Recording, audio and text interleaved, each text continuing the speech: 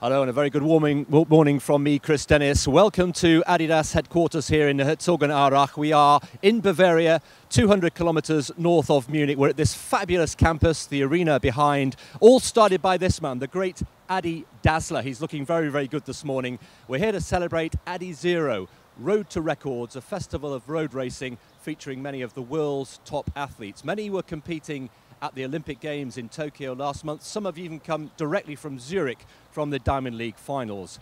Over 90 Adidas-sponsored athletes will be competing in 6 different races over 3 distances over the next 5 hours. We've got a brilliant program for you. 5 kilometers, 10 kilometers and half marathon for both men and women, all over a 2.5 kilometer loop. It really is a brilliant, brilliant day ahead. We're also here to launch the new Adidas ADIZERO Adios Pro 2 shoe. I'm wearing some today. I can tell you they are very, very comfortable indeed. Well, here's the schedule then for the next few hours. We're going to start with the half marathon races. The men's race gets underway in a few minutes' time at 7 o'clock Central European time. We're then followed by the women's race at 8:20. We then move to the 10-kilometer races with the men going off at 9:45, followed by the women at 10:30. And then we finish off with the 2 5-kilometer races, the men at 11:25, and the last race of the day, the women's 5 kilometers at 12 noon. That could be very, very special indeed. We could have a world record in the women's 5K. Conditions here today, absolutely perfect. Dry, still. It's going to be a very, very sunny day. Absolutely perfect conditions to race in. Here are the starters for the men's half marathon. We've got the elite racers from all over East Africa, Kenyans and Ethiopians, of course, all over the place. Brilliant stuff. So we'll be handing to our commentary team of Jeff Whiteman and Uta Pibik in just a few moments' time. But let's go over to the start now for the half marathon. Before we do that, a quick word from Adi. We're ready. Adi, are you ready? He's ready. Let's go.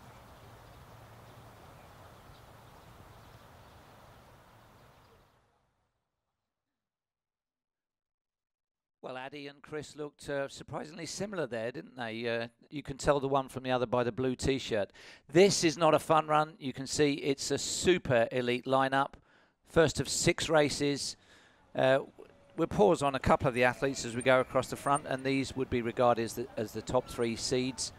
A word on names, by the way, that most of these East African runners will have 3 names. They don't all correspond to a neat first and second name, or indeed what they're known to each other by. Mutaiso, fastest man in the field, sub 58 in this lineup. They all look very apprehensive, don't they, ahead of these 8 laps that they're facing.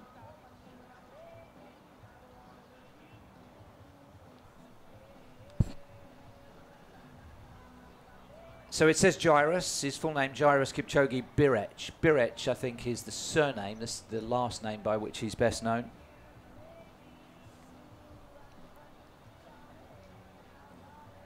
And on the far end, Edwin Kiprop Kiptu was top 10 at the World Half Marathon Championships when they were held in Cardiff 4 years ago. So those anticipated to be the leading seeds. The race will get underway under the watchful eye of the Mayor of Herzogenaurach, Dr. Herman Hacker. And Uta, all the ingredients are in place. It's perfect weather, as Chris mentioned. We've got athletes coming off the back of Olympic Games. They've got all the equipment. You've gone around this course as many times as anybody. It's quick, isn't it? It's a good course. I mean, the half marathon has a long stretch first, flat. And so then there's a right turn, a little slightly undulated, a little uphill. Gently, we will see in a second.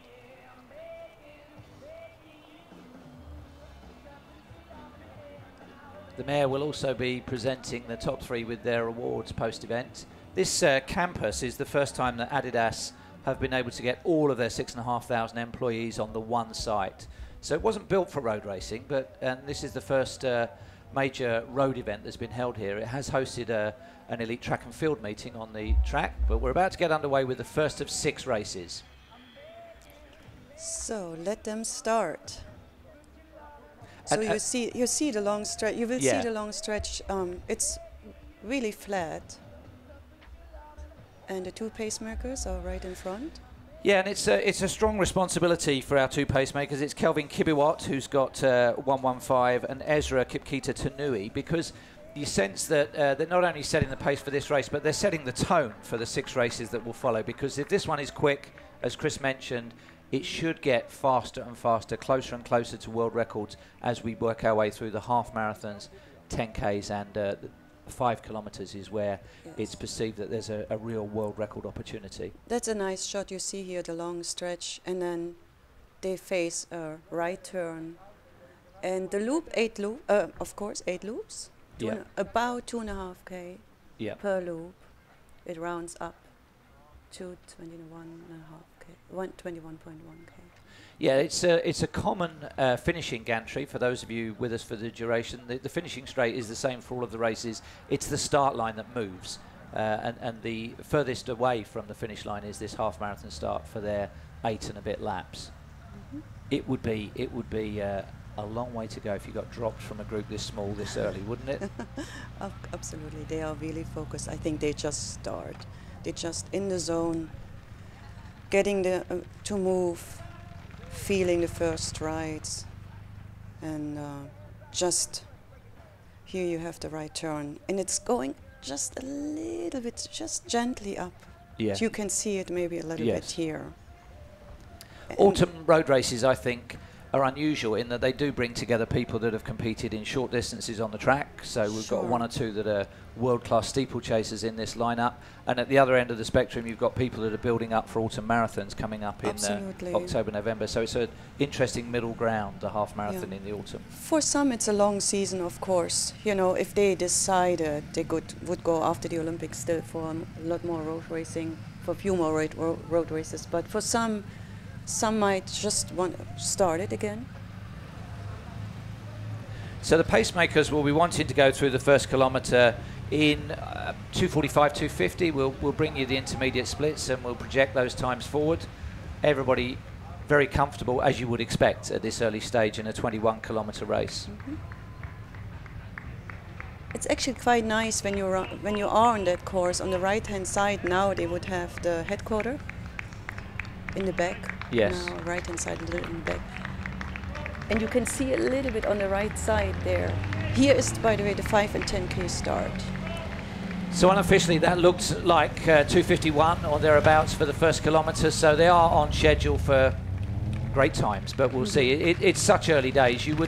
Athletes of this calibre will just be clicking off the opening minutes, just trying to get into a rhythm, getting a feel for the shoes. They've all got the new shoes on, I notice. Smooth running so far, of course.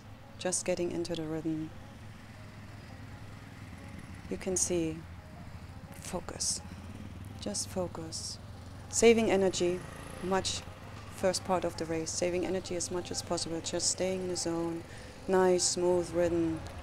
They trained us all along. It looks more like a track race, doesn't it? With the numbers and the speed at which they're operating, it has that. Currently, it does somehow, right? But they are on the road. So the number 1 seed, if you like, Jairus Kipchoge, is in fact a steeplechaser. He's a 7:58 steeplechaser, but he was also 4th in the World Championships on the track over 5,000 metres. So he's got good credentials across a range of distances. You can see him just tucked in there. Yeah, I talked yesterday to his representative, and he wants to move towards the marathon more and more. He's also more in Eldoret now, and he's half marathon PB, 1 hour 33 in Milano 2019. And World Athletics operates a ranking system for road running, and it rewards regular high-level racing. And for a while, he was world ranked number 1 at road racing. That tends to turn over almost weekly, because at this point in the year, we've got half marathons and major marathons happening all around the world. So it can change, but he's comfortable on all surfaces. And of course, Kenya with a fine tradition in cross country, and we'll see 1 or 2 athletes in the races, this one included, that have picked up medals at World Cross Country as well. So the 2 pacemakers doing a great job.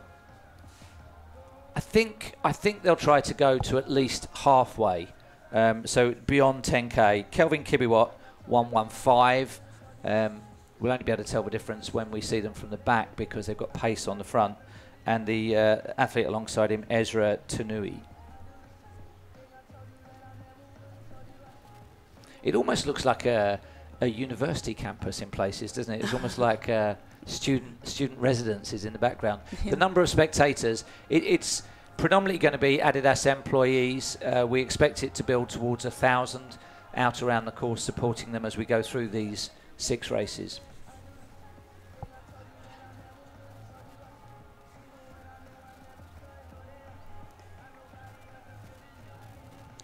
Alexander Mutaiso, he said he would want to run 58 minutes and a little higher in the 58 minutes. So we'll see. His half marathon PB is 57:59. He ran it in Valencia in 2020. Yes, the traditional fast half marathon courses, Copenhagen, Valencia, Prague, all in the spring and autumn racing windows. This, I don't know if there's any plans for this to become an annual event, but if the times are quick across all distances, it's a great opportunity and a great sort of initiative to have 6 road races back to back. I don't think I've ever seen an elite festival on that scale with such great fields of men and women as we've got coming up here today. So they are soon at 1 loop. And through 2 kilometers. And we've got people tuning in from South Africa and from Vietnam, so we'll say good morning, but wherever you are in the world, hope you're enjoying this. The format is 6 races. We've got men's followed by women's half marathons, and then we've got 10 kilometers, 2 of those, and then we've got 5 kilometer races to conclude. So there's 1 or 2 athletes going out the back door, which is relatively early. Let's hear a little bit more about Adidas and its founder. Breaking a world record is a runner's dream. I was jumping up and down like a kid. In that exact moment, everything came together as a whole. In 7 months, we broke 6 world records. There's the one-hit wonder. How do you make sure that your next song, your next album is better? The process of Pro 2 was, to this day, and will probably forever be, the most unique development cycle that I've ever been a part of. We went to Kenya, we gave them the shoe. Pro athletes can tell you right away if something is working. They're able to recommend adjustments to make a better shoe. The Pro 2 was really challenging as it's really a technical shoe. We've had countless prototypes. It has unisex spirit. It doesn't have to speak any gender. It has to speak performance. It's look good, so nice, I love it. We're testing, we're listening to, we're observing our athletes. And we're able to strip away all sorts of unnecessary parts. 100 grams leads to a 1% running economy. In exposing the engine of the shoe, these energy rods, something that only we have in the industry. A groundbreaking innovation. They create almost a personalized transition and help the athlete to perform at their very best. The design, the materials, the technical part, the mesh, the undermesh, the reinforcement, that can speak fast and racing. That's the meaning of the Pro 2. It's a triangle of cushioning, stiffness, and weight. And prototyping validation has really helped us to make the right decisions. Because you still need a driver, but if you've got a sick engine, let's show it off a little bit. The true running nerd knows. The Easter egg is here, 39 mm's. The question is, what's next? Adidas Pro 3, 4, 5. It's a 24/7 obsession. We're looking forward to many more world records, medals, podiums from Kibcumber, Perez Kipchoge, or just any athlete, empowering them to smash their personal best.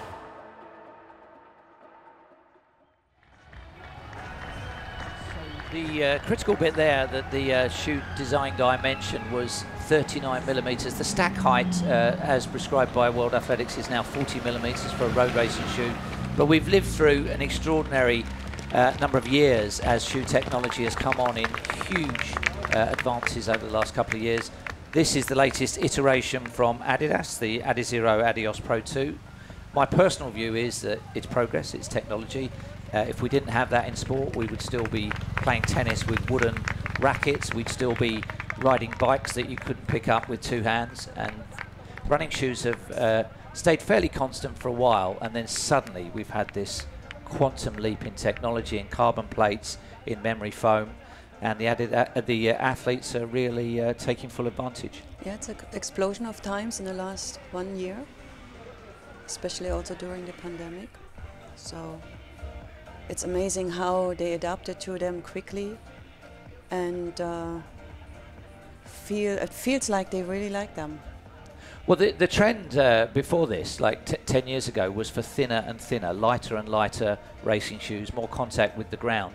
And some of the East African runners begin their running careers barefoot, so that ground feel thing was something that resonated with them. But they seem very at home with the stack heights and the technology that's been made available. And we did mention the world record holder, Kibcumber. His world record for this event that we're watching is 57:32 for the men's half marathon.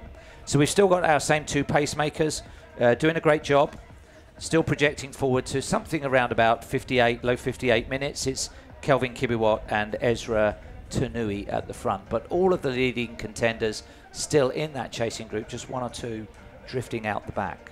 Mm-hmm.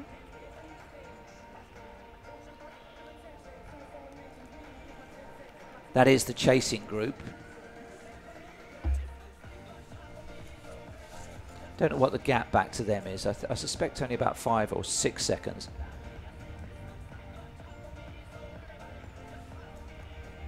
The athlete with Abel on his bib is Abel Kipchumber.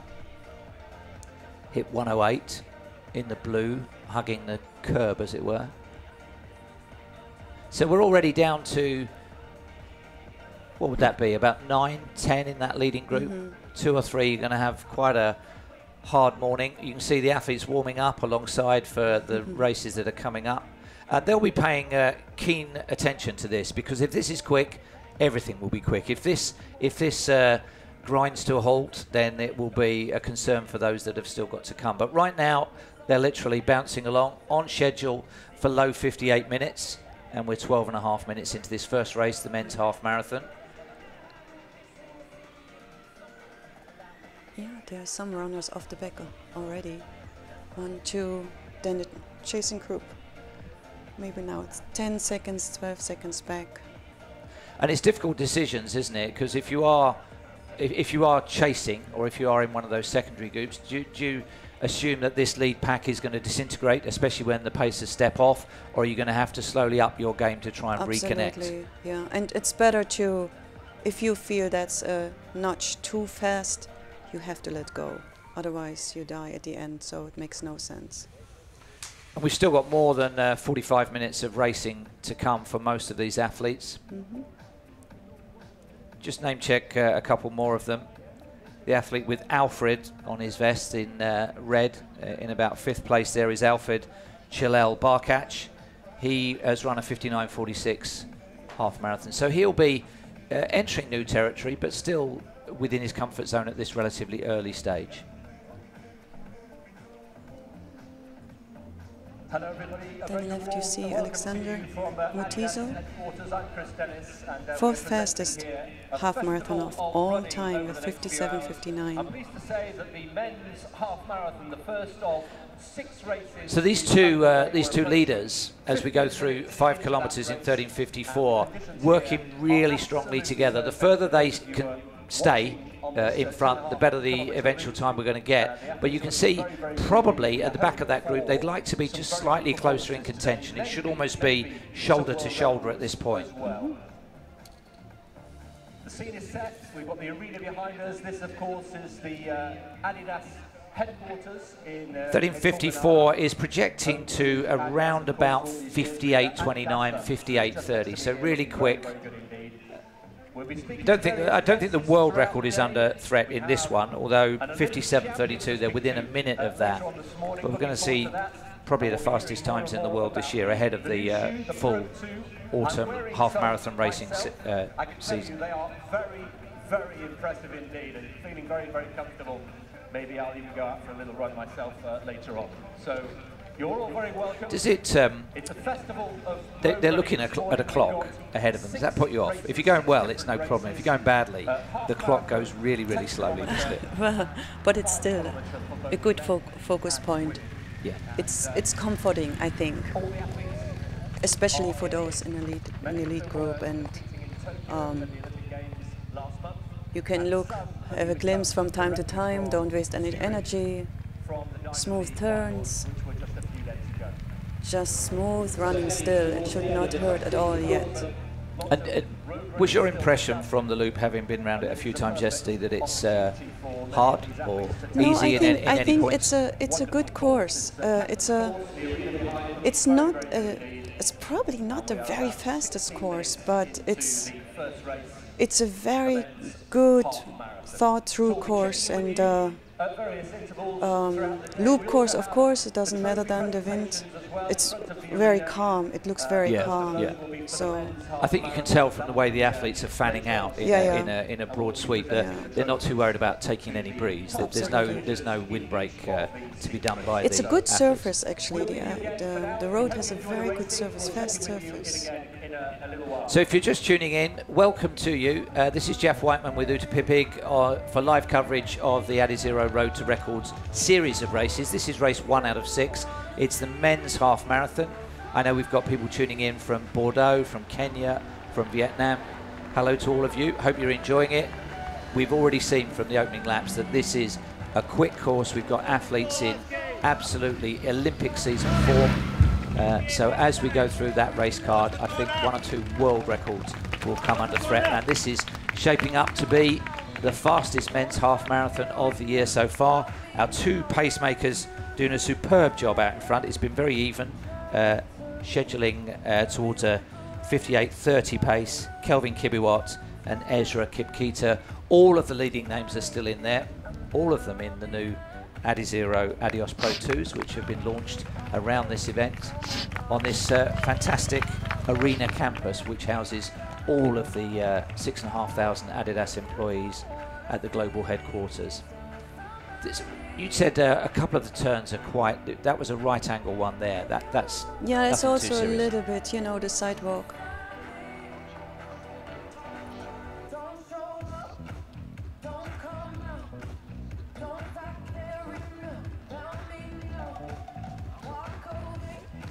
Yeah, of course.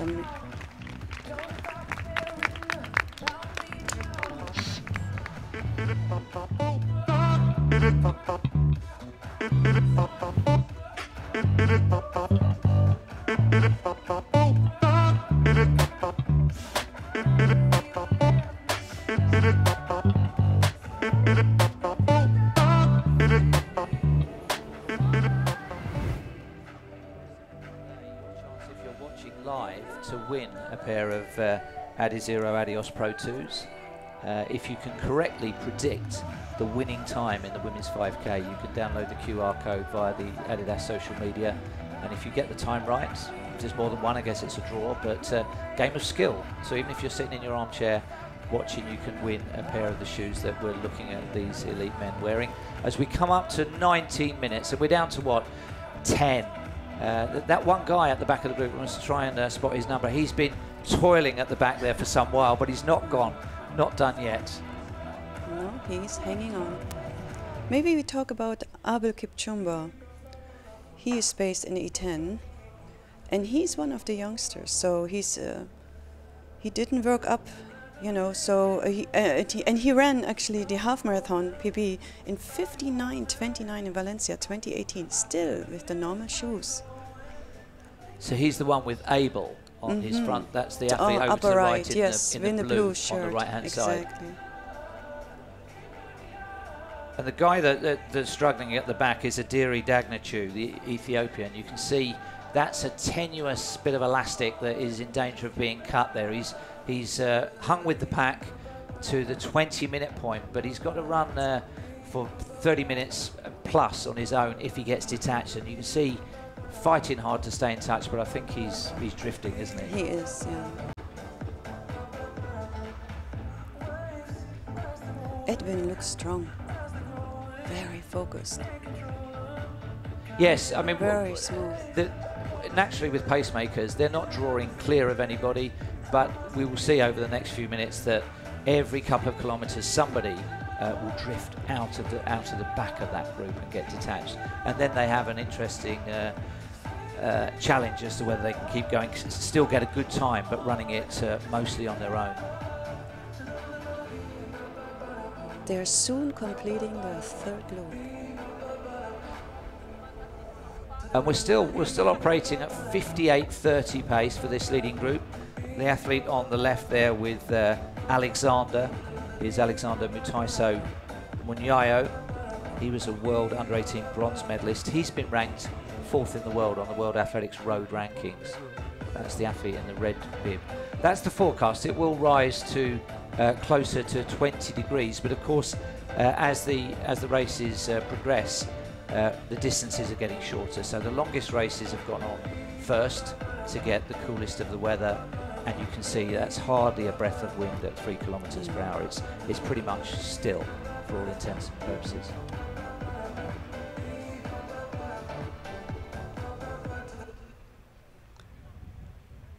Alfred Jalal Barkach is another of the sub-60-minute half-marathon runners. I remember when that was somewhat of a holy grail at half-marathon, 60 minutes, and now we've got a world record for the full marathon is 2:01. So it's almost like an intermediate time now for the best athletes. It's really, and it has been Kenya that has created that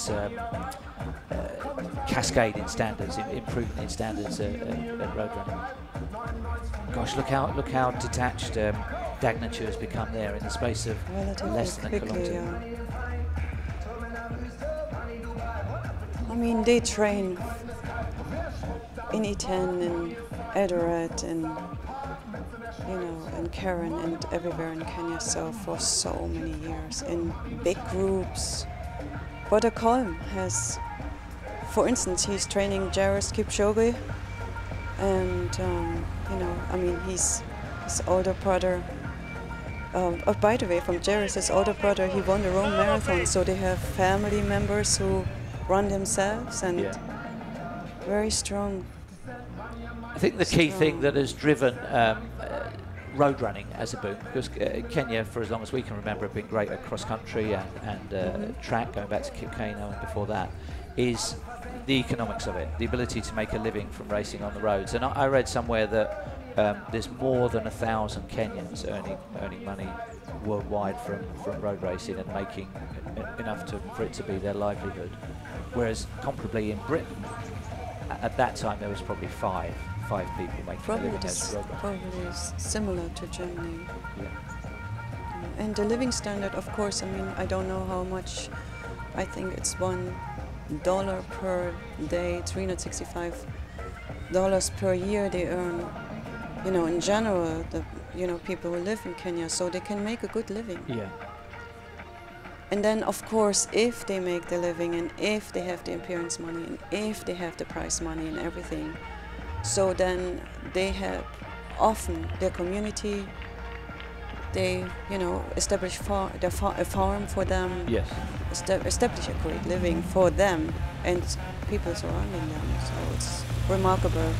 Often in their off time, they are farmers. Some of them, at least. Timothy Chariot, potato farmer, and Diamond League winner as of this weekend. So it's 2 pacemakers plus 8 as we go through 24 minutes. Still around about 58:30 pace. We'll get the next intermediate kilometre split, and everybody in that group at the moment looks good. Do you think there's such a thing as a national running style? The Kenyan arm carriage is quite high. It's that quite high kickback with the legs, and they do. Not many of them train on their own. They do train in big groups, and I wonder if there's almost a subconscious absorbing of other people's running styles. There's always, I say, simply show and tell, but they have such a great tradition. So of course, the youngsters step up, and copy a lot what the elders do, and so on and so forth. But it's also very unique. If you see them from the side, some are a little bit more angled forward. Yes. Some are a little straighter up, but what is for me always striking is their deep relaxation. Yes.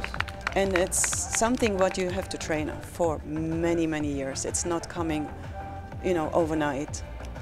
And also it's probably a little bit a laid-back attitude they have. I mean, I just tell you an example. So they, for instance, warm up very slowly in the beginning, but then they focus and get faster, faster, faster. Same with the cool down. Then with the whole rhythm of their interval programs, they start with smooth, you know. It feels almost that they can't overtrain so easily because they have a little bit more relaxed approach, but very dedicated, very focused. Almost energy saving. Yes. It's remarkable to see. It's almost like their strength lies by being relaxed under pressure. Well, and I think the first sign of fatigue is around the jawline and the neck.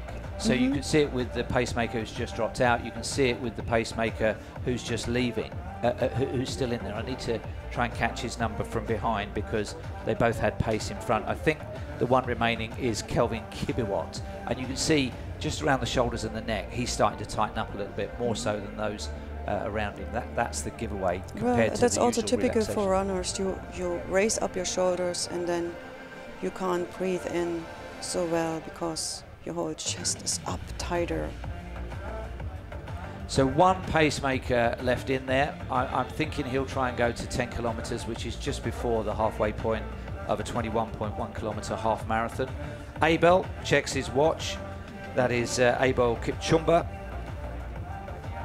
28:06 for 10k on the road. So he's got some wheels if it comes down to a drive for the line, a long run for home. But they're content still to follow this pacemaker. You can see it's not, I think the previous guy dropping out or stepping aside, he sort of drifted back through the pack and they had to almost let him through, didn't they? But they will hang with this guy for as long as possible. So it's his responsibility to try and keep it on that 58.5 pace or quicker if he can. They have another right turn and going on to completing the 4th loop. So we are coming up to approximately halfway. The 10 kilometer split you would hope will be something around about 27:45. That's about now. Let's see where the timing mat is for 10 kilometers.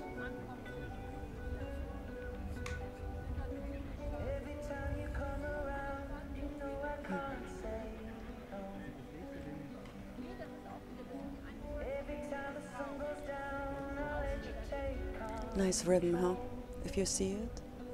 Yeah, they've found their groove now, haven't they? Is this the pacemaker indicating that he's got a left-hand turn coming up, or has he had enough? It looks like he's almost surging away. This could be his final flourish. Unless he's decided they're going to go for 56 minutes, I think this is his last contribution to the race, because perhaps he's, what's he saying? You go on, I'm done. Yes. That was Please a final. go. Yeah. Let me. I'm just going to lie down here. Well done. That was good work. Yes. 10k 28:02. So it has slowed a little bit. We're looking at around about 59 flat as the projected time. He can have a nice stroll back to the finish line. Raises his hands to say, "I'm done."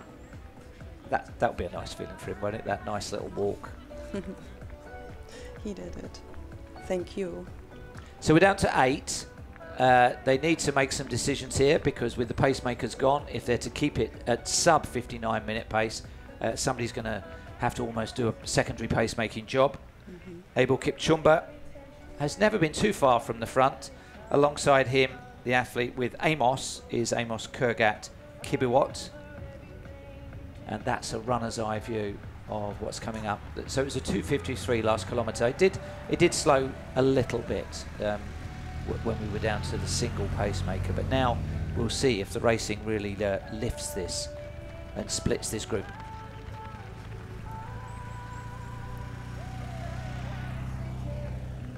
So they'll be thoroughly familiar with the twists and turns such that there are on this campus loop, and those that are feeling good may be wondering if they just start putting in a few little testing surges just to see how good others are.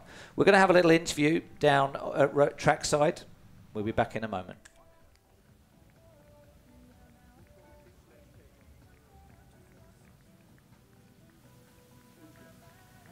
Spencer Nell here with me, Adidas Marketing Director. First of all, a quick thought. We've just got the 10K split through, 28.02. What do you think?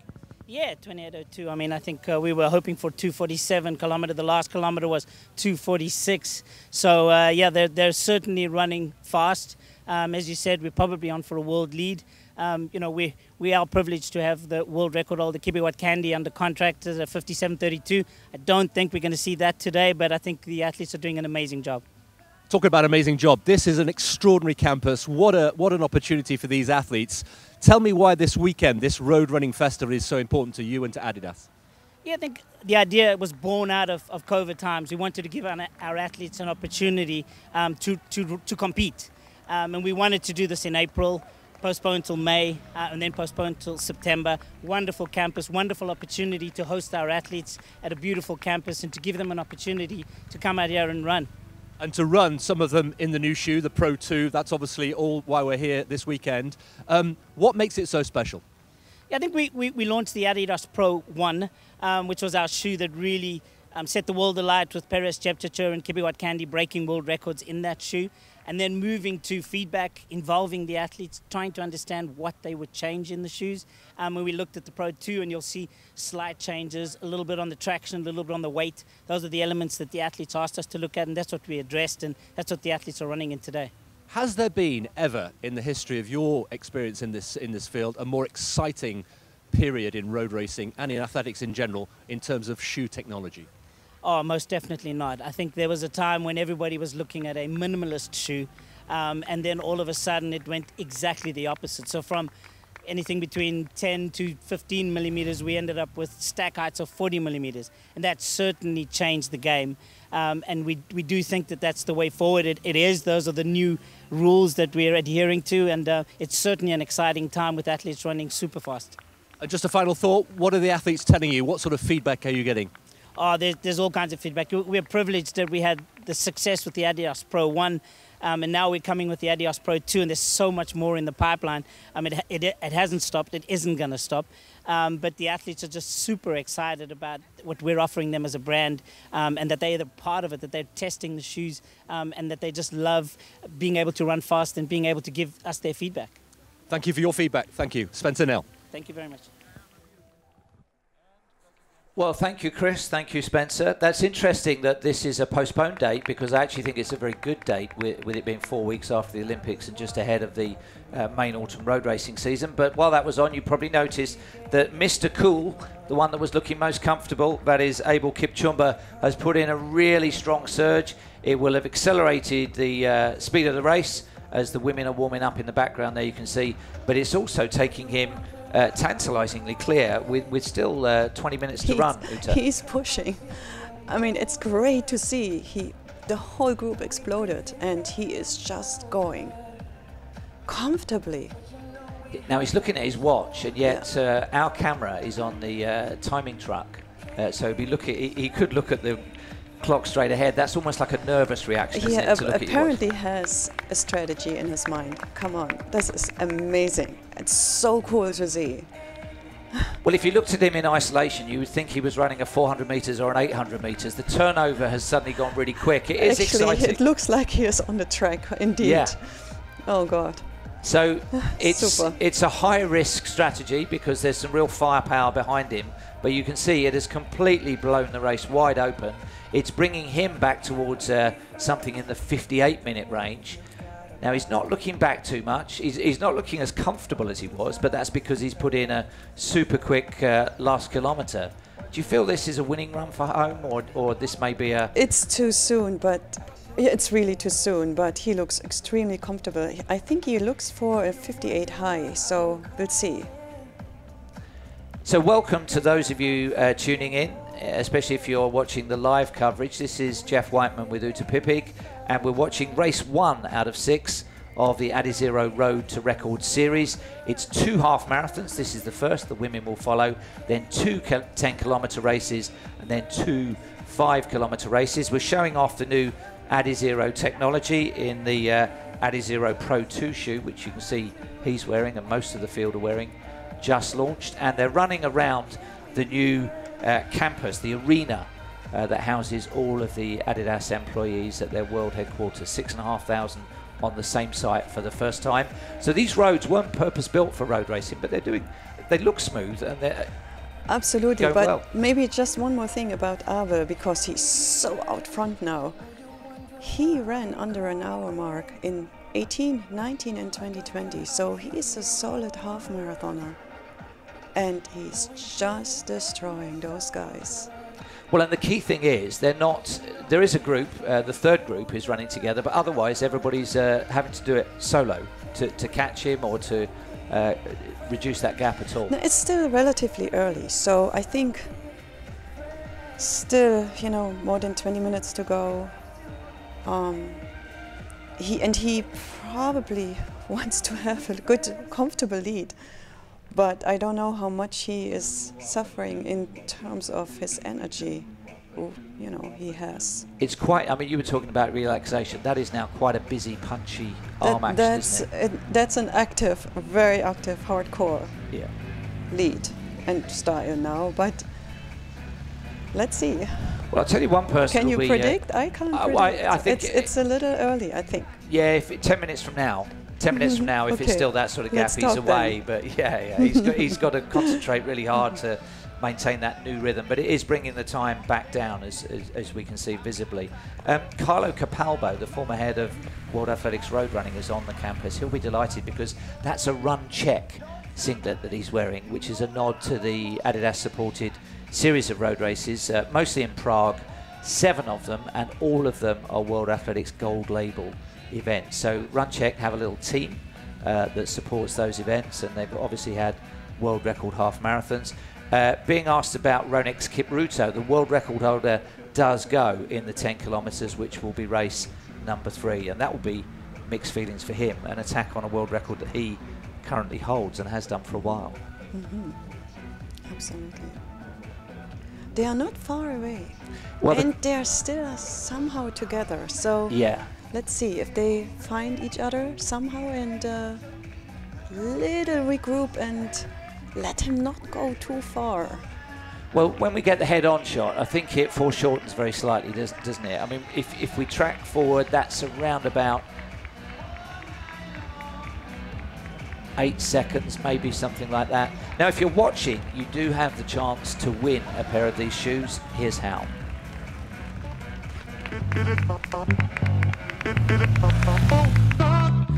So all you have to do is predict the winning time in the final race of the day, the women's 5K, where we think there's a shot at the world record. You need to decide whether the world record's going or not. If you can accurately guess the time or predict the time of the women's winner, then you'll win a pair of ADIZERO Adios Pro 2s. And I guess if there's a tie, it will be a ballot. But those are the shoes on this man. And that gap is now being held, I think, and there are 2 working together to try and reel him in. So this is going to be interesting. Abel Kibcumber is a very, very experienced road runner, but now he's just starting to have a little look. That look at the watch, that can only be nerves and anxiety because he's got a clock bigger than his head. Look at this, 2:42. Yeah, that's fast. Yeah, that was the acceleration. He improved by about 10 seconds over the previous kilometre, but it's got him clear, but there are now 2 working together to try and close it. And we've got nice primary colours, haven't we? Blue leads yellow and red. There's a few people looking at that thinking, is he going away or are they starting to close? It's a very big gap after third though, isn't it? So these, we will have a podium presentation from the Mayor of Herzogenaurach. That's Dr. Herman Hacker. Are these the 3 that are going to be getting the awards at that podium presentation? Still 8 seconds, maybe a second more, maybe out to 10. Yeah, I think so. It looks further now. Is that slightly uphill, that section of the course? Slightly, yeah. Yeah. Gently.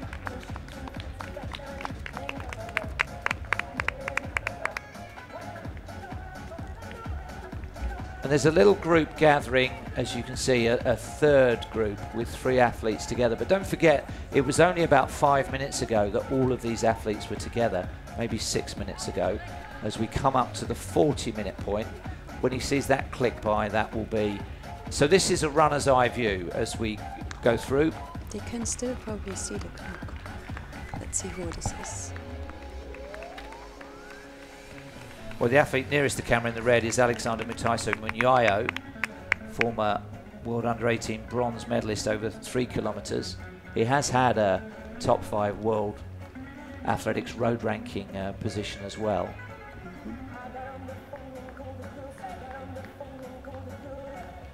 He had his breakthrough in 2020, so again, Valencia 2020 he won, or he ran a PB there with 57.59. Here we go. And the athlete with Amos is Amos Kibcumber. And he's the one that's probably having one of his best races to be in that position. Still a way to go, still more than 15 minutes of running.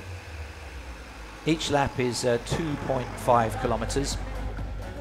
So they're running 8 laps for this half marathon distance. The women's half marathon will follow this. Welcome if you're just joining us. A lot of viewers in Kenya. Go Abel, says Belinda Chibi. And he's going. But has he opened up enough of a gap, and how are they feeling behind him? Because he's starting to toil a bit. You can see the mouth open, bit of a spit, working hard. Now that gap is extending very slightly, maybe up to 11 seconds now, as he takes that slightly anxious look at his wristwatch. Won't tell him a lot, but he's not looking back as much as he was on the previous lap. There's drink stations. It needs, oh, fumbles, no, gets it this time. They're only running for less than an hour, so it isn't always a feature of elite half marathon running, because the glycogen process doesn't necessarily kick in for that duration of running. A little more than 2 loops to go, 2 loops and a little more. And there's a split in the chasers.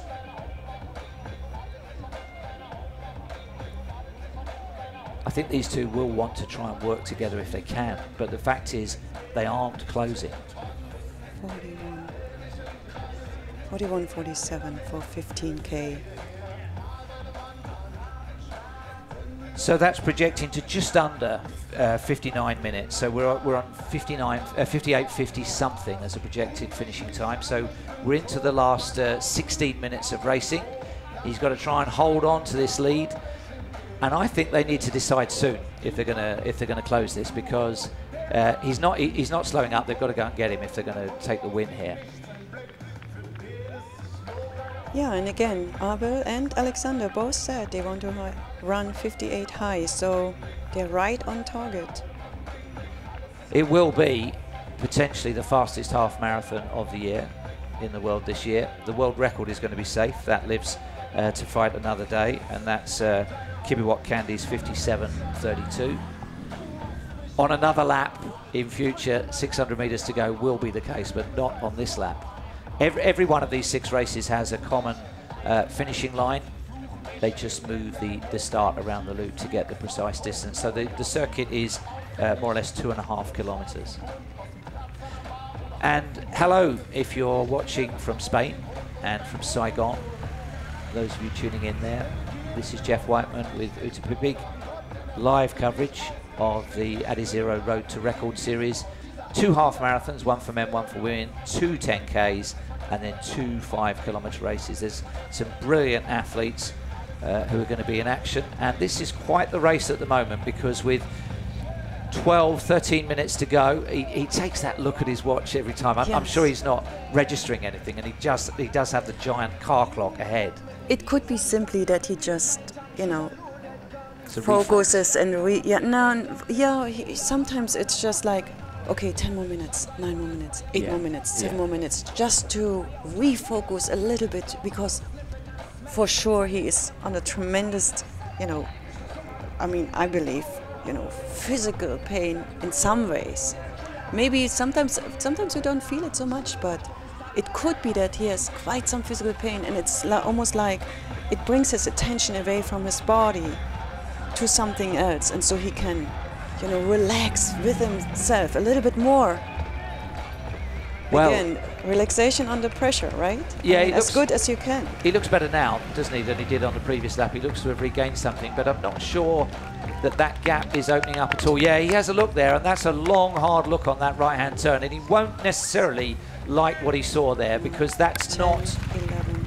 You counting it? 12, 12 13, seconds. yeah, 13 probably. And if you look at him here, look at that cadence, look at the stride. That's beautiful. That's in sync, right? Yeah, when you look at him head on and the head's rolling a little bit and the mouth's wide and he's looking at his watch, but sideways on, that's like 1,500 meter pace there, isn't it? He's absolutely blasting him. Well, I would say 10,000 meter pace, but that's okay. Welcome to Asmi Yuma, watching in Indonesia. Hope you're enjoying it. If you are just joining us, we're reaching the business end of our first race of these ADIZERO Road to Records races around the Adidas headquarters complex in Herzogenaurach in Germany, Bavaria. A nice flat loop.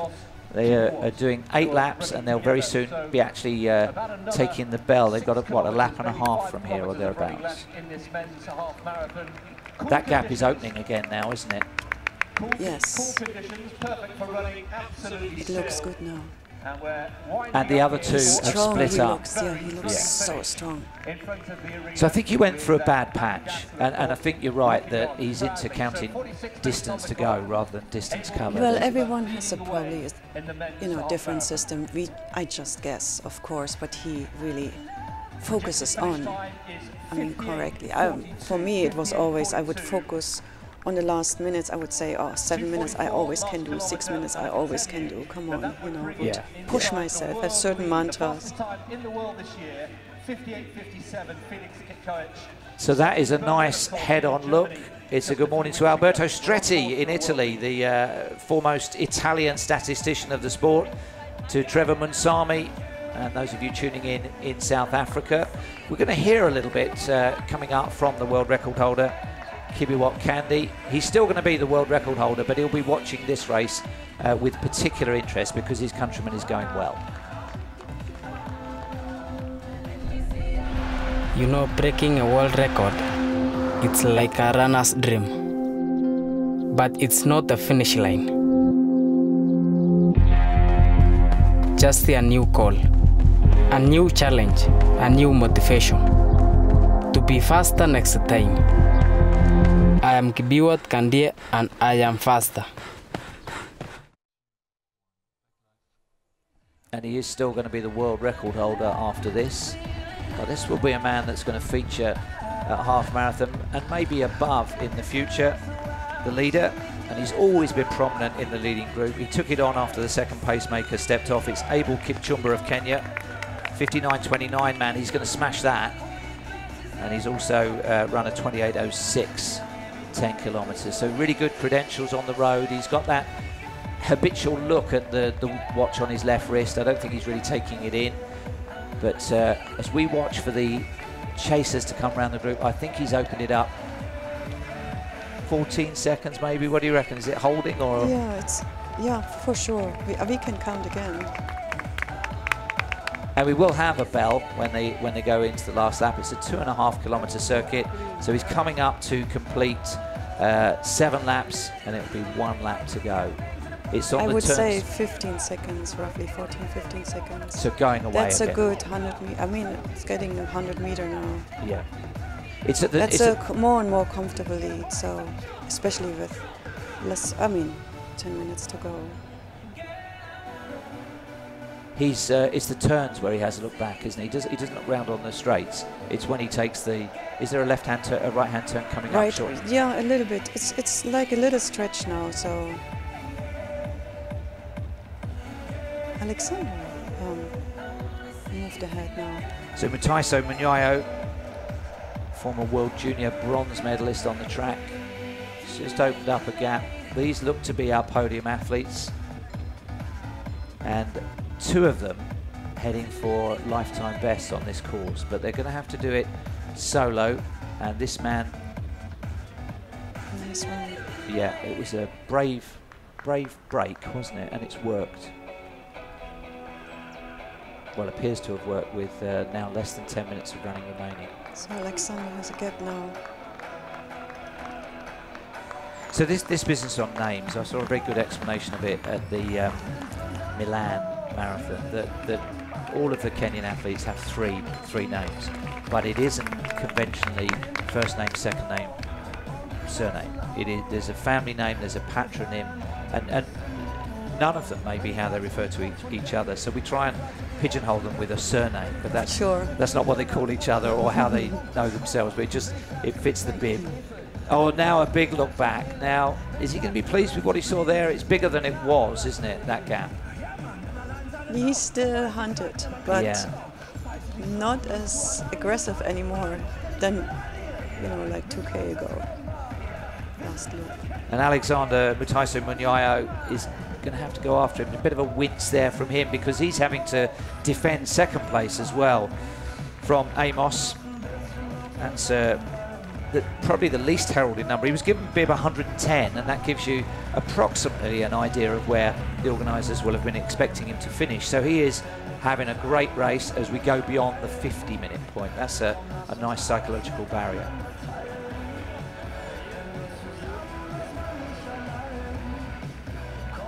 And that's a nice downhill sweep, isn't it? Slightly, yeah.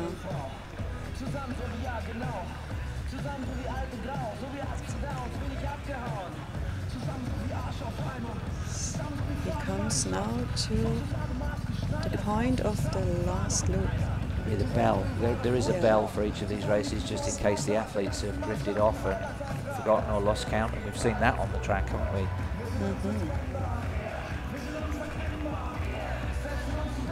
Great strike. So they've only got, there's the bell, so it is the final lap. 2.5 kilometers to go. Let's go, Abel.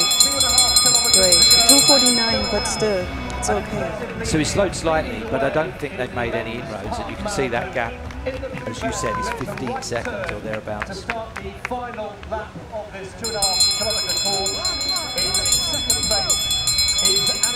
Well, hello to those of you tuning in Bali and Jakarta.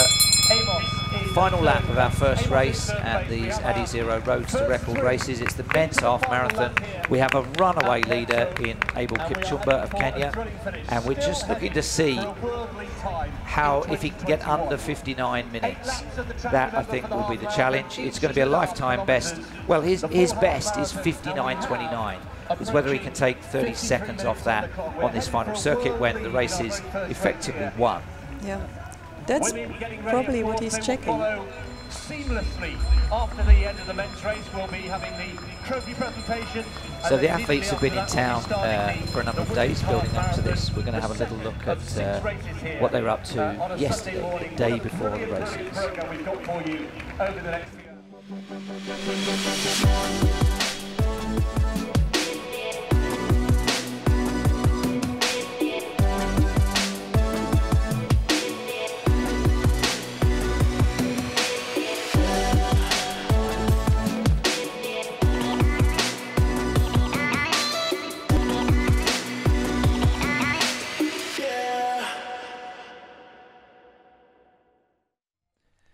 Well, we haven't mentioned what cool buildings they are. They're predominantly new on this part of the arena that houses the Adidas World Headquarters, but they're funky buildings, aren't they? Absolutely. 6,500 people working there. And I wonder how many of them go out for a run at lunchtime, probably on that path to the side. And I wonder if they've ever moved at this speed around there, because this, as we enter this last lap, looks to be a winning margin for Kibcumber. If he looks back, he'll see that it's still around about 15 seconds, and in fact the athlete in second is looking over his shoulder to see if he's safe. Yeah, it looks like he's winning this half marathon here in Herzogenaurach. And you can see the athletes going in the opposite direction, the women warming up for perhaps not the half marathon, which will be underway relatively soon, but one of the later races. And they'll be encouraged by what they've seen here today, because the conditions are perfect and the course is quick. And you can only find that out once somebody's raced on it, and these guys have raced well. So we're riding with second place. Alexander. Mutaiso Magnio. And I think Abel was checking his watch because he wanted to run a PR. Now we know. I have to ask him afterwards. Is that right? Is that what he's... I think so. I don't think he's looking at it. I mean, he did before. He has a chance. He has a chance. And as long as you have a chance to run a PB, I think it's extra motivation. But don't forget, he's looking at a camera and a timing clock truck about where our vantage point is here in giant letters. He probably has it programmed. Oh, he's got his intermediate splits. He's got every kilometre, has he? Maybe every 200? Who knows? So second place isn't going to break his lifetime best because he's a 57.59. That's Mutaiso, but the winner is. It's just by how much and whether he can go under 59 with a current best of 59.29 from Valencia in 2018. I think as he fatigues, the looks at the watches are getting more frequent. So I'm gonna say it's a habitual tick almost that he's doing there. I don't know. I think he's like so eager. He's not looking at it for long enough to take anything on board. Final kilometre coming up, so 1.1 kilometre to go. He's gone through 20k in 55.48, so it's going to be close for the 59-minute barrier, but he is going to break his lifetime best by almost 30 seconds. Let's see how badly he wants that, as well as the win over these closing moments. The men's half marathon. Let's get some atmosphere. Let's get some cheer behind Kibcumber. He's starting to labour a little bit, but he's into the final kilometre, ladies and gentlemen. So it has drifted a little bit, and that's understandable because that decisive kilometre that he put in was 10 seconds quicker than it was. What a great race. I mean, he had courage, he just went, he felt good, most likely. When you look at a leading group like that, and he looked great, didn't he? He looked great from the beginning. I mean, you can't really say it always. You know, they're always hitting, super energies for those guys. But he looked very confident from the beginning. Smooth running in the beginning. And very focused, actually. And the only way you find out if everybody else is feeling the same is to put in a surge. But that was a full-on. Absolutely, he knew what he was doing. Now I wonder if second and third are set in stone. That perhaps foreshortens a little bit. Maybe it's a 10-second gap, and the athlete in third looks like he's coming in on hazard lights a little bit. That's same as Kibcumber in third. So we're coming up to 58. We may be into the last minute of the race. Come on, come on. What happens at the finish is that every race will finish with a right-hand fork that takes them off the main carriageway down into a finishing chute. And he will more or less be able to see that now, won't he? Yeah, oh my gosh, it's getting close. So 50 seconds to break 59 minutes. Looking at his watch, there's no point now because whatever he's got left, he needs to put it in now if he's going to go sub 59. Lifetime best of 59.29 that goes back 3 years. And the acceleration is coming in. There's the turn. That's the finishing straight. It's fantastic. Look at him. Woo! So he has accelerated, well, visibly in these closing stages. Our first winner of the day. It is a wonderful run. Come on, Abel! Abel Kipchoge takes the first win of the day, and he smashes 59 minutes. And that was a brave run and a worthy win. Personal best for him by over 30 seconds, and it looks like he really opened up on second place.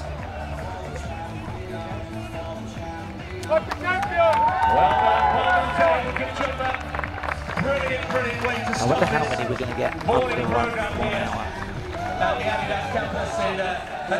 Alexander Mutaiso Magnio. His best remains 57.59, but he'll be delighted to be second in that company. Probably 59.18. And this is Amos Kurgat takes third. So that's the first three men sub 60. Roughly 59.30 for the third. So those will be the three that will be involved in the podium presentation. Naturally, a clean sweep for Kenya.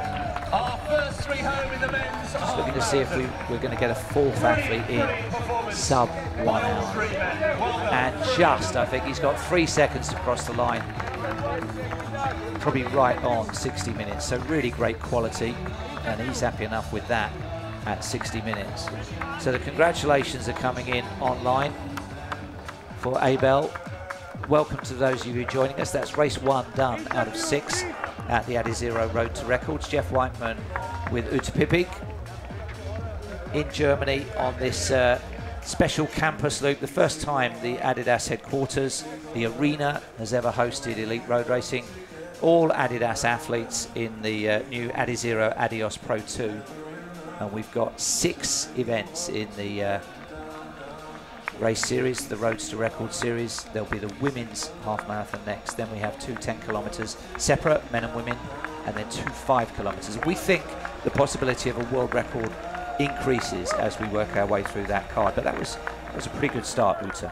It was amazing. It was so courageous to see. I mean, that he just took the lead after the pacemakers left and just executed it. I mean,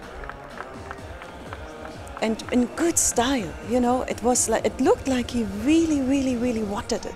He wanted this PB, you know. He was so determined.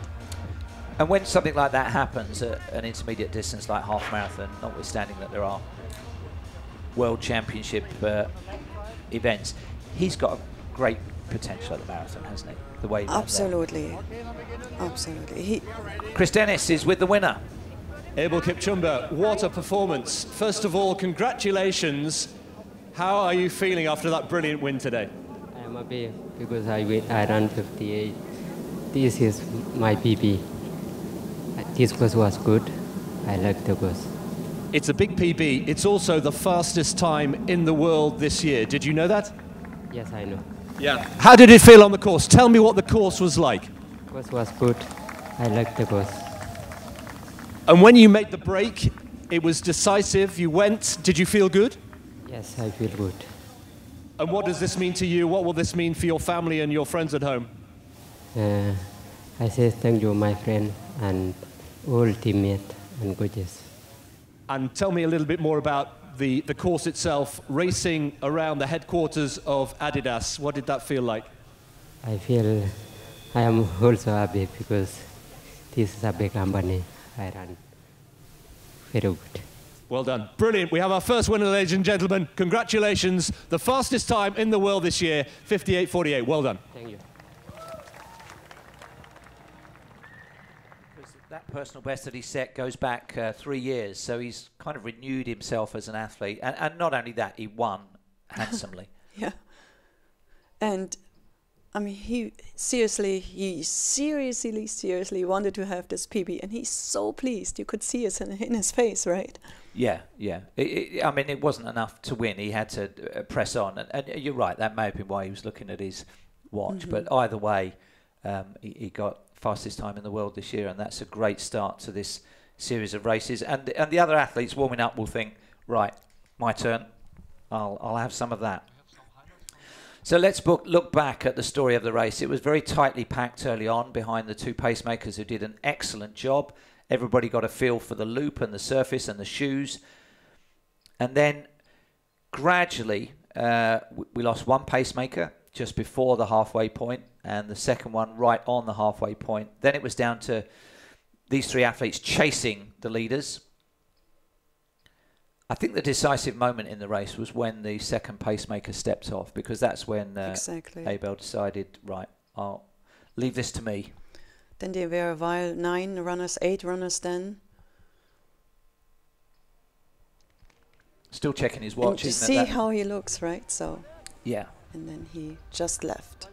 So we had a kilometre split that was 10 seconds quicker than anything else in the race. This is it. By the bell, he'd gone through some bad patches, but you can see the damage he'd inflicted on those chasing. They were struggling as well, and how much he enjoyed this. The clock ticking to a lifetime best and the fastest time in the world this year. So probably the biggest win of his life. So we will have an awards presentation for the top 3, all of whom were under the hour. I think we may have even had a 4th athlete under the hour, or right on 60 minutes, which is great racing. And then we're looking ahead to the women's race, and they'll have seen that and thought, this is quick.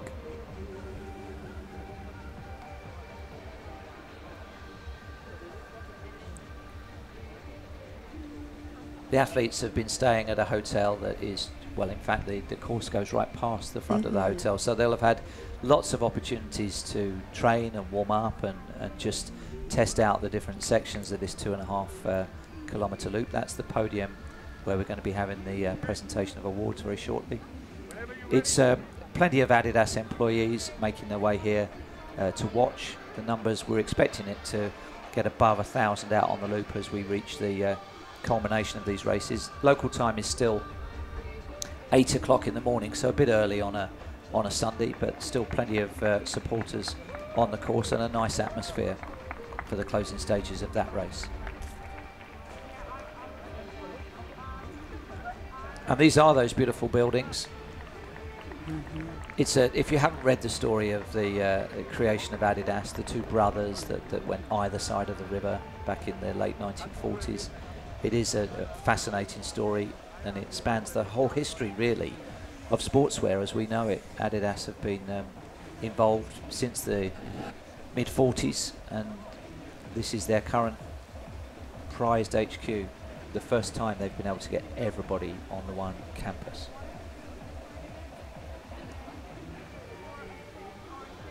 Yeah, it changed a lot over the years. A lot. I remember being at the headquarters in my prime racing time in the mid-90s, so still in downtown. That's completely different here. Beautiful actually to see. I think in the background there you can just see the running track. That's hosted some Adidas Boost games, so they have had high quality track meetings in Herzogenaurach, but these are the first ever road events taking place, and I think that the circuit has proved itself, really. I'm sure it wasn't built for road racing, but it's filled that part perfectly. They choose the course wisely.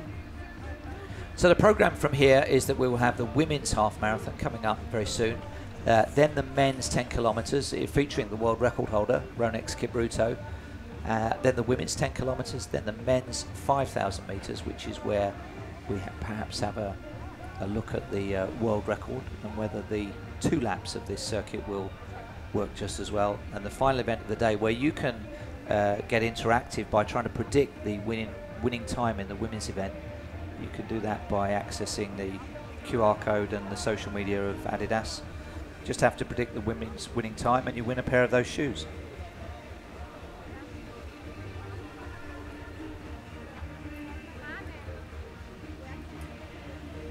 It's actually quite nice, right? So the podium overlooking the lake. David Beckham, he must have been retired, what, 7 or 8 years, and he's still iconic in the Adidas family. So let's listen to Chris Dennis hosting the of presentation this morning here on a Sunday morning. It is the award ceremony for the men's half marathon.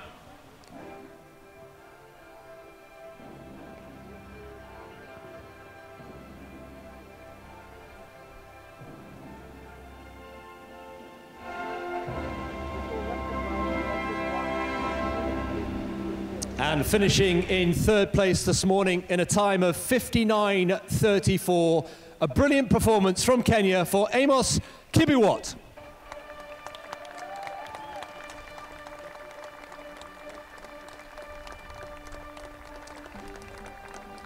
In 2nd place, also from Kenya, in a time of 59:20, Alexander Munyao.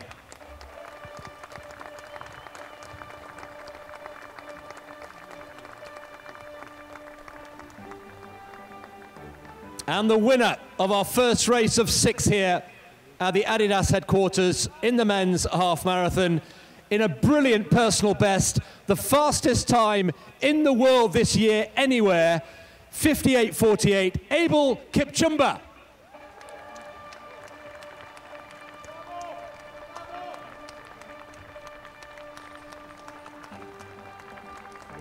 Our first three in the men's half marathon, and thank you very much indeed to Mr. German Hacker, Mayor of Herzogenaurach, for presenting the trophies. Ladies and gentlemen, our first three in the men's half marathon. Well, that's a very, very big step up to the top deck of the podium there, isn't it? But I guess if you've won, it's no problem. If it was a marathon, it might be a little different matter. Nice, big, high step there.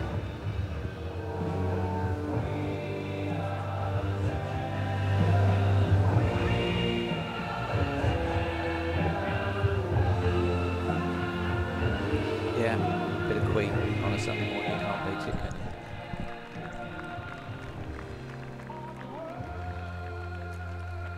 There is German interest in one of the races coming up. There is Italian interest, but mostly there are Bahraini runners as well, but mostly it is Kenya and Ethiopia that we will see to the fore in these races. Yeah, from German side, Alina Ray is participating in a 10K. It's going to be an interesting race for her. She was injured earlier this year and is coming back into good racing. So we're looking ahead now to race number 2 out of 6. It's the women's half marathon. A similar size of field, also high quality. We'll meet the top 3 on the start line. World record for this event is held by Jairus Kipchoge, who's here, isn't she? But having won the Tokyo Olympic marathon just 3 or 4 weeks ago, not racing. She's into her recovery period, but she's been around and about and enjoying this event. Yeah, I saw her yesterday coming in to the hotel and from the airport, so she was quite relaxed, happy. Yeah. Took a nice photo and talked.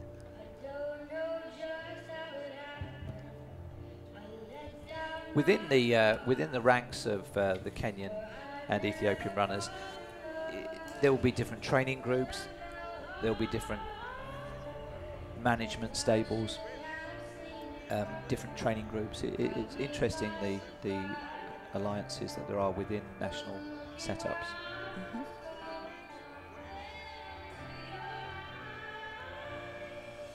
So this race is celebrating the launch of the adidas Adios Pro 2. We'll hear a little. Breaking a world record is a runner's dream. I was jumping up and down like a kid. In that exact moment, everything came together as a whole. In 7 months, we broke 6 world records. There's the one-hit wonder. How do you make sure that your next song, your next album is better? The process of Pro 2 was, to this day, and will probably forever be, the most unique development cycle that I've ever been a part of. We went to Kenya, we gave them the shoe. Pro athletes can tell you right away if something is working.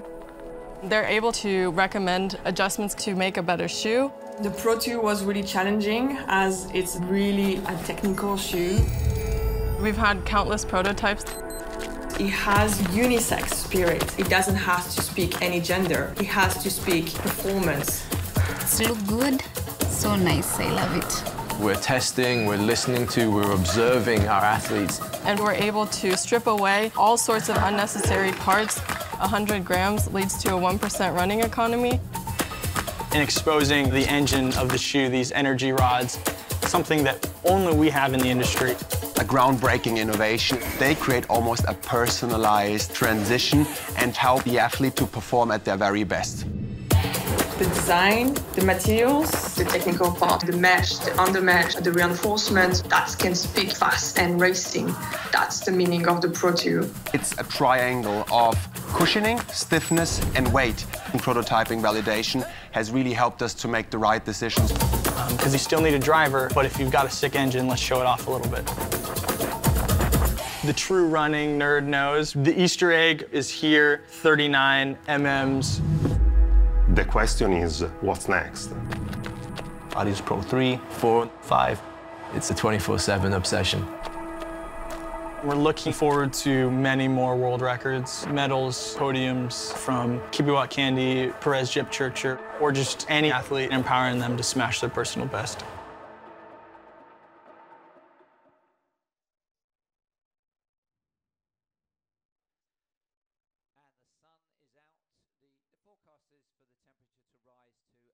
About 20 degrees by the middle part of the day, but by then we'll have cleared both of the half marathons and both of the 10 kilometers that are coming up, and we'll be down to the 5K races, so the shortest races of the day. Pretty much perfect designer conditions, you might say, for racing in. Not a breath of wind. We saw something like 3 kilometers per hour or something, but it doesn't feel like any wind at all, and very nice temperatures for racing in. 20 minutes past the hour, so just about 4.5 minutes from now will be the women's half marathon start, race 2 out of 6. Hello, if you're just joining us on the YouTube stream, it's Jeff Whiteman with Uta Pippig in Germany for these unique races. 6 races, 6 world-class fields, launching the shoe and just seeing how quick they can go around the arena roads in Herzogenaurach.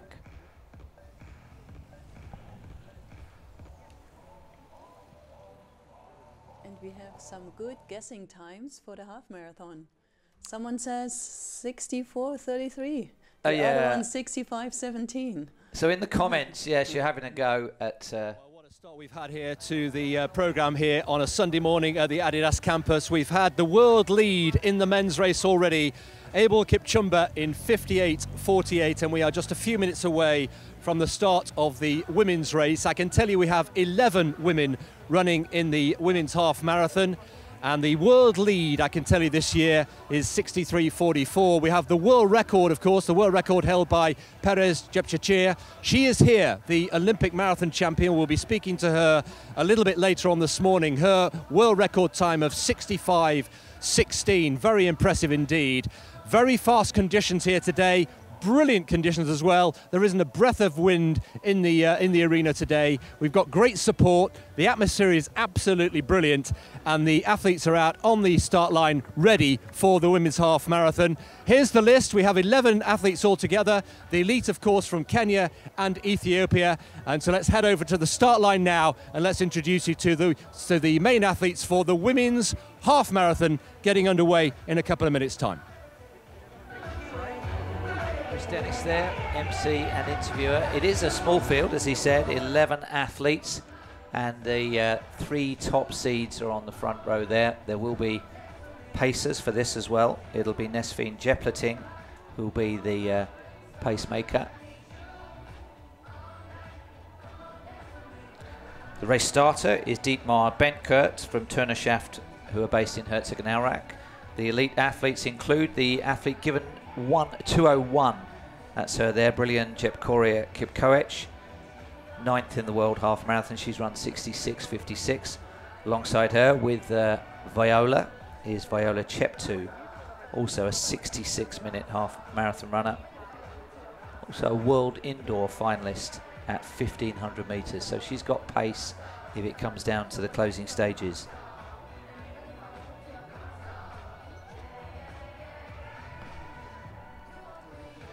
Ladies and gentlemen, the races are coming thick and fast here on a Sunday morning. If you're just joining us at the Adidas campus, you're very welcome. And Besu Sadu is Besu Sadu Deko of Ethiopia. She's a 70-minute half marathon racer, as you can see, 70:34, her best time. Olympic Games finalist. In all Africa Games silver medalist. So once again, this is not a fun run. This is about as elite as it gets, because all of them on listed times, so low 70 minutes or equivalent credentials on the track or at 10K on the road. Olympic champion from Tokyo just a few weeks ago. So the women's half marathon. That's the loop in the direction they'll be travelling. So nice, smooth, long straights, and that right-hand turn that they'll take to the common finish area. The start will move depending on the distance, but for the half marathon it's just over 8 laps.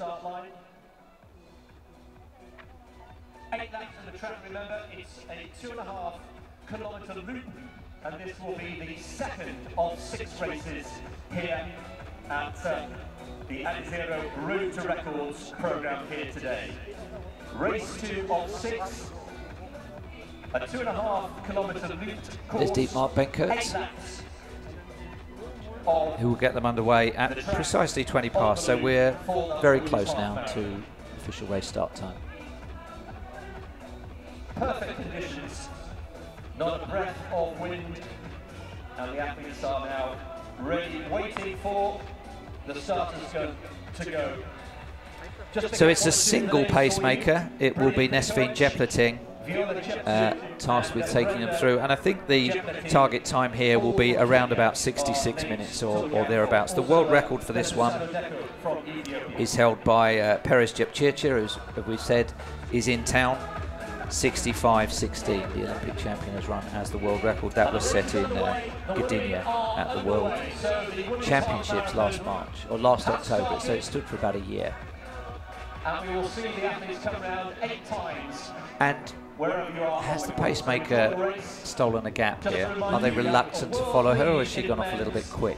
Won by Kibcumber in 58.48, and the women's race is now underway.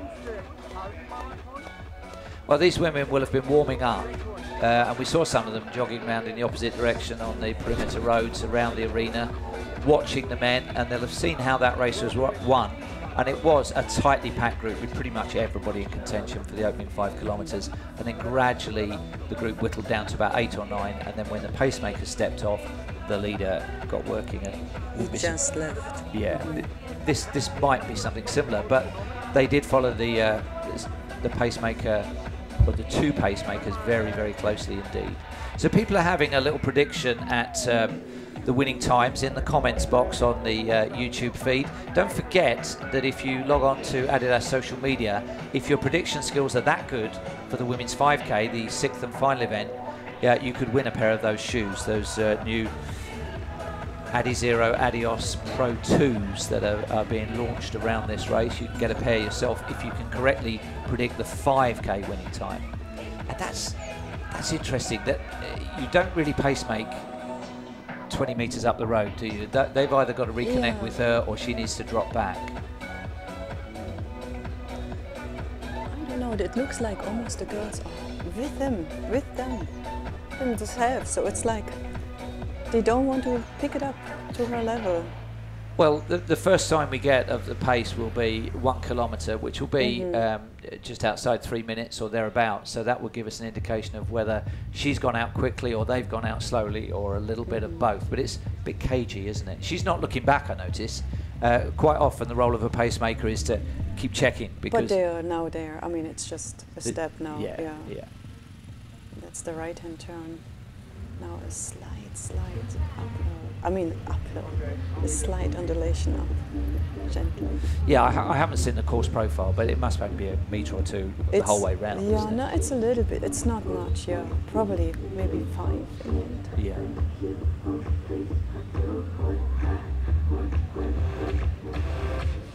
So as well as those leaders that we saw, we've got a strong Ethiopian contingent. In fact, I think there's not quite as many. It's 4 Ethiopians and 7 Kenyans if you include the pacemaker in this lineup.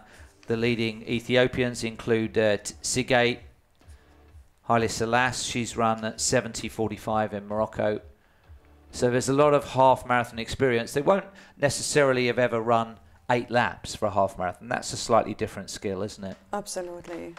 I mean, Viola Chepto, for instance, she is a podium maker in New York City, in Boston, Berlin, Napoli. So she is a decent half, completely fastest time ever on Italy soil, by the way, she ran. Yep. So she's a track athlete. So she ran a 31 something in a 10K road race, in a great race 10K in October in 2019. And your credentials include winning New York and winning Berlin many times, both autumn marathons. Where did a half marathon fit for you? Was it part of preparation, or did you run a few of them absolutely all out for a personal best? For me, actually, I always use them as a preparation race for the marathon in the fall, especially in the spring. For me, it was always Kyoto. I ran 57, 58, 57, 59 back then. Okay, 25 years ago. 67. I'm sorry, 67. 67. Sure, Yeah, I'm sorry, what did I say? 57. Oh, Abel, I'm so sorry. Yeah, of course, 67, 58. And for them here, I believe that they might, I don't know if someone from them runs New York now or Chicago. I have no oversight of that, but if it could be a lead-up race, yeah. And they've got, what, 4 or 5 weeks to... They get, for the Chicago, they have 5 weeks. Yeah. So the top 2 seeds that were introduced on the start line, the ones with 101 and 102, Viola and Brillian, are on either shoulder of the pacemaker. And now it's following a much more conventional pattern where the pacemaker is just edging it slightly, but well in touch with the rest of the group. Brilliant keep coach from Kenya, for instance, she won the Houston half marathon. She was second in the Houston half marathon in 2020. Was winning a 10K in Boston in 2019. And she is a typical half marathon specialist. Also a podium maker in Boston, Houston, Port Elizabeth. Did you ever run a world half or anything like that? There was multiple laps. Did you ever do anything other than an out and back or a single? No, back then for loop? us we had still, it was early. It was the 15K, for instance, in the Netherlands. We had 3 loops back then. 15K World Championship. Back then we were winning with the German team. I came 3rd in the individuals, so it was a long time ago. But now the half marathon is stepped up very long to the half marathon World Championship now. I think for this 8 laps, if you're running well, it's no issue. If you're running badly, knowing you've still got 4 laps to go or 3 laps tough. to go, that is mentally tough, isn't it? It's tough. You're grinding through it and accept how you feel, probably. But again, here, that's early in the race. They should all feel good now in the, in the zone. So I'm not sure if the chip timing tags are in their bibs or on their shoes. I didn't get a good look to see if there's tags on the laces. Those are the chips that track them every kilometre. But currently, it's possible to incorporate those within the bibs that they're wearing as well. Just a small transponder that's taped to the back of the front bib. No, they have one more right turn and then they come to finish the first loop. So out of the 8. Yeah, they'll have found their rhythm, you would hope. Mm-hmm. Viola Cheptu looking comfortable there in second place. This is not compact, is it, this leading group? There's 1 or 2 appear to be drifting at the back of that group, don't they? Mm-hmm.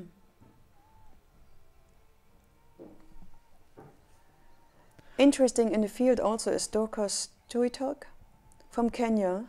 She moved up to the half in 2019. She ran in Istanbul the half marathon in 66:33. She also ran the half marathon in Copenhagen and was quite fast in the Paderborn Osterlauf. It's a German road race, which she won in 31 minutes. Well, she's the athlete in the red singlet, the only athlete in a red singlet who's right in the centre of that group. She's got a slightly unusual running action in that head is slightly tilted left, isn't it? Can you see her in the middle there? Yeah. And the arms are a little bit in front of her. Yeah. More and more cyclists appearing on the perimeter paths, aren't there? More spectators generally around the loop. It's only 2.5 kilometres, so if we do get the predicted 1,000 around the loop, it will create a nice atmosphere as these 6 races unfold. David Beckham was actually a decent track and cross-country runner, but he got distracted early on in his running career by football, which he had some ability for. Great athlete. Absolutely admired. So the split that we'll next get will be 3 kilometres, and that will give us an indication. I think with so many athletes with personal bests in the 66.5 minute range, that looks to be a reasonable estimate of where the winning time might be. But it really depends on what kind of a job the pacemaker does, how far she goes, how many go with her, and whether the field fragments or stays together.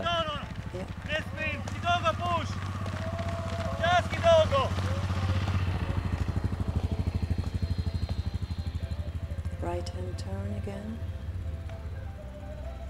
Slide gentle up. Some athletes really struggle with sharp sweeps, don't they? They don't corner that well. Yeah, but I think more and more you have to train it in your workouts and be prepared for it.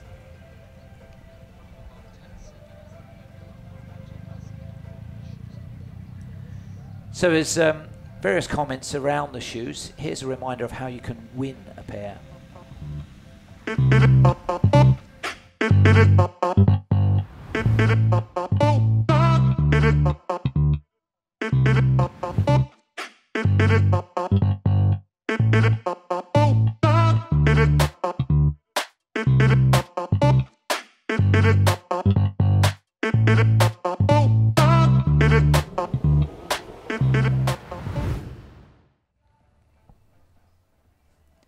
So we're looking sideways on at that group. 11 started. 11, is that 10? 10 perhaps still in contention, so maybe one drifted away, but we're only 11 minutes into a race that could be around 66 minutes. There's another timing checkpoint. Yeah, they are still in the early stage. You know, coming into the rhythm, what we said also for the men. It should not yet, you know, be very difficult. You saw just one of the runners, you know, showed, you know, pointed to the surface of the road, you know, just it's a sharp turn. Yeah. So all 11 are still there. One or two of them, when we get the head-on shot, look to be working hard, breathing hard and working hard, which isn't a good sign for them at such an early point in the race. Absolutely. But yet, if you see them here, it's smooth running as well, and we'll see 67 minutes is probably a good target now. 67, 66 and a half. Yes, I think if they continue at this speed, either side of 67 minutes is the likely time. But it depends. The pattern of the previous race was that the third quarter was particularly quick. She's a very tall, long-striding athlete, isn't she? The pacemaker Nesphine Jepleteng. Yes. Sometimes, especially if there's a bit of a kickback with that long stride, it's hard to get too close to that because you get clipped on your hand or your knees or. Yes, it's also more for a track runner, but they look all like a half marathon style here. Yeah. And they trained, of course, you know, the shorter distances. They trained, they did interval programs, tempo runs, and especially with the interval programs to train the speed endurance you need, strength endurance probably through some good cross-country running in the past. And well, I'm going to return to my theme of a national running action, and we did see when they were warming up, the Ethiopians like to do drills together, and early morning in Meskel Square in Addis Ababa, you do see athletes out doing drills together. I'm going to suggest that the Ethiopian women have a much lower arm action, and you can almost pick them out in there, and the Kenyans run with that much higher arm action where their fists stay quite close to their torso. Is that a sweeping generalization, or is that a possibility as you look at that group? I think it's a little bit general, you know, it's a little bit general, but you want to be in all over. You want to be relaxed in your upper body. Yeah. You want to have a relaxed arm movement like a pendulum. You want to be free. You want to have big breathing capacity to be able to, you know, stand this high speed and have enough oxygen, of course. Simple to say. Viola looks very relaxed, actually here. Very relaxed, very in tune, almost like able his race, right? Can you see that? She does look comfortable compared. There was a little bit of a conversation then, wasn't there, between Brilliant and Viola, who are probably the two favoured athletes in this lineup. The languages going on within this group will be Amharic between the Ethiopians and Swahili between the Kenyans, but the discussion mostly will be based on, is this too fast? Is this too fast? Is it too slow? How is it going? Because they will be very, very time conscious, because a half marathon is a big commitment. You only have so many of them in a year. Absolutely. Don't you? They've committed to this one. They've seen the course is good, the conditions are perfect. You wouldn't want to waste this opportunity, would you, by being too cautious?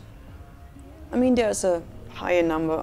You can run 7 halves a year, but with the marathon, 2 good marathons, that is really a high standard. And then for those marathons, if they use them as preparation marathons 4 or 5 weeks before, 2 weeks before, so you have 2 good halves, maybe another one, and that's it. 205 at the back of that group is Behano Adina Gidi of Ethiopia. She looks to be the one that's working hardest to hang on at the moment, and we're 15 minutes in, so we're less than an hour to run, but this is kind of crunch time for 1 or 2 athletes, isn't it? Yeah. I mean, for Brenda, for instance, Brenda's looking very good too. So that's Brenda Jepleting, same surname as the pacemaker, but I don't think any relation. She's a 67.07 half marathon runner, so she should be finding this comfortable at this stage.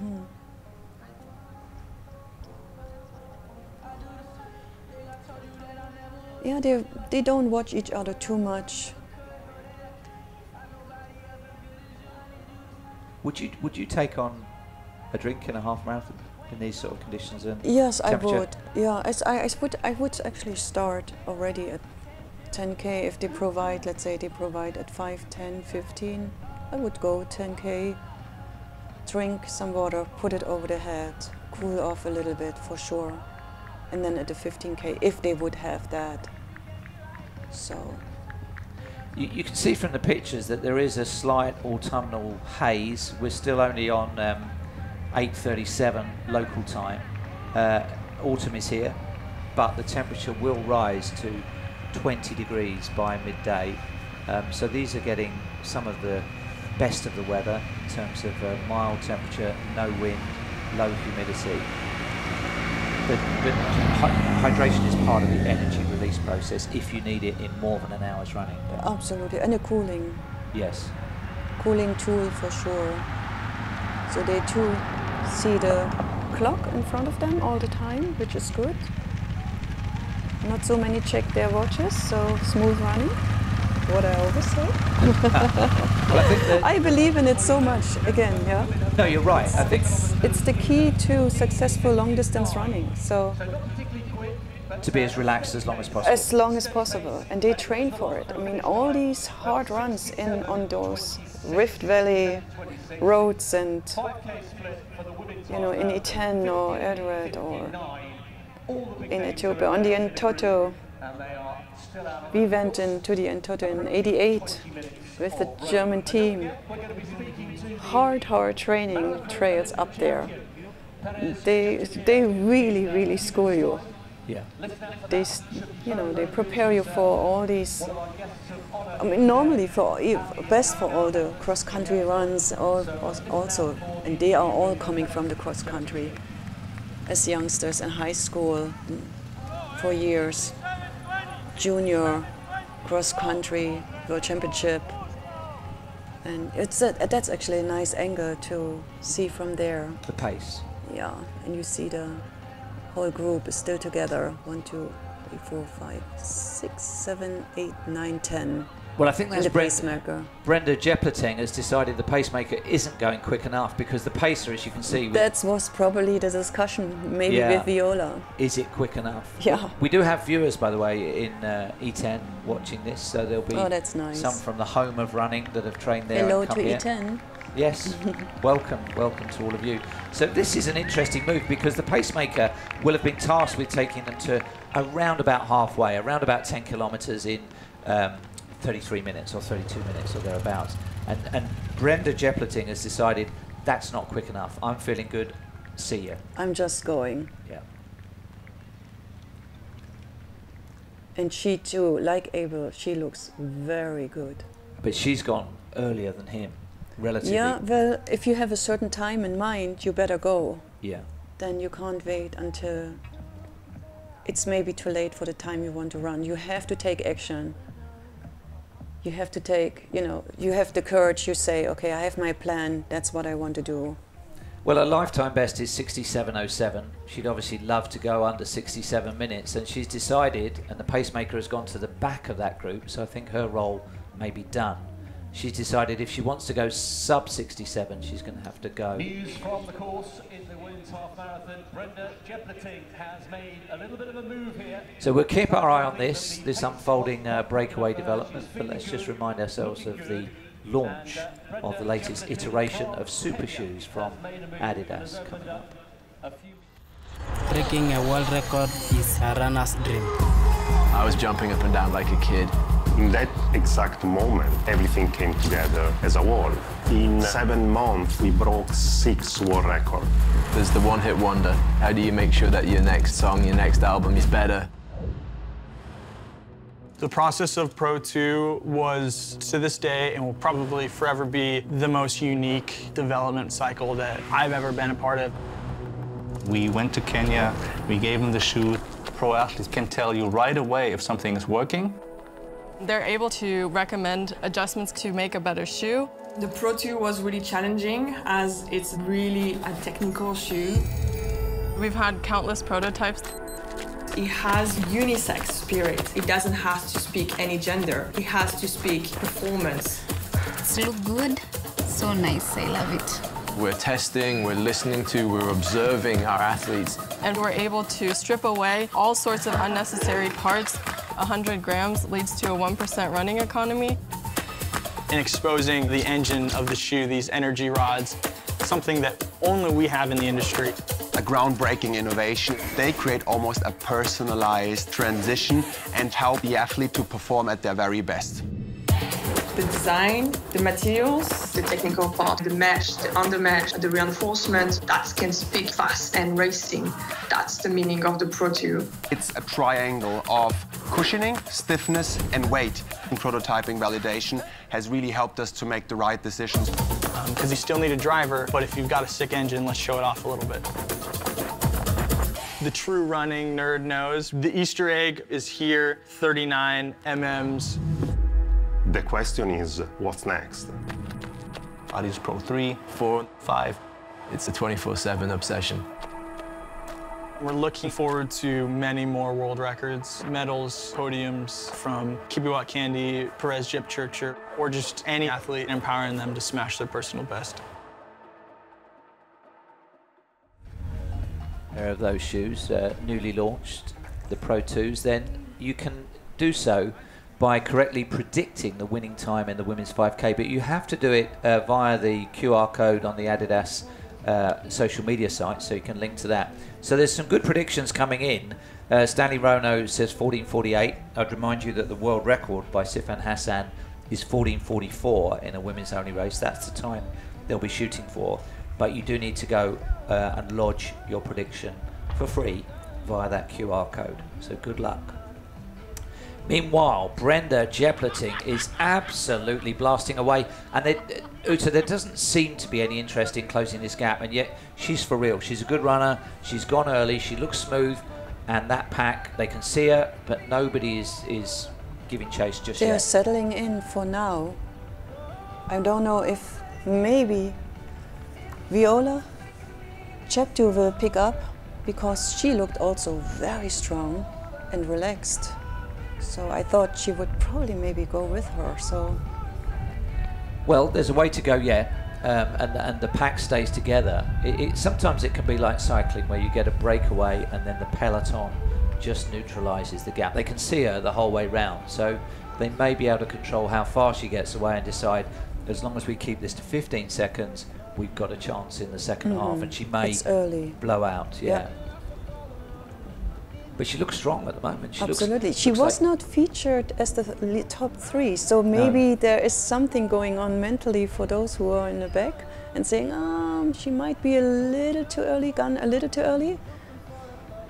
We'll see. Yeah, 100 meters always easy to, at this stage, yeah, easy to gap. And that is the whole of the rest of the field. So it's 1 against 10 at the moment. Who's got it right, the 10 or the 1? Plus, we have the pacemaker, so in fact, Jeff, we have 9. Was she still there? Isn't she, Jepletic? Still in that group? Yeah. We have 9 against 1, and we have the pacemaker, I think, but that's okay. Great work from the it looks nice. Camera motorbike team, just picking up on this. Yeah. Great. Do you wish you were out there? I mean, yesterday when I saw the course, I felt like, on the bike, it was so fun to see the course and see how that fast times can be run indeed on this surface. Flat course, 2-3 sharper turns. One of them is here. I wonder if we'll see regular racing on this this loop in future at the arena, because it wasn't built for that. It is connecting roads and traffic roads for the Adidas headquarters, but it makes for quite a neat road race, doesn't Absolutely, it? Absolutely, 2.5 kilometre circuit. Yeah. Here you can see the headquarters again on the right, for those who tune in just now. So this is a chasing group eye view, just ahead of that chasing group, and we're probably going to motor on to close the gap, which looks like it's 12 seconds, something like that, maybe less. Probably, we'll see. We'll see at this turn. Yes. Some athletes love to be out on their own, don't they? They don't like the clipping heels, they don't like the overthinking that goes with being in a group. They just like to be pushing it in 4th gear. She's not looking back. She doesn't care where they are particularly, so she's obviously comfortable at the moment in what she's doing. That's the good side of being in front, but if you feel then like the rabbit, it's not so easy either. So if you come to the later stages, and it's better sometimes to be the hunter. So they've quickened to 3:03, which is 64 pace, but of course they were a little bit slower than that for the opening couple of kilometres. Fast K. Yeah. So she has. Go. Well, we're getting that online as well. People are saying "Go, Brenda." So she's getting support from people watching live on YouTube.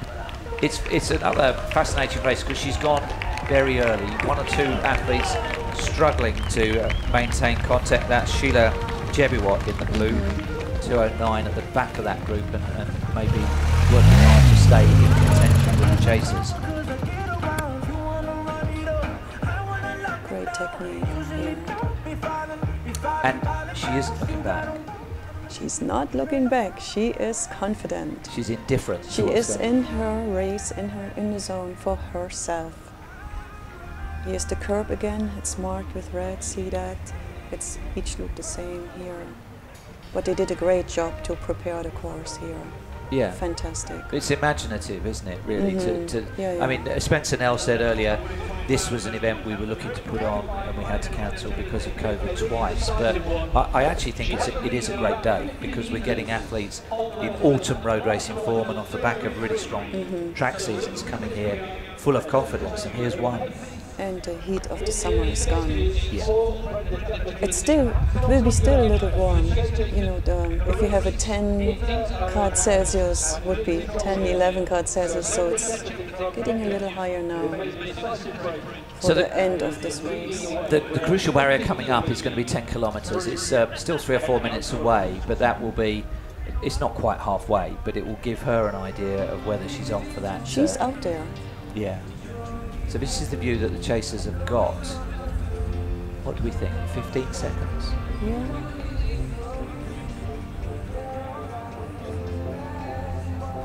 She can't Maybe really... a little more already. Yeah. We'll find out at the next checkpoint. She can't afford to have a bad patch here, can she? She needs to maintain this because there's just too many people in that group. Any combination. Probably she will not yet. She will be still solid for now, bad patches normally go maybe then when it goes towards 40, 45, 50. Yeah. She will most likely maybe, you know, have the strategy to gain the lead now more and more and then hang in there. See, 16 grad Celsius, it's already a little, the wind picked up a tiny bit, so 6 km per hour. Yeah. Coming from the west. Negligible though, isn't it? It's not. Yes, I know. It's probably as a runner you're always feeling everything, you know, especially when you run very fast. Uphill, downhill. Yeah, absolutely everything. Yeah. So a lot of spectators out on the arena roads on bikes. But she's going fast. The 303 was amazing. So we'll see what's the next K is.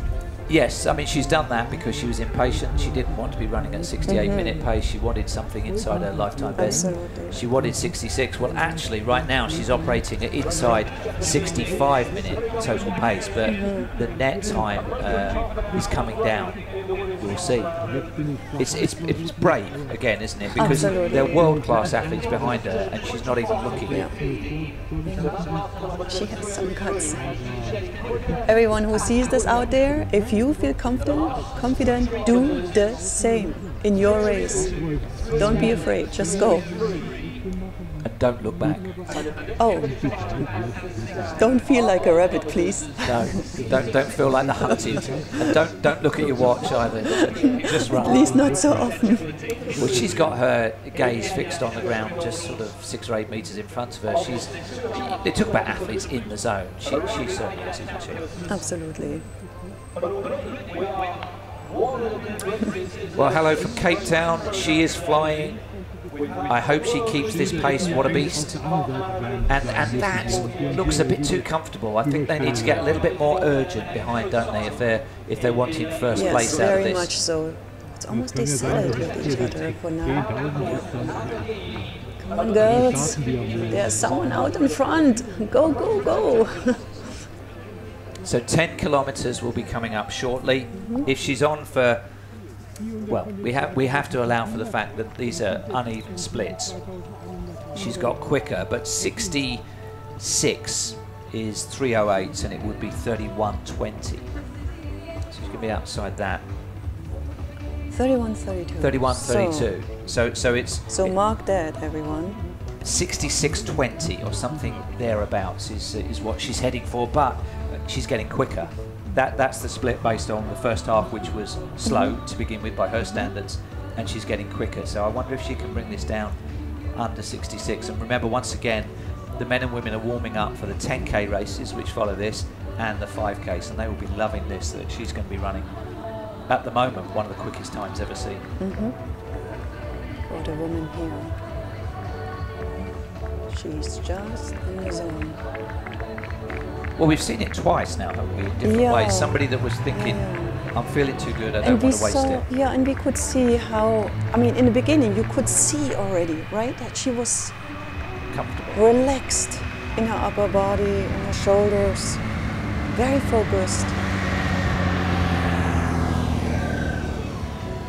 So there's some thinking needs to be done, because we're now approximately at the halfway point of this race, and they've got to go and get her. She's not coming back, is she? So somebody needs to decide, right, Viola looks wonderfully relaxed, but she's got to do something with that relaxation. But you know, Jeff, it's still possible. Yeah. It's still possible. So, and they pick probably the pace now. Well, they're stringing out. Yeah, otherwise it's late, so. Viola is Viola Cheptu. She's a World Indoor 1500 meter finalist, and she's got a best of 66:47. So she's probably running quite close to her previous best at the head of that group there, the tall figure on the right. They're still going to be operating at under 67 minute pace, but that could put them almost a minute behind this woman. If they really want to win, something needs to happen soon. She had last year just a stronger result in Napoli and won the fastest time, with the fastest time ever run on Italy's soil. So. All-comers record. Okay. And the fascinating thing for me is even when she gets a right-hand turn there, she is not looking back. She's not looking over her shoulder. She's not looking at her watch. She's just going for it. Let's look at side on. She looks superb. Lots can happen, as you said, Uta. She can get stitched. She can go through a bad patch. She can cramp. But it's not looking that likely. Not yet, no. I mean, she's working, so someone asked just where's Paris. Paris is watching the race most likely and someone will interview her later on. Yes, the new Olympic champion has been around watching this race. Of course, it was only, what, 3 weeks ago, didn't it happen? 4 weeks ago? 4 weeks ago. So she's resting up, but what a start, what a thing to have achieved this year, Olympic champion. Did you watch a race? I watched the race. It was amazing. Oh, it was a crazy, incredible race in the heat of Tokyo. Yeah. Or Sapporo. It was in Sapporo. Oh, so you mean the half marathon? Oh, Sapporo. I'm sorry. Yeah, yes, I'm sorry. Marathon, yeah, sure. In Sapporo. I mean the Tokyo. Yeah. You know. Well, it was moved there for cooler conditions and ended up being hotter, which is one of those freak days because Sapporo is a long way north. I mean, is that a marathon running style? It's quite aggressive, isn't it? It's aggressive, but for the 2:16 to 18 marathons, it's the style. Yeah. It's how we developed over the years now in the women's half marathon and marathon racing. Incredible times now. The half marathon exploded the times in the last year. Well, I think we saw a year ago in the World Half Marathon Championships in Gdynia in Poland. It was the end of lockdown.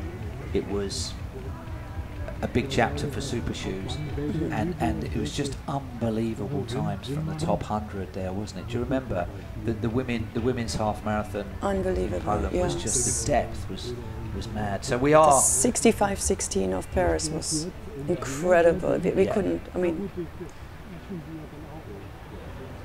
But it's possible now. This chasing group seem to be watching each other a bit too much, don't they? I think so too, actually. So people are saying she's going to blow. I don't know. She's got less than 30 minutes of running. That chasing group, minus the pacemaker, one has been dropped. So it's 8 athletes who appear to be watching each other.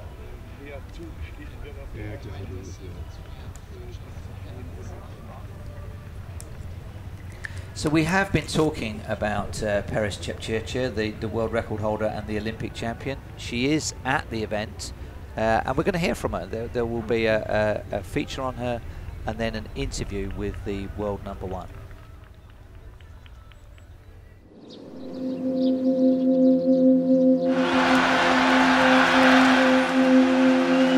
What makes me faster is that I not only run for myself, I run for my daughter to be the best role model, for my village to make them proud, and for the world to show what is possible.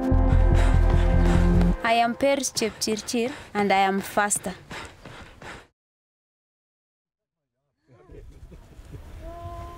Jairus Kipchoge, Olympic marathon champion. We are delighted to have you with us here today. Let's get a quick thought on the women's half marathon. You're the world record holder, 31:32 through 10 kilometers. What do you think of the race so far?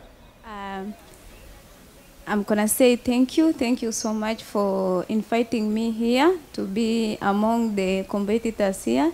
So I'm so happy to see them running good. And I wish the best for Brenda. I know Brenda, she's strong. Last year I was debuting enough and he paced for me and he ran the second, but I have hopes in Brenda, he can run good. Are you envious? Would you like to be out there on the course yourself this morning? Yes, I am. What do you think of that decisive move by Brenda? She gave the impression that the pacemakers weren't going quickly enough for her. What do you think? I believe and I hope she will run good, because maybe he used the tactic that I used it the other time, because he was my pacemaker and I ran earlier. But I know she will make it. She's strong. You are the world record holder over the half marathon. Talk us through the importance of discipline and pace in the early stages of the race? But I think last year I could have run the best good time if I will be patient enough, because I ran earlier and I get exhausted the end of 10 kilometers. But when I was running the second record, I was patient. I ran with people. That's why I end up improving my time and the record of only women. This is your second visit here to the headquarters here at Herzo. What do you think of the course? What do you think of the campus? For the start of men, I see the course is nice, and I like this place, headquarters of Adidas. I like it. It's an interesting place. Jairus Kipchoge, Olympic champion. Thank you for now. We'll talk to you again about that gold medal a little bit later on. Thank you. Okay, thank you so much. Thank you. Thank you, Chris. Thank you, Perez. Everybody loves Brenda, don't they? The former pacer for Jairus Kipchoge. And you can see we kept her in vision during that interview. She has just opened up. That gap has been trebled, quadrupled, and they're definitely running for second now. And it's all got a bit too cagey in the chasing group, hasn't it? Yeah, it's so good to see her. She just goes. She just went, same like Abel.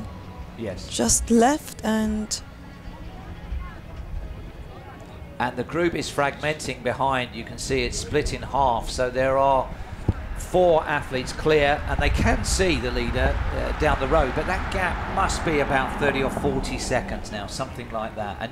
And once again, if you've seen her looking back, I haven't. She doesn't seem bothered about what might be going on behind her, and the answer is that her gap is growing over the chasing group, and she now has 24 minutes or so to run. So she's 2/3 of the way almost through the race and looking good. she has a great rhythm still. Look at this. It is rhythmic, isn't it? It is, yeah, it's rhythmic. Yep. You can't say it's like a dance, come on, right? But it looks really much in tune. Look at this. They do a lot for that too. Some of the athletes do yoga, for instance. I did some yoga with the Kenyan athletes for some years. They came to my house, we did yoga on the patio. They love the warrior pose, by the way. Warrior too. Yeah. Focused and relaxed, and again, see here, 3:05, fast.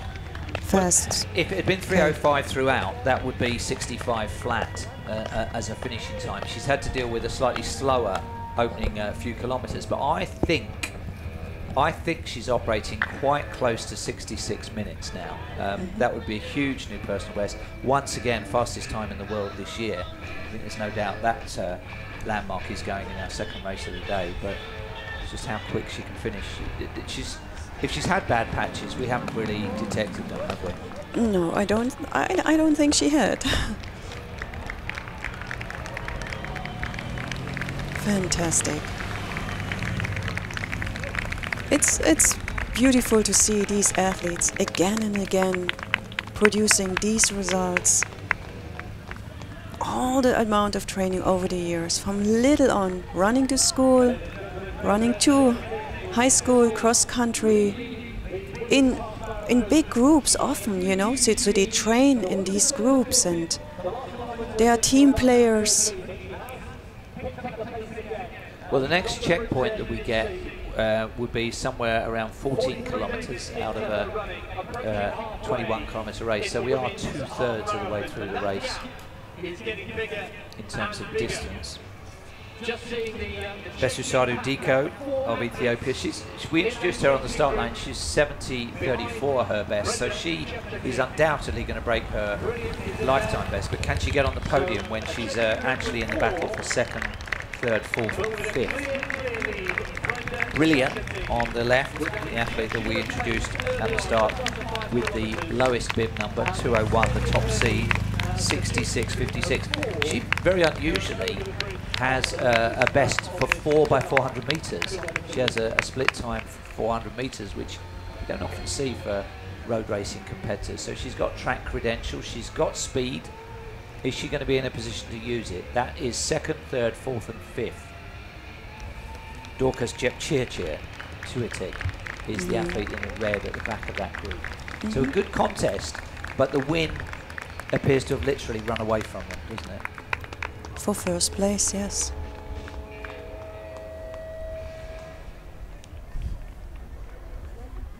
Strong step still.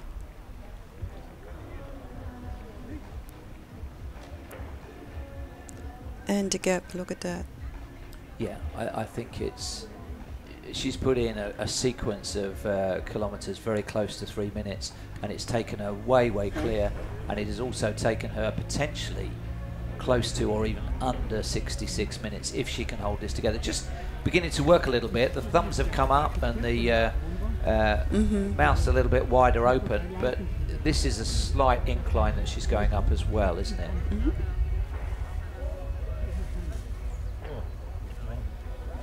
She's fighting and trying to stay as much as possible in her step. If she were to look back, I think she'd feel good about it, or just anxious that she can still see the other runners? I think she would feel good about it. But what do we know what she might think, right? Well, she's got in terms, but she got this 20 minutes strong to go. strong determination. So now she's saying probably saying it's my race. That's it. I just stay here. Well, some of the comments online are that she's making it look easy. I think she's having to work a little bit now, isn't she? I think this is, and that gap is down to just the three of them for second, third, and fourth. Brilliant. Pesusado, and then Tegisi, that is Haile Selassie Tegisi, also a 70-minute operator. So they're running at around about 2 minutes inside their lifetime best in the chasing group. And she could be taking a minute and a half potentially off her lifetime best. She probably came in with a target of sub 67. She now has the possibility, if she can just hold it together or maybe even accelerate, as we saw in the men's race, of going sub 66. It's going to be interesting over the last couple of laps. Smooth turn and goes again to the start of the half marathon. The guy on the bike is featuring quite a lot, and a few people are tipping him for the win. I think he's one of the representatives for the athletes, and 58 seconds is the gap now. 58 seconds. So she's not coming back. She's not taking on board drinks. We did have a speculation as to whether that was worth doing, but I think she'd rather save the second or so and just go for it over these closing stages. She's going for her PB. And they are watching each other. Yeah, I think that's been the issue, hasn't it? She's run her own race. They've been overly concerned about what everybody else is doing in the chasing group and whether they're not taking a risk.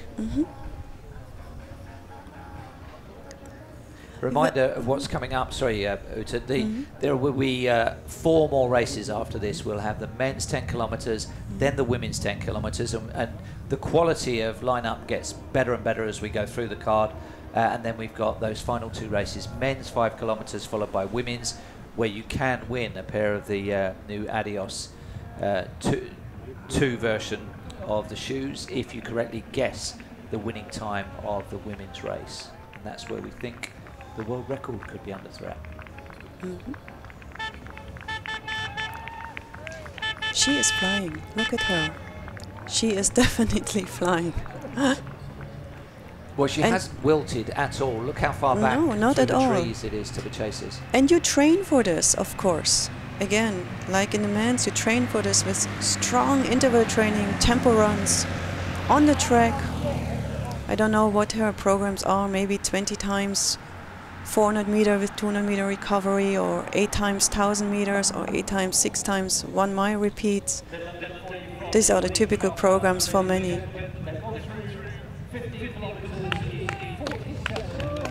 Okay, the bike is going to span that 59 seconds. It goes into overdrive.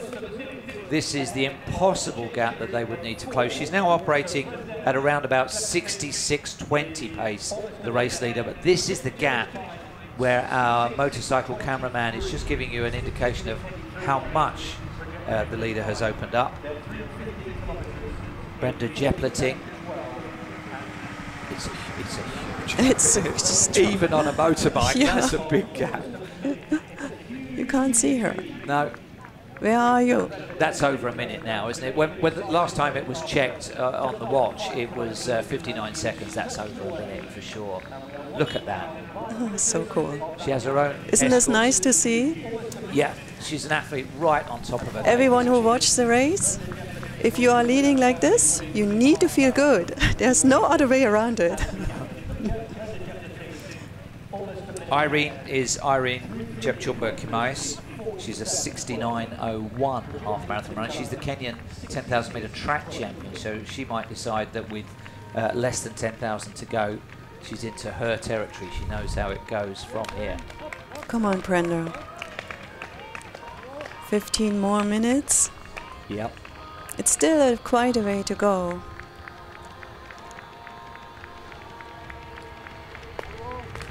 That will be the start of the 5 and 10K a little later on. Yes. In fact, the next race after this, we'll have the award ceremony for this women's half marathon, and then it will be the men's 10,000 meters. And that will feature Ronex Kipruto, who is the current world record holder at that distance, in a race that may well go out at world record pace. So, yeah, lots to look forward to. But right now, we're enjoying this bold run by Brenda Jepleting that has taken her what we now believe to be over a minute clear of a world-class field.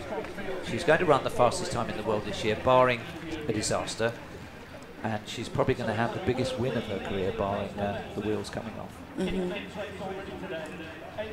There she is. Beautiful pictures again, thanks to the cameraman. And Dennis Kibiwat online says, this is wonderful for Brenda, my training mate in the E10 Massive. It's a massive win and a massive margin. Hope you're enjoying this in E10 or wherever you're watching. This is a tantalising battle for the minor podium places, 2nd, 3rd, 4th, 5th. The contenders there switch the lead, but they're making no inroads on that margin of victory at the moment.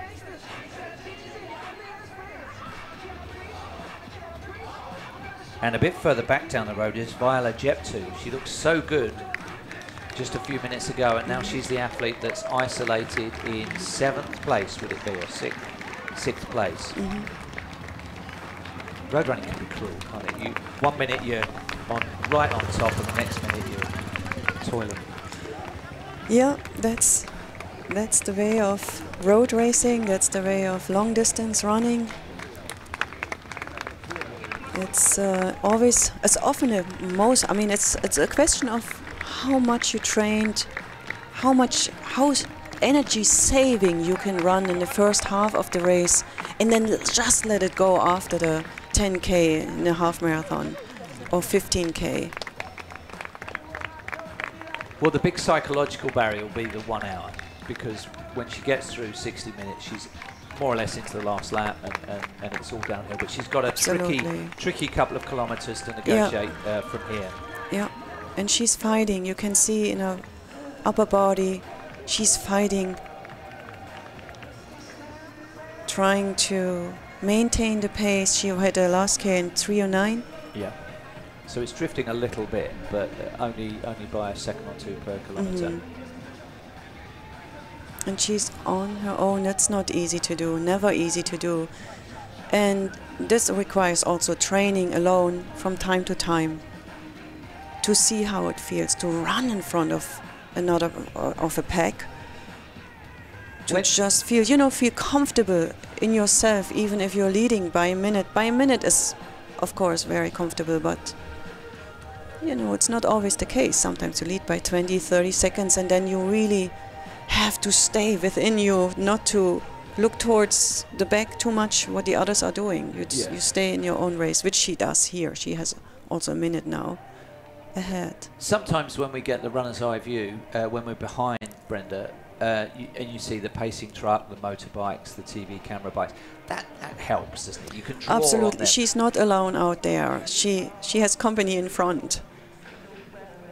That was always a plus when I raced. So to have in front of me the bikers, and we even had eye contact, you know, so or someone thumbs up or someone even the splits. Yeah. So, or they had it on a little. Back then they had it with chalk on those on little a blackboard. On a blackboard, you know.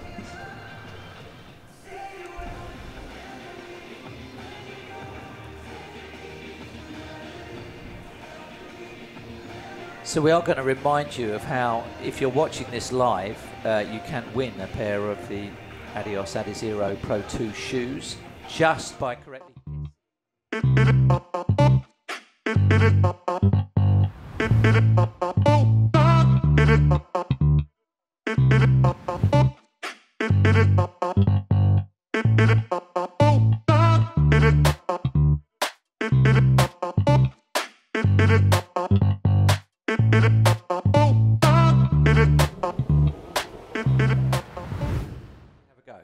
I don't mean have a go, but do you want to say what you think the winning time will be in the women's 5K? In the women's 5K? All right, I go first. 14:39. Okay, and I'm going to go 14:37. So I think it would just be that little bit quicker. I just think we've seen already that the conditions are perfect, the racing's perfect. If the pacing works, then I think the world record will go, and I think it will go by. Geoff, I saw the course. Yes, you should be more accurate than me. So we'll see. But let's concentrate on this one, the half marathon, because it's going to be our first female champion of the day. She's coming up to the 1 hour point. She's kind of 66:20 or thereabouts. Her lifetime best is, well, it's a while since we've checked in on that. She's run 67:07, so she's potentially going to take the thick end of 1 minute off her lifetime best, provided she can hold it together over these final 10 minutes. And right now, there's no sign at all that she's wilting. No, except she's absolutely not going slower, or let's say she's fighting a little bit more for the time. Can you see her upper body? Her head. Her head is, that's probably the most indication that she's fighting so hard. And she's probably now already in a stage where she says, okay, less than 10 minutes. Yeah, I can do that. I can do that. I just fight. So people are saying 66 low. I think that's a reasonable estimation. She's got 9 minutes. I think somewhere between 66:15, 3:08 last kilometre. So she kept going in 3:09, 3:08. I think she cleared out at the right time, because she is going to get potentially that double reward, as we saw in the men's race, of the win, world leading time, and that will enhance her reputation for marathons and other road races going forward. But she had to be really bold and decisive, and nobody else was as bold or decisive, were they? She's been rewarded for that. Yeah, as we say, she simply felt better today than anyone else in the field, and they knew it. Well, she's well known within running circles. I must admit, this is the first time I've seen her close up. This is going to be the big win of her career so far, but I don't think it will be the last one on the strength of this. Yeah, especially, you know, she ran most of the race herself. Yeah. In this time, no pacemaker then, just your own making. And that's a nice vantage point, because you can see quite a bit of the loop up on that balcony in one of the Adidas buildings. It's also where some people are completing their warm-ups for the 10-kilometre races that are coming up shortly. People are predicting 66:25. That's not a bad bet there, Nubai. 8 minutes still to go. And here's the bell. So what a welcome sound that will be for her. It gives you a lift, doesn't it? It has to in a road Absolutely. race. Go, go, go. Nice. I wonder if we'll stay with it and just see what that gap is. It's probably too big, because it could be approaching a minute and a half, in which case the chasing group are on for sub 68, which would be personal best right through the card. So a good day for everybody, but an especially good day for Brenda Jepleting. Now one more time, this little curb. Jump over. Beautiful. Her head is rolling a bit now, Yeah, so that's the only giveaway. I mean, what should you do? Everyone has a certain thing when it gets towards the end. I mean, that's... So the hour is coming up, after which she'll have just the remainder of this lap and then the turn into the finishing straight. It's the same finish for every event. It's the start line that moves to get the accurate distance. So the half marathon start won't be used again. The 5K and 10K start will be. Everybody's piling in with the predicted times. Don't forget, there's no prize for this. It's just for your amusement and entertainment. But there is a pair of those shoes, the Pro 2s that are recently launched. You can win if you go online and use the QR code and predict that for the women's 5K, the last race of the day. Now we have the second and third. So it is a big gap, isn't it? This is Besusadu of Ethiopia, and it's Ethiopia 2 and 3. Sige Haile Selassie in third.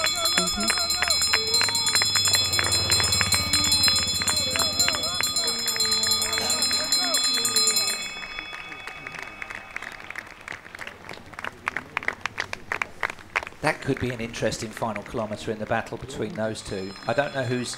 Obviously the gaps are as they are, but you don't know if one has recently overtaken or one has recently dropped back. Who's got the momentum between those two? Because it doesn't look like that big a gap. It's only 2 or 3 seconds. Correct. Which you could close on a kick. Yeah.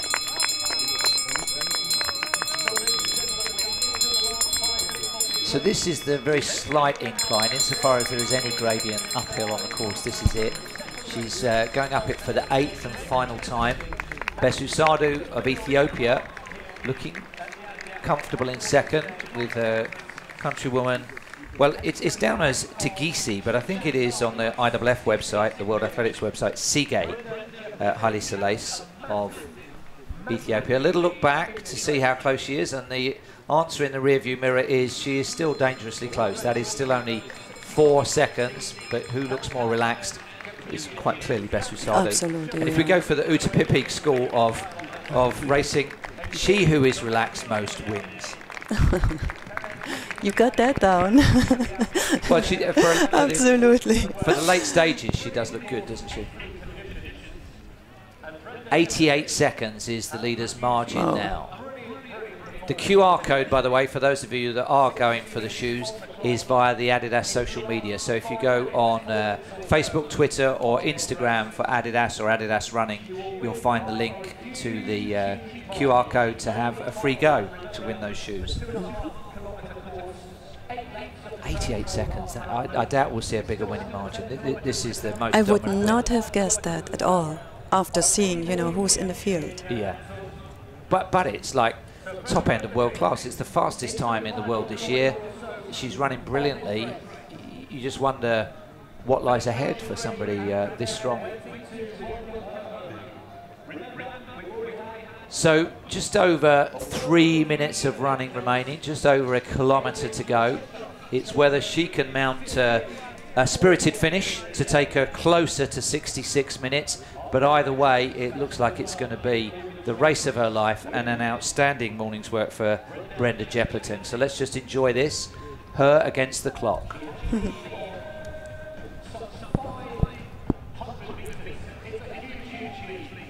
8 times she'll have been round here. I think she had a little... We had some kilometres that drifted out to 09, yeah. 309, but she's been through that. Now she's just going after that time. She's fighting, she knows. Just the last part of the race. She comes a few meters to the start of the half marathon. Yes, and then it will be that special finish line where all the spectators are. Don't forget, there are 4 races still to come. This is the last of the half marathons, the women's race. So through 20 kilometres, 63.27. Let's bring that right up to date. A little slightly downhill here. So we're looking at around about 66.40, but I think she is getting quicker. It's a slide down her here, just gentle, and then a right turn again. Yeah.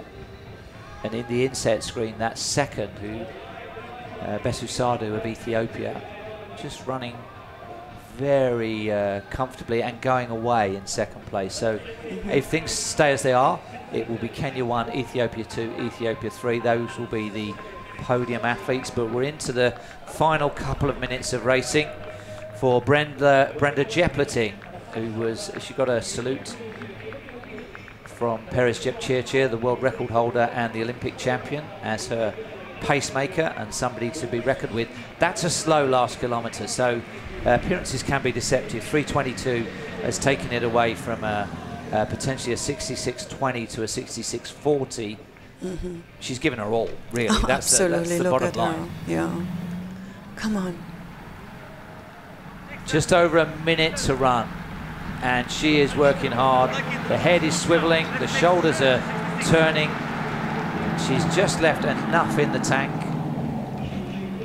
Spitting a bit. The personal best is there beckoning. She's going to smash her lifetime best of 67.07. That goes back a year to Prague, which is one of the world's fastest courses. But she's done it solo, by and large. She's done the last 2/3 of the race on her own. Yes. Oh, she's fighting now crazy. You see her arms.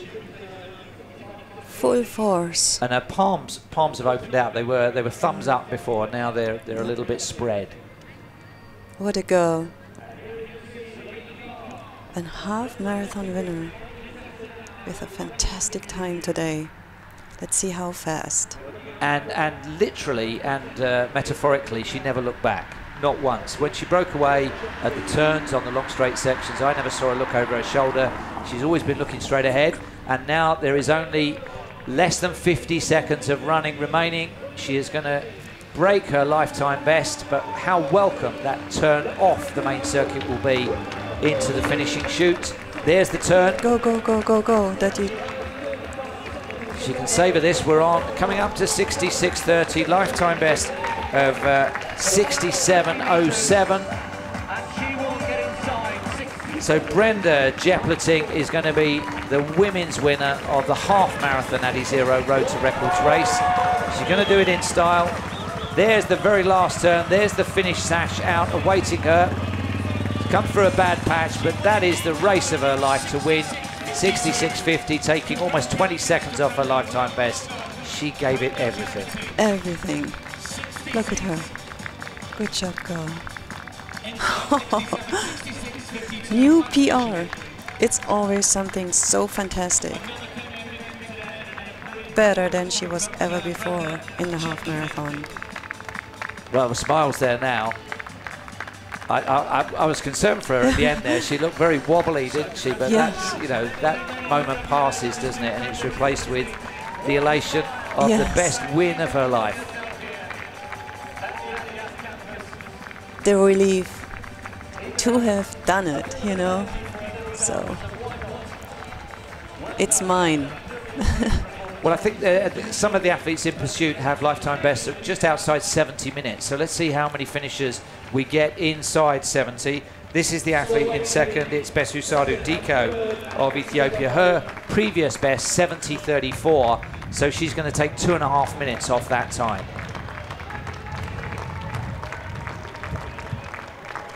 And she's done it just economically, just relaxed, using Utpipig's word of the day. So that is going to be second place and a first podium position for Ethiopia, with Besu Sadu Diko second in the women's half marathon in just around about 68.15. Her teammate just behind her, we can see in the background, is another medal for Ethiopia. This is Sige Haile Selassie of Ethiopia. So that completes our podium. Oh, in fact, I think she got caught by a brilliant Jairus Kipchoge in the closing stages. So it was an Ethiopian sandwich with Kenya first and third.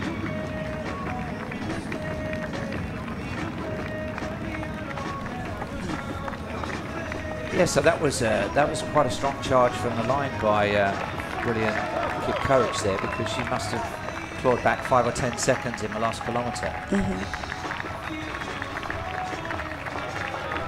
And we're still sub 70, so all of these finishers, you can see the clock on the right-hand side in the graphic and on the overhead gantry in the screen. That's Violet Jeptu coming through. And Chris Dennis is with our new champion. Let's hear what she has to say.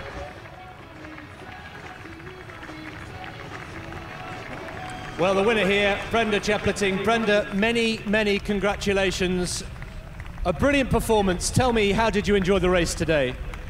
Okay, I would like to thank God for everything that I have won today.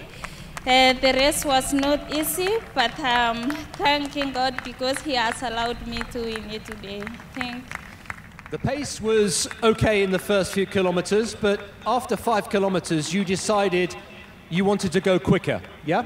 Yes, I decided to go in 5K because I was hearing someone reading a bicycle other side saying that we had to push. And I decided to go ahead of pacemaker because I realized that the pace was slower. Yeah, and you seem to get stronger and stronger and better. Yes, I'm always trying my best. Brilliant. And tell me about the course. How did you find the course? 2.5 kilometers, 8 laps? The course was not very hard. It was slightly slopey, but I enjoyed it. Yes, so did we. And tell me about your shoes. How did the shoes feel today? I really felt comfortable with the shoes. It's okay. Yeah. Brilliant. And what is next for you? Where will we see you in your next race? Okay, I have not known my next race. I'm not sure of it. Okay, Brenda Chepleting, brilliant performance today. Many, many congratulations. Thank you so much. Thank you. Well, in the background there, it looked like Dorcas Tuatek collapsed just beyond the finish line. She was involved early on. Hope she's okay. Nice interview there. And I wonder if that style of win, which we've now seen twice, the early breakaway, relentless application of pace, which has worked twice, I wonder whether that will influence those that are warming up for the coming races, the 10K for men, which will be our next race. Well, it could be. But if I'm an athlete, I don't watch too much, you know, Geoff. I would just focus on myself, focus on my race.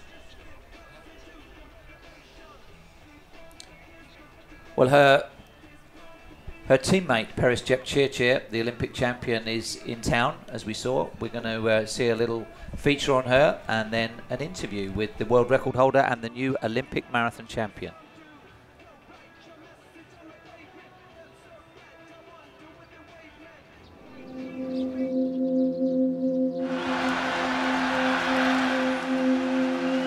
What makes me faster is that I not only run for myself, I run for my daughter to be the best role model, for my village to make them proud, and for the world to show what is possible.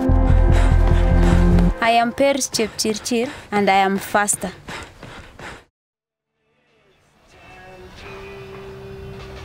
Peres Jepchirchir, Olympic marathon champion. First of all, let me just get a quick thought from you on the race we've just seen, Brenda Chepleting. What did you think of that performance? First of all, I can say congrats to Brenda Chepleting.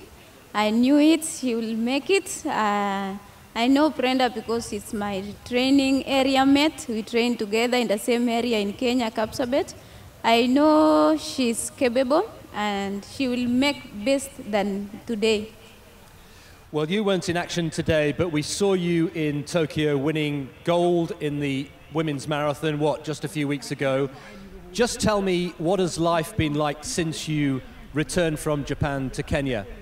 Life was good. Now I've decided, I've now see my improvement is good. I'm so delighted. Now I've seen my life have changed a lot after winning an Olympic marathon.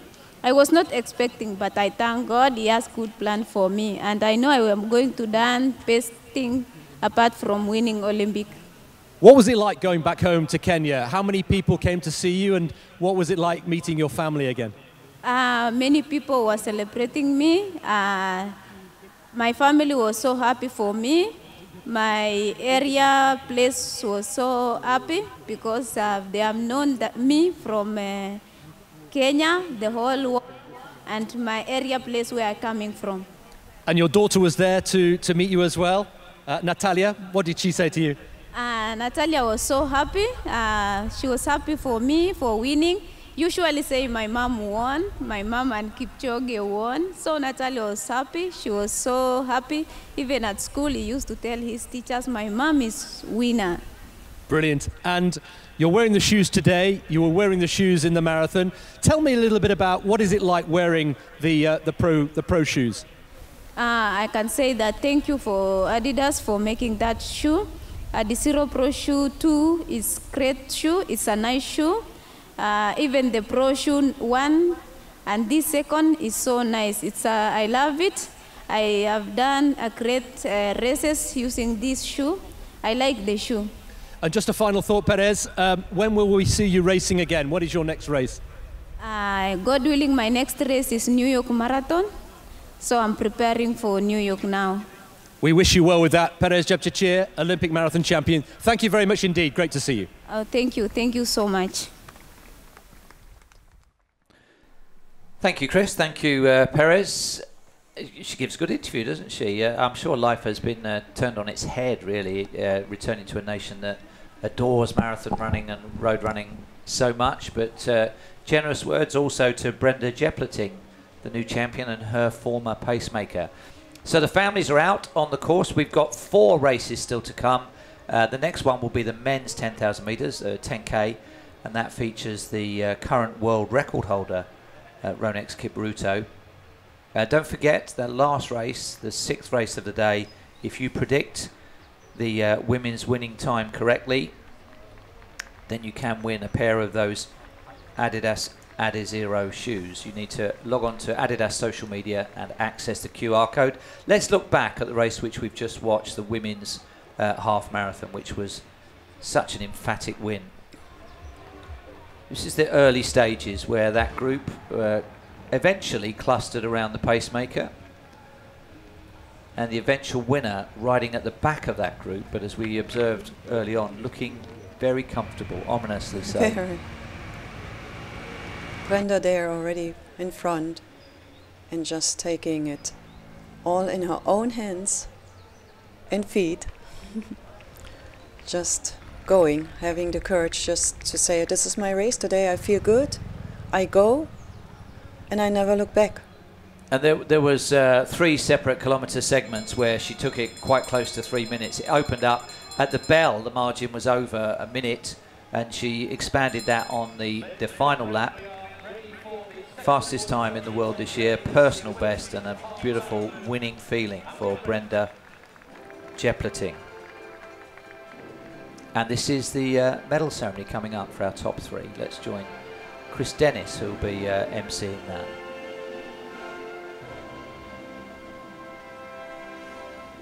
And in 3rd place, in a time of 1 hour, 8 minutes, 28 seconds, from Kenya, Brilliant Kipchoge.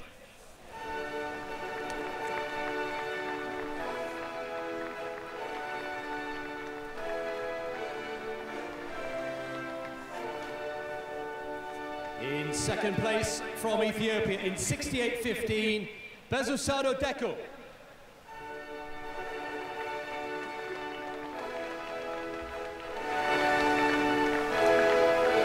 And in 1st place, brilliant piece of front running, a dominant performance from Kenya. The winning time, 66.52, Brenda Jepleting.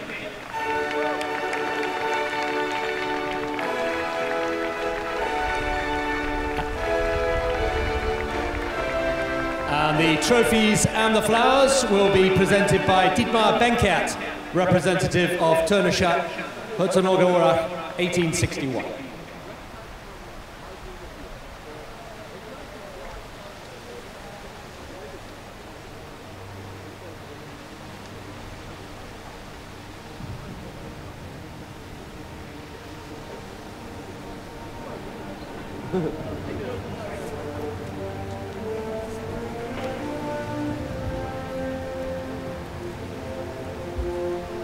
Ladies and gentlemen, the top three from the women's half marathon. Congratulations to Brilliant Kipchoge, Bezu Sarudeko, and our winner today from Kenya, Brenda Jeopardy.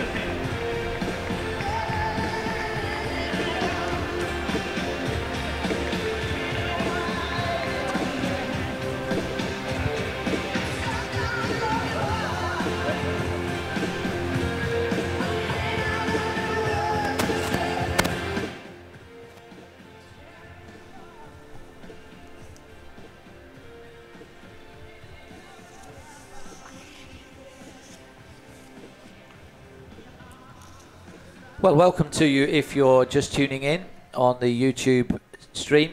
This is Jeff Whiteman with Uta Pipig, and we are 2 races into a 6-race program of the ADIZERO Road to Records races around the Arena campus, the home of Adidas World Headquarters. Next race coming up, race 3, will be the men's 10 kilometres. It features the current world record holder, Jairus Kipchoge.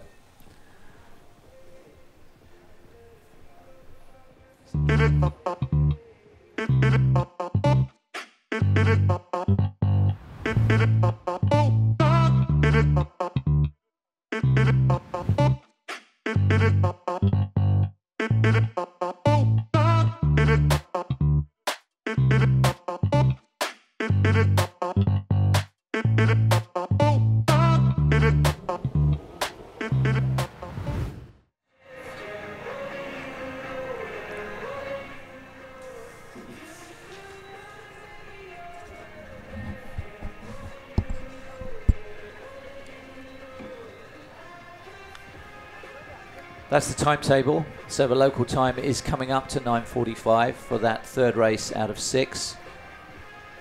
You can feel free to have a go at predicting this one in the comments column alongside the YouTube coverage. There's no prizes, just huge kudos if you're spot on to the very second. If you need any guidance, Jairus Kipchoge is in the race. His world record is 26:24. I think it would take something astonishing for that to happen, but you just never know. And that's the full lineup. You can see we've got Bahrain and Italy in the lineup, as well as Ethiopia and Kenya.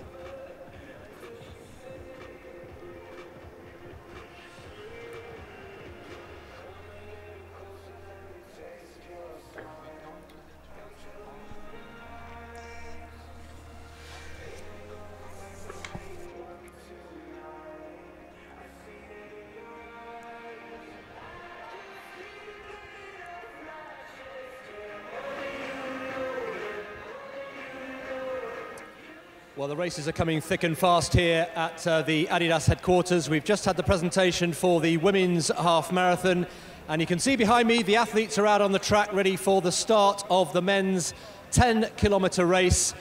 Really, really good quality, featuring the world record holder, Jairus Kipchoge, who is amongst the athletes on the start list. Let's have a look at the start list.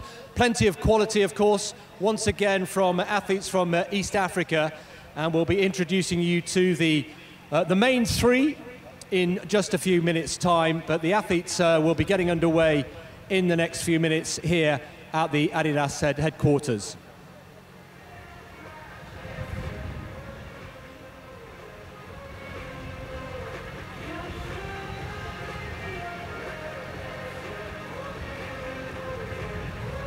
Well, let's introduce you to the main 3 on the star list here.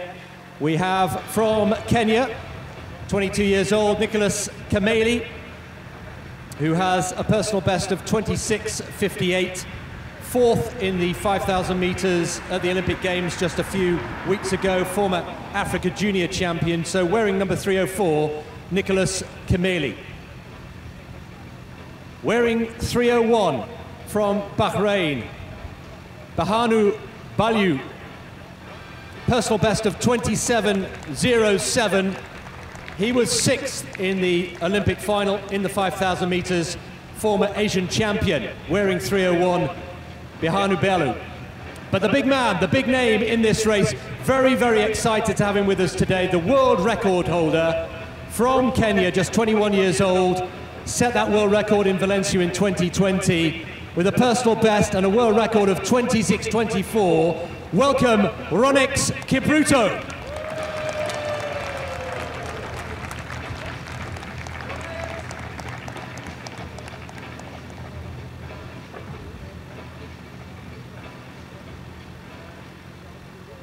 Well, the world lead set in Berlin, 27:50, by Daniel Simeo just a few weeks ago. So let's go over to our commentary team of Uta Pipik and Jeff Whiteman. Alberto Uncini Manganelli is the General Manager of Running and Credibility Sports at Adidas. He will be the race starter and the podium presenter for this race. What a strange feeling it must be to be the world record holder lining up in a race that could be an attack on his world record.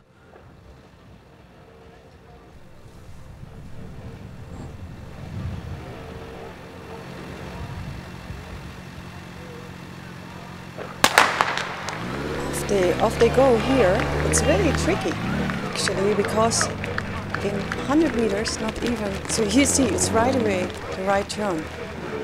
So they had to be very careful. I think in a small field, it's okay. A bigger field, that would be a challenge, wouldn't it? A right-hand turn after 50 meters.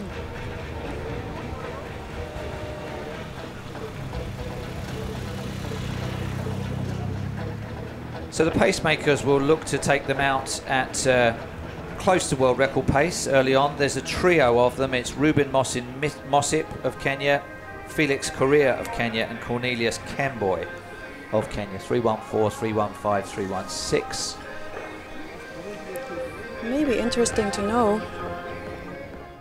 I heard yesterday from the representative of Ronex that he would like to go the first 5K in 13:15 to 13:20. So maybe we keep that in time.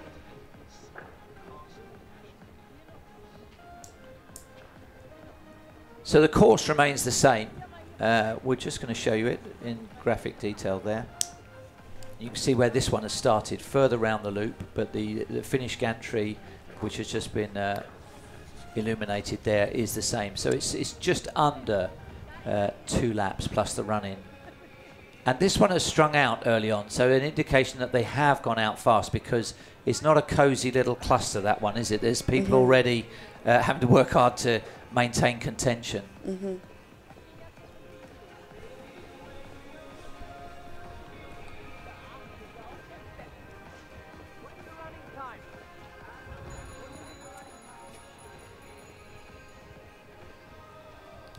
Well, people speculating about whether the world record is possible. It is certainly possible if the pacemakers have anything to do with it, because they will go through in equivalent to the halfway split of what Jairus Kipchoge ran. That was in Valencia, and it was in January of last year, just before the first lockdown began. But look at how well strung out this group is. We've only been running for 2 minutes, and suddenly there's a gap of 60 meters between first and last. Absolutely. 13:15, 13:20. Well, we'll see. I mean, it could be probably around 26, 30, 40. Let's see. Well, Kipchoge's been given top billing, but as we've seen, this is a world-class field, so he's not definitely got a win handed to him or a fast time. He's going to have to work really hard for this. I think it helps to have a wall of pacemakers like that, 3 across the front. You can just sit in behind, let them do the thinking, let them do the pace judgment, and just let the opening kilometres just click away. And they are going. The field is torn apart already. Yeah. Well, we did say, and those that follow the sport very closely said that as we get further into the races, the prospect of a world record will increase, both in terms of how hard or difficult the record is, but also how good the field is here. And in particular, the women's 5K, where we're inviting you to have a prediction, is seen as a real big world record attempt. People are saying, oh, why is Kipchoge not doing this instead of the 5K? It's a fair point, but they're both tough races to win. He's come off the back of the Diamond League final in Zurich, where he ran that Wednesday night meeting, so he may feel that 5K is more suitable for him rather than a road 10K. But lots of these athletes are good at all three distances. They could have jumped in at anything from 5K to half marathon. It's their choice. Sieht gut aus, wenn sie aus dem Wald kommen, aber da hinten ist ein Riesenloch. And we do, of course, have people, not so much in this event, building up for a road season, but in particular coming off the back of a highly successful Olympic summer and a full track racing summer. So look at the gaps going back. Wow, this is, I mean, you don't even need to see the splits to know this is fast. Yes. There's some good athletes back there already been dropped.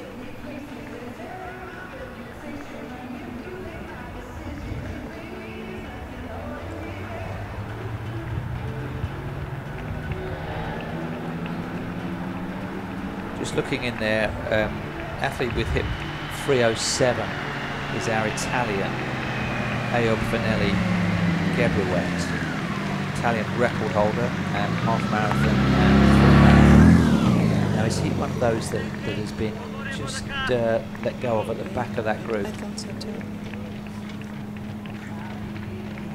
That's Josvat Kiprotich at the back. Ronix Kipruto's in there. The athlete with Kennedy on his bib is Kennedy Kimutai of Kenya. But this has got an urgency and pace about it early on, hasn't it? 5 minutes into hopefully a 26-minute race, they are motoring.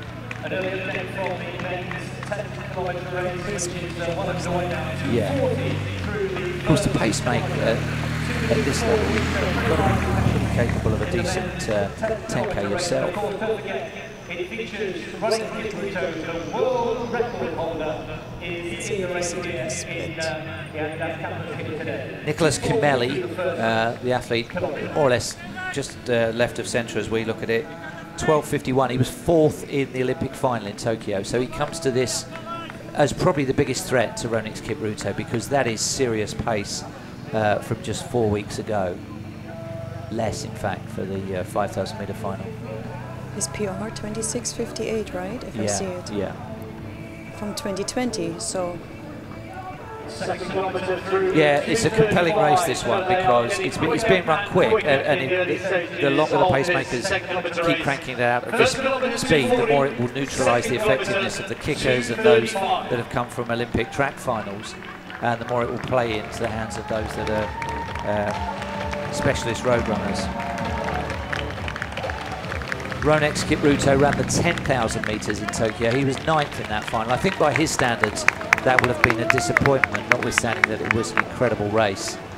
But he would perhaps have expected to do a little better than that, and maybe burning for a bit of revenge and a need to win at a top level again. 7 minutes in, about 19 minutes to go. It's only 4 laps, this one. It looks like a track race almost. Look at this. Yeah. Well, the predictions are coming in. There's a wide spread. Brian Lemo says 26:40. Donald Chepsuto says 28:02. 27:03. Kuan Walker says 26:39 is his prediction. And at the moment, they are on 26:40 or thereabouts schedule. So, long way still to go. But it looks as though if we took the remaining pacemakers out, and one has gone already, there would be, how many is that? 7 men in contention, 8 maybe. So already splintering this field. 9, if I see that's correct. So a 3-kilometre split would be the next one we would expect to see. I'm kind of anxious to see that.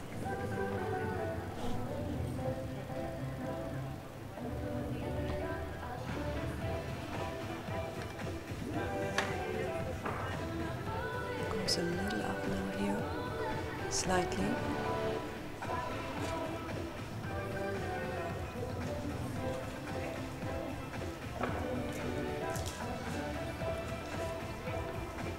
So everywhere he goes, Ronix Kipruto is probably introduced as the world record holder,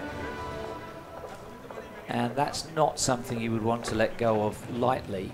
But first and foremost, there's a race to be won here. ADIZERO, the new leader.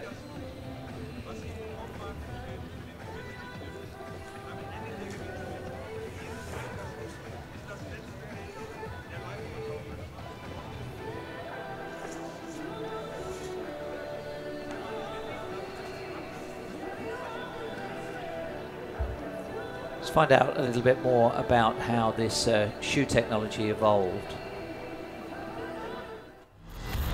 Breaking a world record is a runner's dream. I was jumping up and down like a kid. In that exact moment, everything came together as a wall. In 7 months, we broke 6 world records. There's the one-hit wonder. How do you make sure that your next song, your next album is better?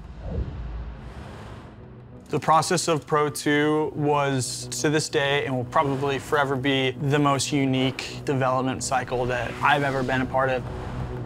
We went to Kenya, we gave them the shoe. Pro athletes can tell you right away if something is working. They're able to recommend adjustments to make a better shoe. The Pro 2 was really challenging as it's really a technical shoe. We've had countless prototypes. It has unisex spirit. It doesn't have to speak any gender. It has to speak performance.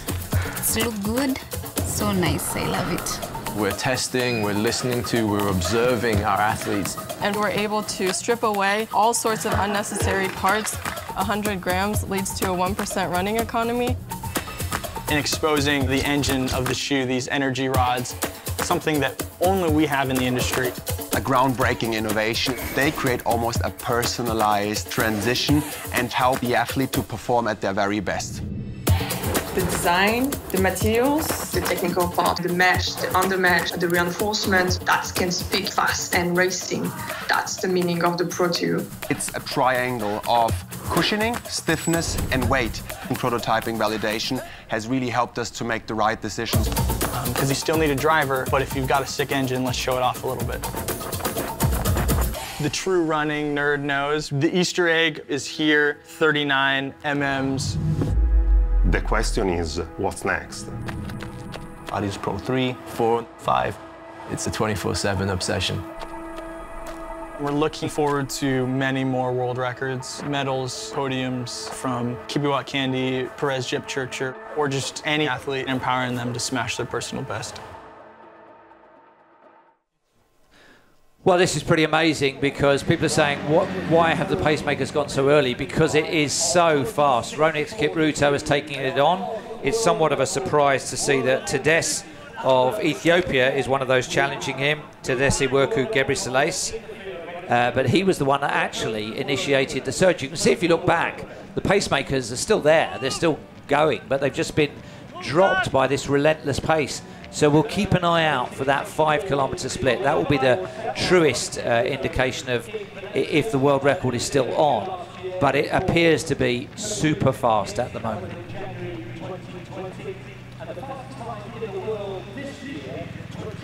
And ADIZERO still every time Kipchoge just starts to force the issue a little bit, ADIZERO comes back at him. Ethiopia against Kenya, we've seen that one more than once in the past, the head-to-head rivalry. But my goodness, I mean, those are world-class athletes. Those are Olympic finalists from Tokyo, and they're being left in the wake of this. So this could be an absolutely amazing race. The halfway split will tell us the full story. And it's coming up.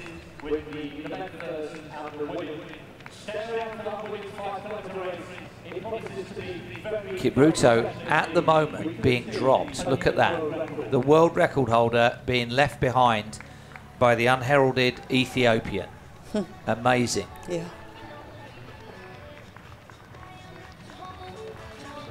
Stride, like an 800-meter race or something, isn't it?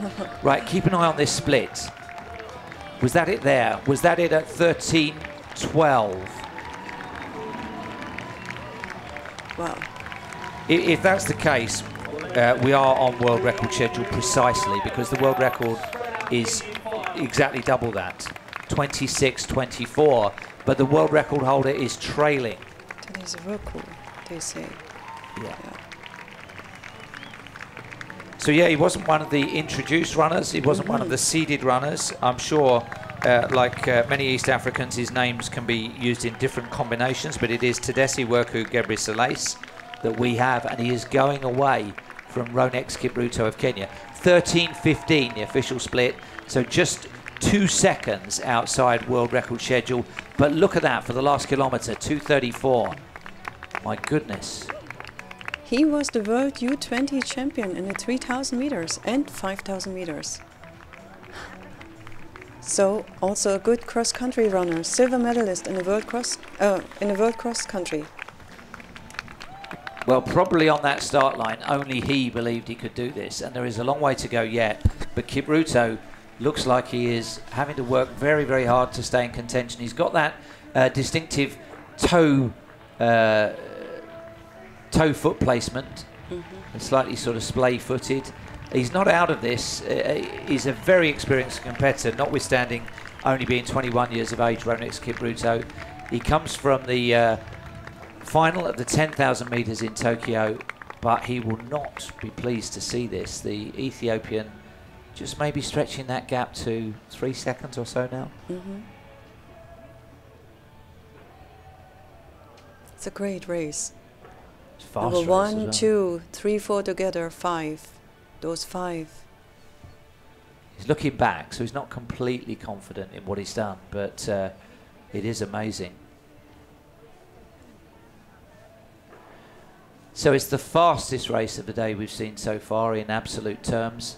They're spread out all the way down that straight. You can see not many running together. It's just every man for himself and giving it absolutely everything right on the red line with 11 minutes of racing potentially left, and it is still within touching distance of world record schedule, but the world record holder is in second.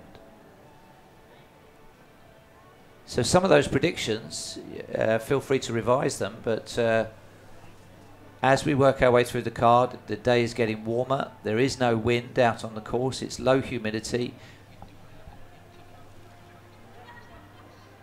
So we've got an interview that we're going to just catch up on down at Roadside.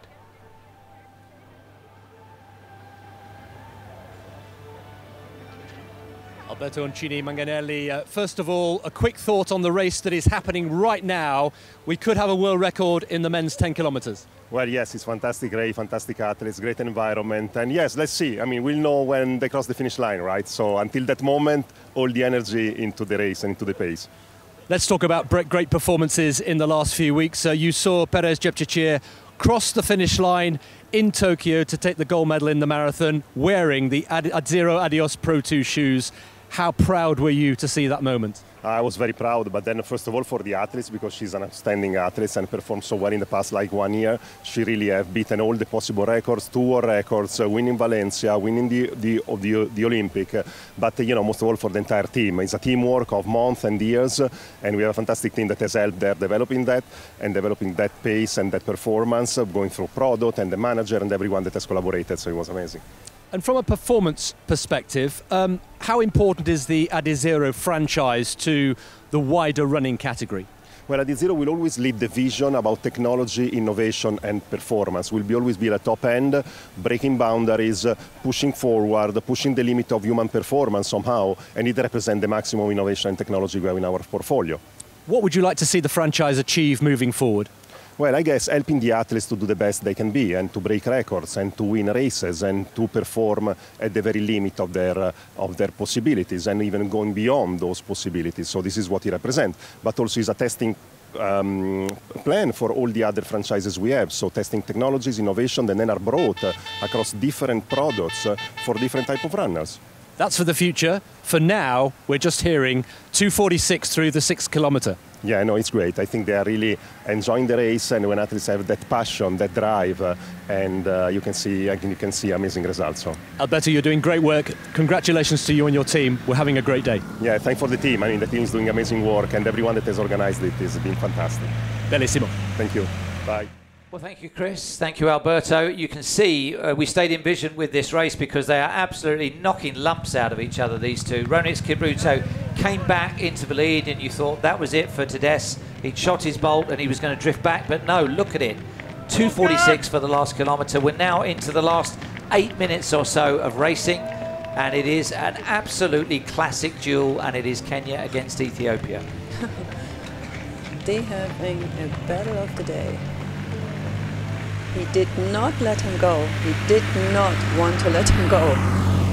Well, anybody that ruled out Kipruto when he drifted back, Jairus Kipchoge, the world record holder, was underestimating his capabilities, and when he came surging back in, anybody, including perhaps us here, ruling out Tadesse, was mistaken as well. These two, neither of them wanting to give anything.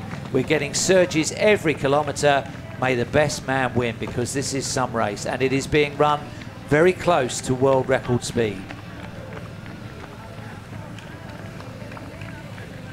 So they'll have been out on this course practicing, working out the curves, working out where they make their moves, working out how they close at the finish, and that will, he who knows the course best will perhaps prevail here, judges it best. Absolutely.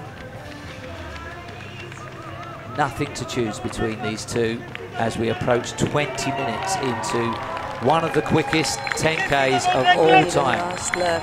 Come on, guys. So the bell sounds, it's a 4-lap race, they've done 3. Kipruto has a little look back, but he'll tell from the breathing of the Ethiopian that he's still right there on his right shoulder.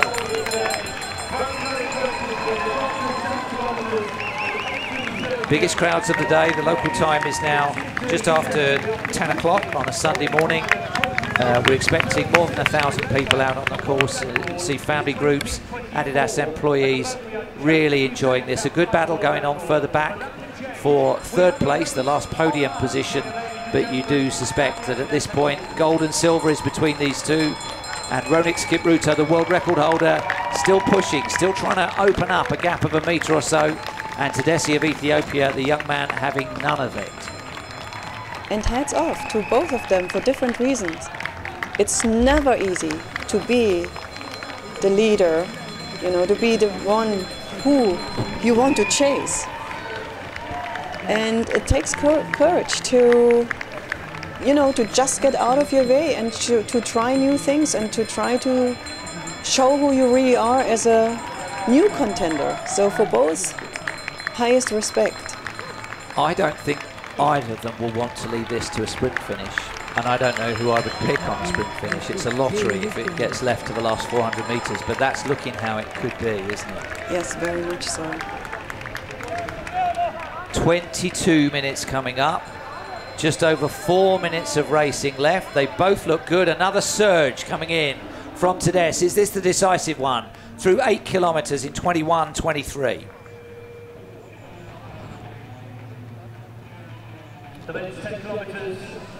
And that is projecting to 26:41. So the world record is 26:24. I think that may live another day, but this is one of the great 10,000 metre head-to-head contests. Tadesse again. He doesn't give up. Look at this. Kipruto back again. Who do you not want to see in your rear view mirror? It's the world record holder. Hi, it's me, I'm back. Expressionless, Kipruto, but I don't know how many gears he's got left on his bike here, because they're both motoring. They're not far outside. I mean, they have two different styles. Look at him. Yeah. Look at them. And you think maybe Phoenix is a little tight in the upper body, but it's probably his style. Tadesse looks like he could punch and kick, doesn't he? He looks like he could sprint off that, technique, but Kipruto, he looks anxious, doesn't he? But not unduly distressed. So 23 minutes coming up, 3 and a bit minutes of racing still to come. Pick a winner. Who's it going to be? People are saying Tadesse looks strong. For some reason, the champion is the champion. I don't know. That's what I would say. Well, suddenly on that turn, he's taken it better there, hasn't he? Was that an acceleration or just a better curve that he ran there? It was an acceleration, as you can see now. His style is all his own, isn't it? I don't think I've ever seen anybody that runs like that. It's very effective, but very unorthodox, I would say. Wow. Suddenly in the space of 30 seconds, he has just gone away. I don't know if that's Tadesse yielding, just slowing up slightly, or Kipruto absolutely putting the hammer down. Maybe a combination of both. But now suddenly the world record holder's back in front. He's had to pay a price for it, but he looks to have opened up a decisive gap, and we've got less than 3 minutes of racing to go. So no one takes my crown away. That's how it was, wasn't it? That's how it was. Just in case it's a world record, I am the world record holder. At least I'm winning. That's it. That's what he shows us. Look at him. And he's fighting. Well, I'm not even sure who's in third place in this. It doesn't matter at the moment because we're looking at the final couple of minutes of a really great contest. Kenya against Ethiopia. Kipruto is the one who's out on top at the moment, and it does look like it's now a decisive lead. Another minute of running, or maybe a minute and a half, and then they'll take the turn into that finishing straight. Tedeschi looks like he is... That's it, He's had to let it go, hasn't he? He's going to run a lifetime best, I think. Yeah. Close. So Ronex Kipruto had top billing as the world record holder. Very sort of casual opening to his race, but when the move came from Tedeschi, he covered it gradually. That was perhaps and there was a point where he was holding back. Maybe he said, you know what, let him go a little. I just hold slightly back, save my energy. I'm wondering if Tedeschi is under threat for second place here, because those two behind, the two Kenyans, are closing rapidly. Tedeschi, I think, his effort has been given. We've only got just over a minute to go, so maybe those gaps are going to be decisive enough to hold. Probably those 7 or 8 seconds will stand up over the next minute or so. But what a race this has been. Kipruto remains the world record holder, 26-24 in Valencia, but he's not going to be that far away from it in Herzogenaurach in this special race. Lots of different ways that this man can win a race, isn't there?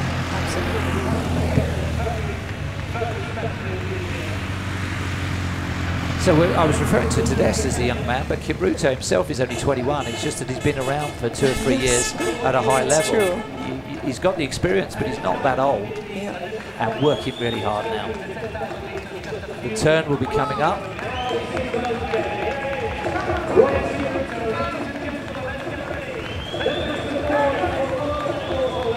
His brother will be happy, who's fast runner himself, his younger brother.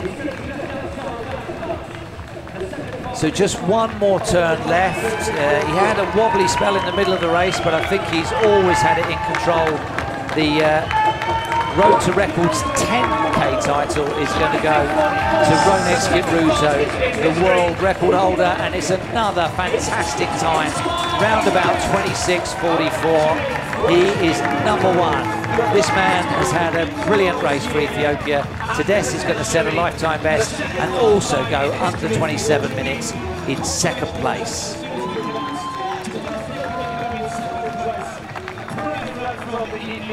And third place is going to go to Kennedy Kimutai of Kenya, and I think that's also a lifetime best for him. This is going to be, I think, the most in-depth set of times and personal bests that we've had so far. And that was clear right from the start because they were pedal to the floor right from the gun.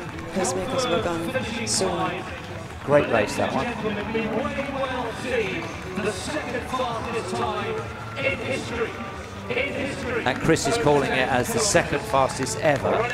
So Ronex Kipruto now owns the 2 fastest 10Ks in history. I hope you enjoyed that. Hope you predicted it correctly. Kwan Walker said he had 26:39.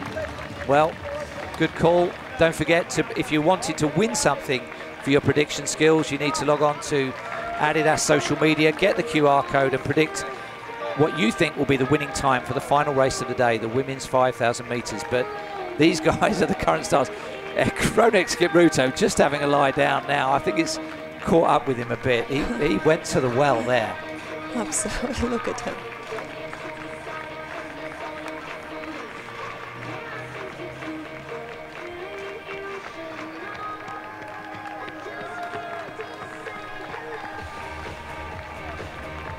Three races done, 3 to come. The next will be the women's 10K, and then we conclude with men's 5K and women's 5K, the one you can predict and win the shoes.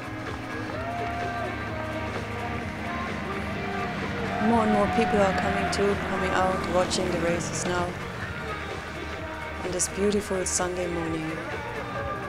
I think that was one of the best 10K road races I've seen. Not just for the end time, but the head-to-head and the switching of the lead. They were both absolutely giving it everything. It was a great race. Chris Dennis, I think, just wait until the champion has got his breath back, and we'll hear from him about how hard it was. But I think there's no doubt he had to give it everything just to win, and rewarded with the second fastest time. So Chris is with Ronex Kipruto.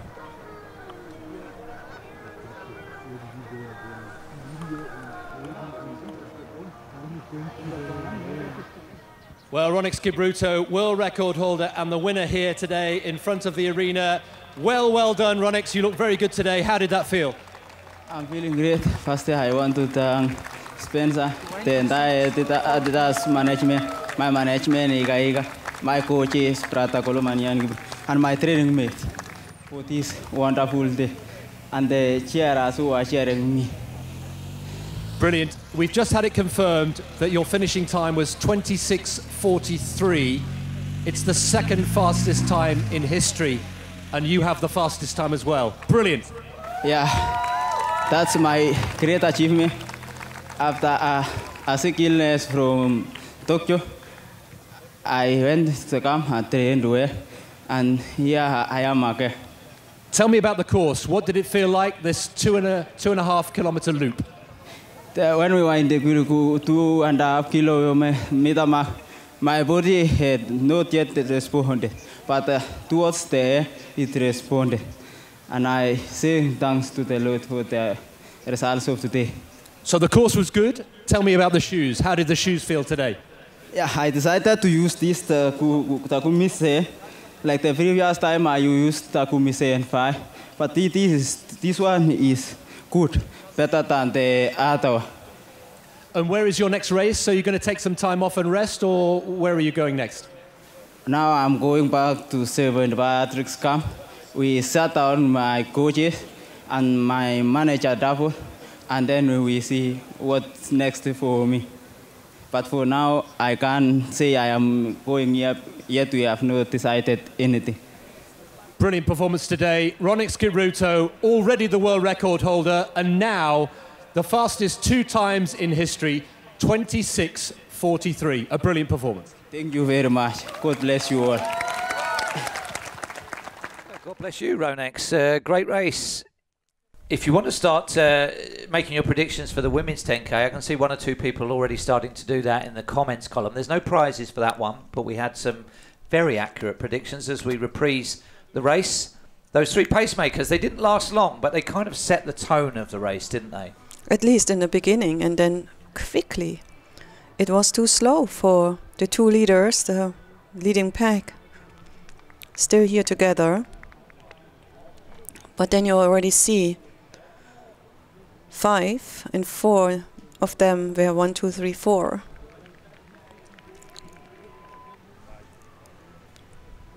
And then we had a great battle between the first 2. Yeah, this was it, where they were trading positions every few hundred meters either side of the bell. They couldn't have given more, either of them, really. Yeah. The more experienced youngsters and the other youngster. Wise head on young shoulders. Yeah, absolutely.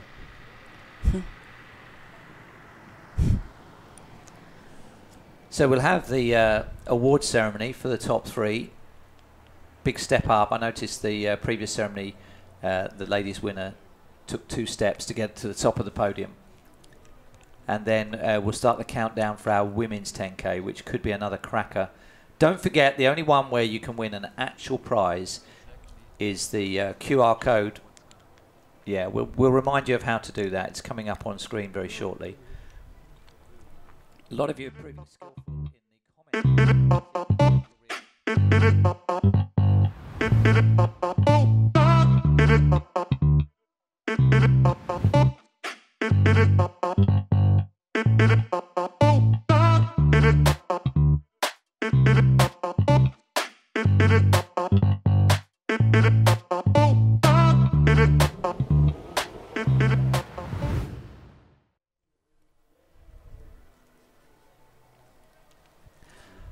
few spectators watching from the water. It is a beautiful campus, relatively new. 6,500 employees, is it, of ADIDAS at world headquarters, Herzogenaurach in Bavaria. And what was just an arterial perimeter road suddenly is the second fastest road racing surface ever. Yep. Don't think it's the last road race we'll be seeing from here. And again, more spectators coming out. Well, if you're in Herzo, it's a fine morning. There's still plenty of time. We've got 3 races still to come, so watch a bit of it on the live stream, but come on down. And those that are warming up must be thinking, I need to fill my boots here, because it is such a perfect combination of the right date, the right course, the right conditions, the right opposition, the right footwear. Just go for it. Right competition. And fast times in all 3 races. Yes. Fast winning times in all 3 races so far. So this will be the loop that the women will follow. Once again, 4 laps. The same starting point as we just saw the men get underway from.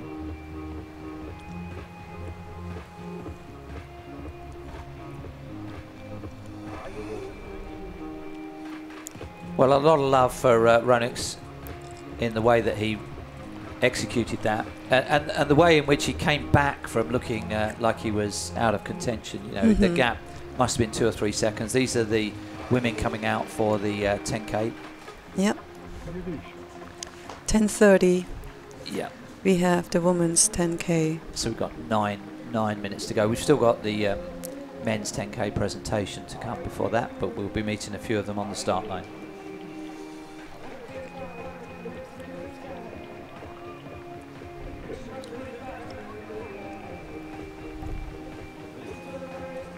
Another view of the part of the campus. A lot of greens.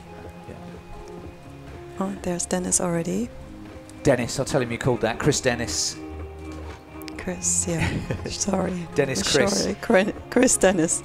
It's, sure. It's Whiteman Jeff with Pipik Uta. Oh, I know. Don't make fun of me. You know, look at the flowers. Be happy. Lovely flowers. Nice flowers.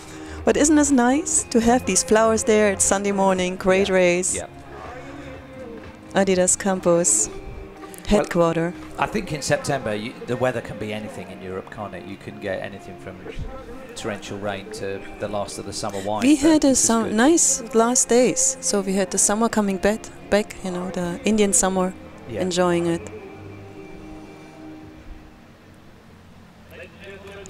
So let's go over to Chris Dennis and the presentation of awards for that men's 10K.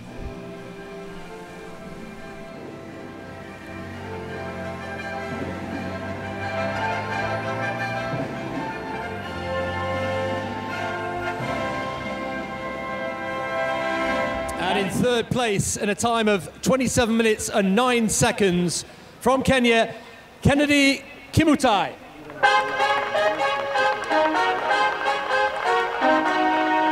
In 2nd place, from Ethiopia, in a time of 26:56, Tadesse Worku Gebreselassie.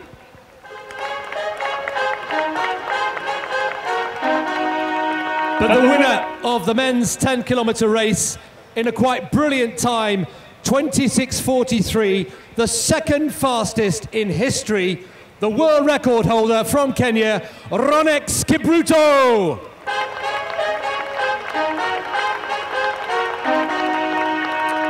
And the trophies will be handed over by the General Manager of Running and Credibility Sport at Adidas, Alberto Uncini Manganelli.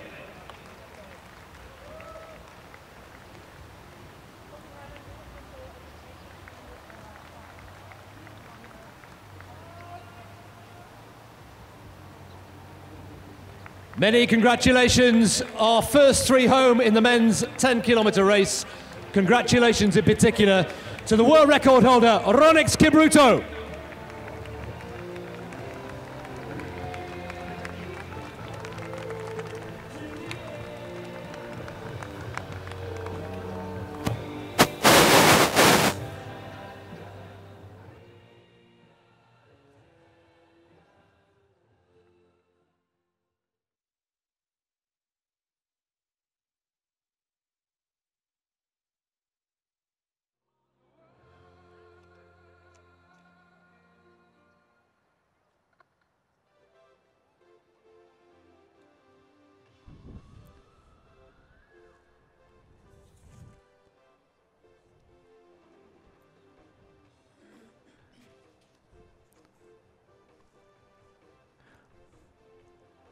So we're just over 5 minutes away from our fourth race out of 6, the last of our 10K races, the women's, in this ADIZERO Road to Records sequence around the campus, around the arena of Adidas World Headquarters in Herzogenaurach in Germany. Let's see your predictions for the women's 10K. Do you want to know the world record, just in case? Jocelyn Kipchoge at 29.43. This is just for fun for those of you doing it in the comments column on the YouTube feed. Welcome if you're just joining us. We've just had an absolutely classic race, but the win went to the world record holder Jairus Kipchoge of Kenya in the men's 10K. We've already had 2 half marathon races, 1 more 10K race to come, and then 2 5K road races to conclude. It's Jeff Whiteman with Uta Pipig on the live stream. Welcome along.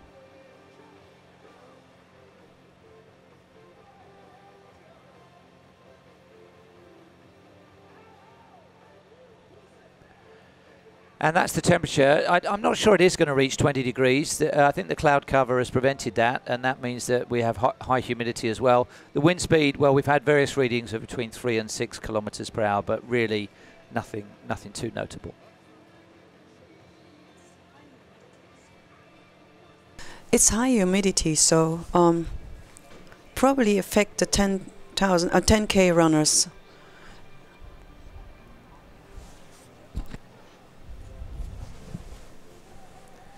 So this event is a celebration of the launch of the new shoe, the ADIZERO Adios Pro 2. Let's find out a little bit more about how that was born. Breaking a world record is a runner's dream. I was jumping up and down like a kid. In that exact moment, everything came together as a whole. In 7 months, we broke 6 world records. There's the one-hit wonder. How do you make sure that your next song, your next album is better? The process of Pro 2 was, to this day, and will probably forever be, the most unique development cycle that I've ever been a part of. We went to Kenya, we gave them the shoe. Pro athletes can tell you right away if something is working. They're able to recommend adjustments to make a better shoe. The Pro 2 was really challenging as it's really a technical shoe. We've had countless prototypes. It has unisex spirit. It doesn't have to speak any gender. It has to speak performance. It's look good, so nice, I love it.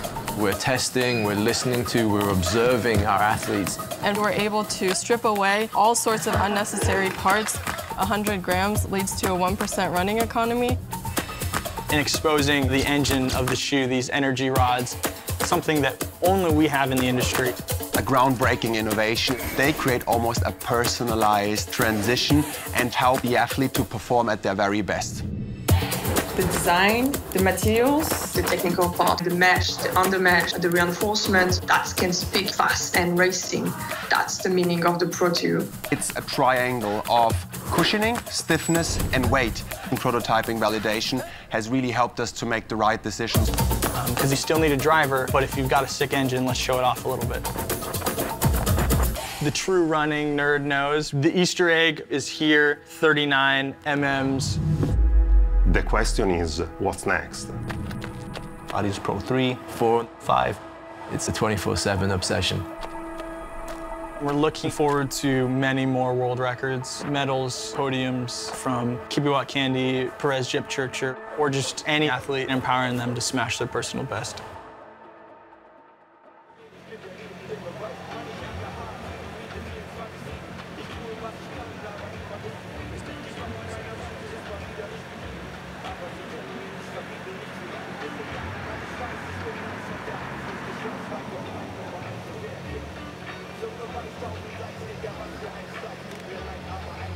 Ladies and gentlemen, we are ready for our next race on the road. It is the women's 10 kilometers.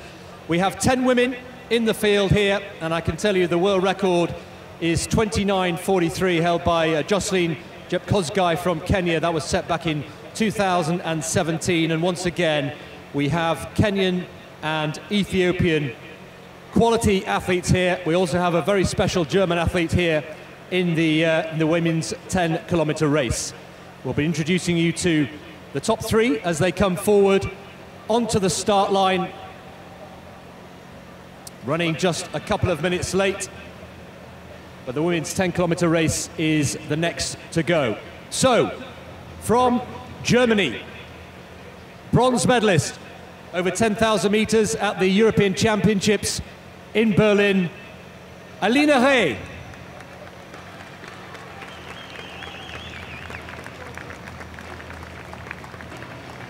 Alongside her, former world youth champion, ran a 10,000 metres personal best in Stockholm this summer, 30 years old, from Kenya, Jairus Kipchoge.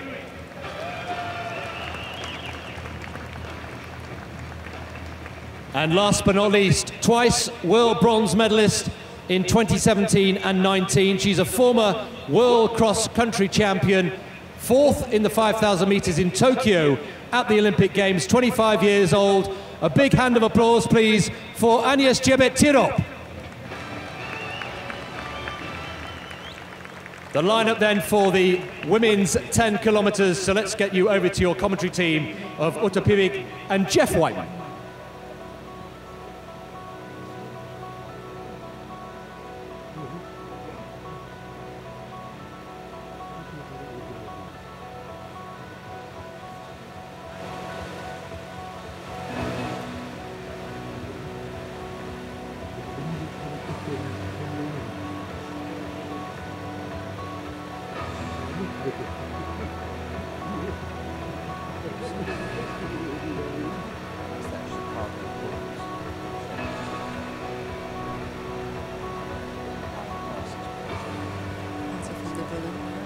Is it? You're procreating.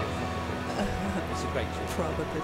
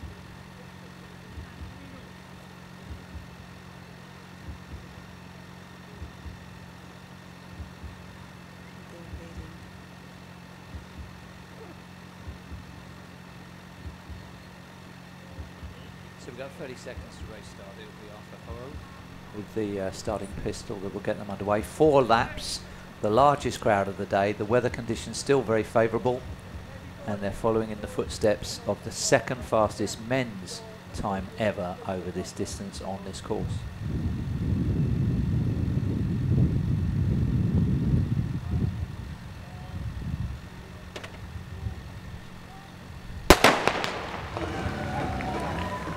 Off they go, and pacemaker is Senna Cheptu with 4:10. I would guess her pacemaking target time will be just inside 3 minutes per kilometre. Yep. Tell us about the German competitor in this event, Helena Rey, who's already finding this a bit tough. Yes, well, she was injured this year, so she's coming back from injury, but for her this pace is fast, but she can still do a very good time, around 32 minutes, she said to me yesterday. I saw her and talked to her, and she ran a 32 something within the Berlin half marathon just recently. And what would she be looking from this race? She wants to gain more momentum again, so running around 32 minutes and then doing cross country in the fall, and then obviously we have the European champion in Munich next year, so that's her big target next year. But to run 3-minute pace, that's not for her yet, so Well, let's see what they run for that opening kilometre. The graphic's showing you what they have to do. Will you give me an axe shape for that course? It's yeah, not bad, is it? and it will be the same run-in at the finish. And it did come down to the top section of that course as we look at it to determine the men's title. Women's could be quite different. We'll get our first split coming up in just under 90 seconds from now for the opening kilometre. Is this the smallest field of the day? I think it probably is, isn't it? With 10 of them in it. Yeah.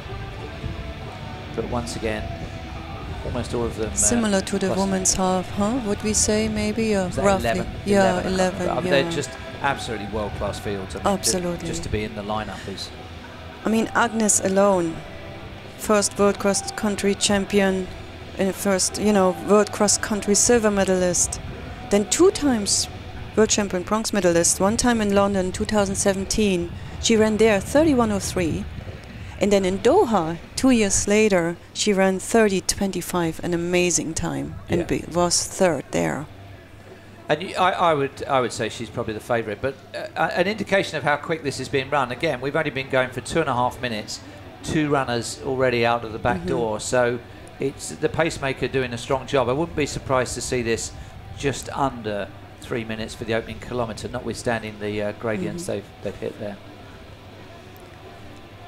And the nice thing about Jairus Kipchoge is that she's a 15+ year runner and ran 29:46 in Valencia, setting the world record there by 4 seconds in 2020. Well, there are certain courses around the world that are favoured for quick times. Copenhagen, Valencia, Prague. There are some London, Cardiff. This one is going to be added, I think. You know, if you want a quick time, race in Herzo, because I don't know how regular the opportunity will be, but the other ingredients are all very special. We haven't had a 1 kilometre split there, so it'll be a bit further around this first lap when we'll know exactly how quickly they're running. But visually, they've taken it out pretty sharply.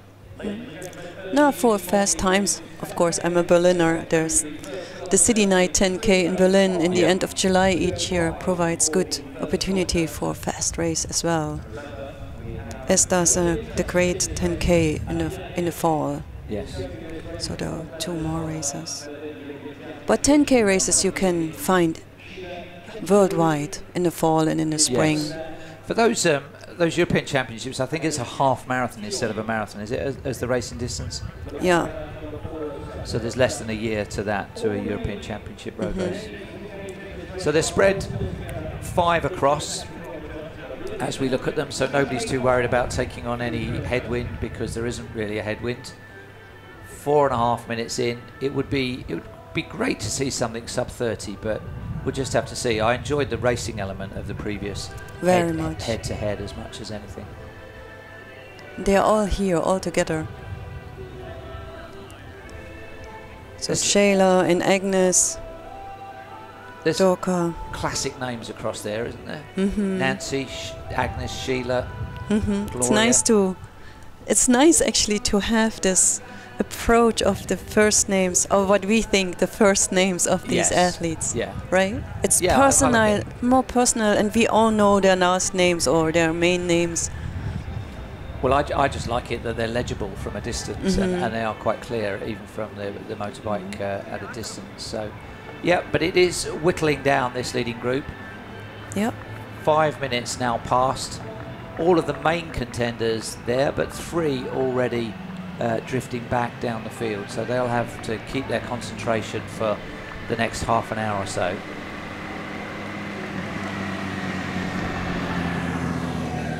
There are some very, very experienced 10K road racers, notwithstanding, as you said, that they're coming at it from track and cross-country. Alina Ray, she's got somebody to key on there, hasn't she, just up ahead? Yeah, which always helps if you're in your own zone, in your own race. Yeah.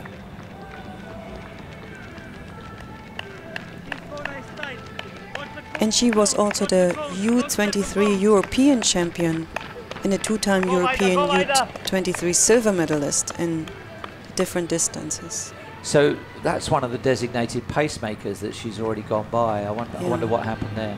So it was meant to be more than one pacemaker. Great to see her running again after the injury. So coming back, it's never easy. Sometimes you have to take a little longer time to come back and to get back into the rhythm of training and racing. So it's always good to come slowly back. Yeah. Last K, 2:55. All so right, it's fast. Yeah, it's quick. I mean, I suspect the first kilometre was around that as well. So we are well under 30 minutes. And are we saying it's world record speed? It's close, but it's not far off, is it? 29:43 to Jocelyn Kibcumber. I mean, yeah. Yeah. It's world record pace again. But it's, you know, the first 3K. Yeah, lots can happen. But so far so good. I mean, it's not like everybody's been dropped. There's still quite a cluster following that. So great running. 6 + 1. Yeah. And Jayla and Agnes are right in front. Agnes Chepettirop and Jayla Kipchoge right in front. Well, Kipchoge has been given the honour of 4:01 as her bib number on her back. So she would be the organiser's favourite. African 5K champion, double national champion on the track. So she has pace.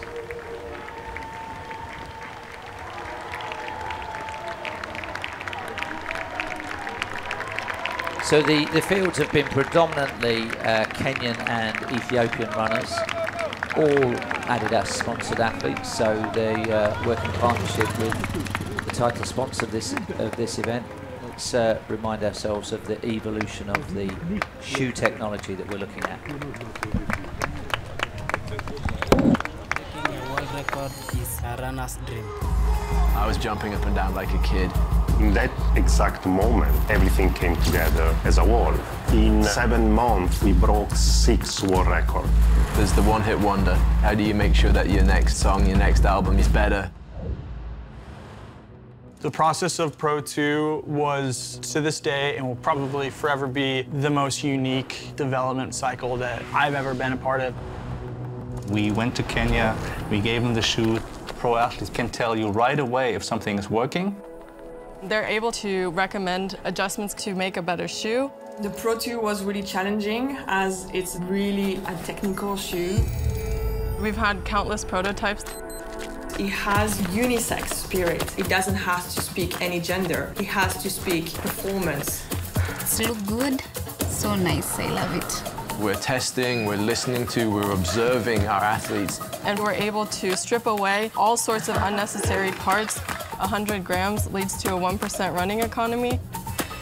And exposing the engine of the shoe, these energy rods, something that only we have in the industry. A groundbreaking innovation. They create almost a personalized transition and help the athlete to perform at their very best. The design, the materials, the technical part, the mesh, the undermesh, the reinforcement, that can speak fast and racing. That's the meaning of the Pro 2. It's a triangle of cushioning, stiffness, and weight. And prototyping validation has really helped us to make the right decisions. Because you still need a driver, but if you've got a sick engine, let's show it off a little bit. The true running nerd knows. The Easter egg is here, 39 mm's.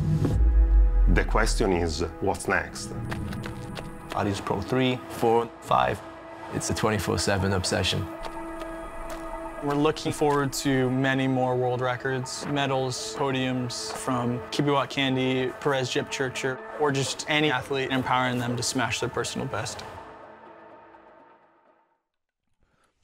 Well, it's been a curious race, this women's 10K event, the 4th out of 6 races, because the pacemaker didn't last very long at all, and yet almost in spite of that, or because of that, these athletes have pressed on, and it's been really quick.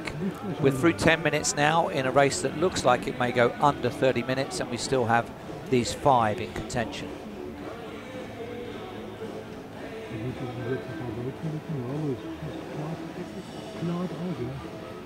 Sheila Kipchoge, the leader, is one of those who's already gone under 30 minutes. Gloria Chebiwat is a 30:26 athlete. But if it maintains this speed, I think it will be personal best for at least 4 out of those 5. But right now, those of you that were saying you couldn't pick a winner, well, you're right, because you could throw a blanket over this group.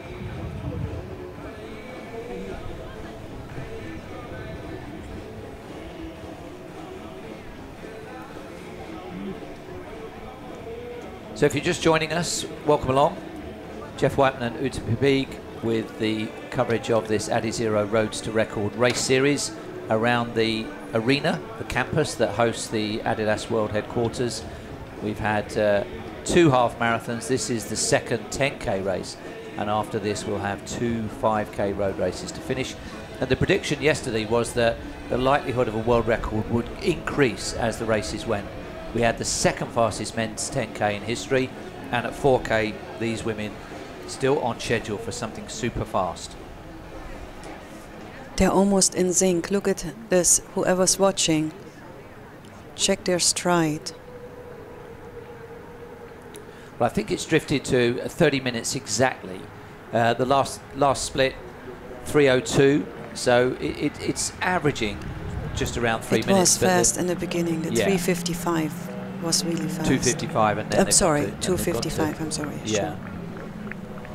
But what a contest we've got, because there are 5 athletes still in contention as we approach the halfway point. This is where in the half marathons we saw the surges get put in that ultimately were successful for the men's and women's winners. These athletes will have been warming up while that happened, or even watching on the live stream, awaiting their race, and will have noted how those races were won and whether they're in shape or feeling good enough to do the same. It's a little different here with the 10K. The pace is so high. Yes. There is a surge would be not expected. It's rather a slow, you know, move away from the pack. Gloria Chebiwat on the left-hand side of shot there as we cut to Alina Ray is a 30:26 runner, so she has been dropped by this sub-30 pace, or exactly 30-minute pace. Now the 2 leaders, Sheila and Agnes. Is it my impression, or is that turn there a decisive point in the race? We've seen 1 or 2 gaps open up around there, haven't we? Yep. This is the uphill section, so far as there is one, isn't it? It's the slightly uphill. That might be... I said yesterday on the bike, on the motorbike, watching that this could be a factor here. Yeah. And it is. Well, that's, I mean, they went into it as a group and they're coming out of it as a 1 to 5 in single file, aren't they? So Sheila Kipchoge, 1:01 or 4:01. Probably the favourites on the start line, and 2 athletes now getting away as we approach the halfway point. We'll get a split which will be close to 15 minutes for the halfway point that's coming up.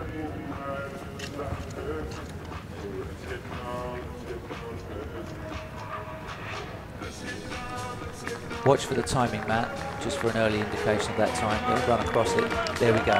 So just under... Only 15 minutes. Yeah, there may be a slight time lag on that, because previously when we've said a certain time, it's been 2 seconds different, Yes. but they're still operating at 30-minute pace, which is tremendous. So Agnes sits behind. Yeah, the 1 and 2 seeds here, really. Great running. 15 sharp, see. Yeah, 5K. 15 exactly, so yeah, near enough. Shels Fierce says it's now 3:46 a.m. in Jamaica. I should be sleeping, but I love middle and long distance racing too much. Well, welcome along, Shels. I hope you've enjoyed what you've seen so far, and maybe the best is yet to come. That's a 2:54 split. That's what brought them back to 15 minutes even. It was the surge that was put in by Sheila Kipchoge that has taken her clear. Well, taking the two of them well clear of the battle for. It's very similar to the 10K from the men now. It is now, yes. 1, 2, 3, 4. Yes.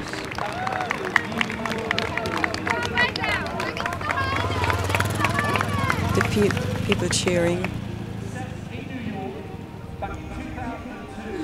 Well, it's not a bad way to spend a Sunday morning. The local time is now 10 to 11, so just a nice stroll out to the campus pre-lunch. Yeah.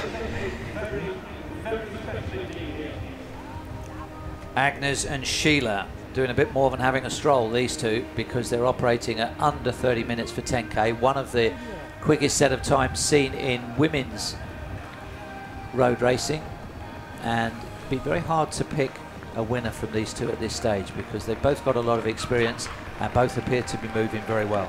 Both are track athletes. However, I kind of currently would say if they are in the home stretch, like 200 meters to go, I probably would favor Agnes because she also has a 5,000 meter time of 14:20 set in 2019. Yeah.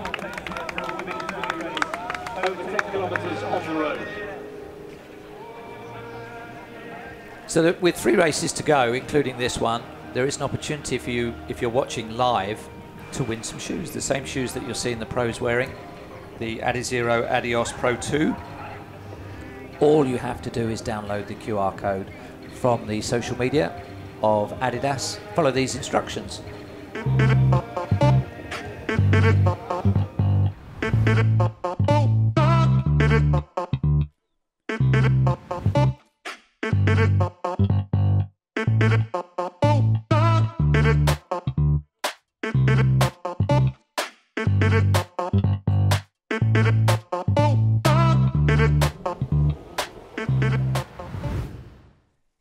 So you've been reasonably accurate in the comments predictions on the YouTube coverage, but if you want to win something for doing that, you're running out of time because the 5K race will be the final one of the day. This is race 4.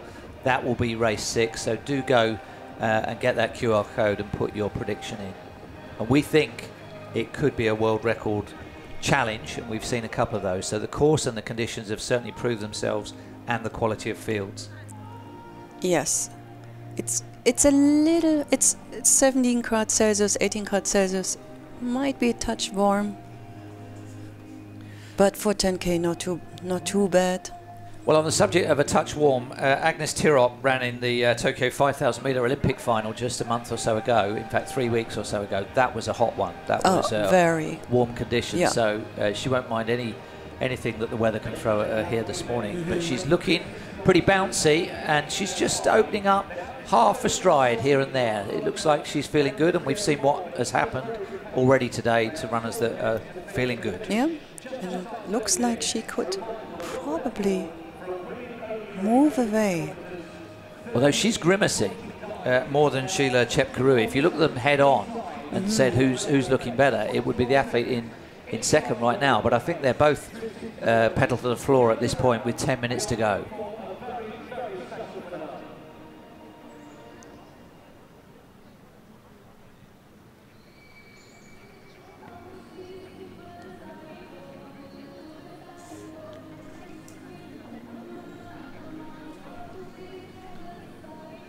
.29.43 is that world record set by Jocelyn Kibcumber.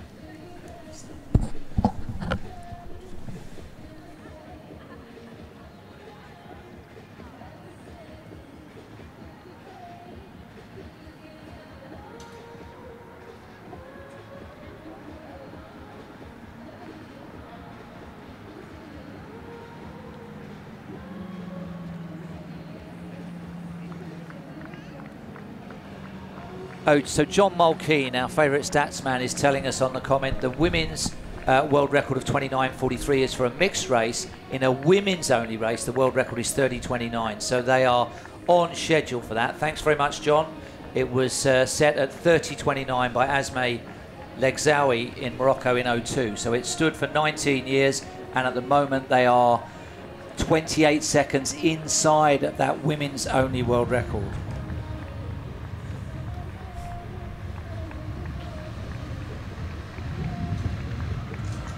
But who's going to take the win? Because as we saw in the men's race that preceded this, knocking lumps out of each other, taking it in turns to apply a bit of pressure, apply a bit more extra pace. It's taking them way clear of third, but it is not separating either of them as we move into the last 9 minutes of the race.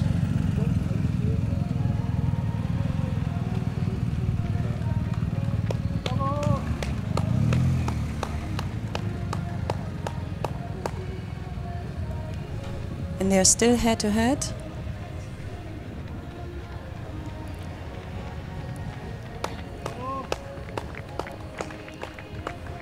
The race by far not decided.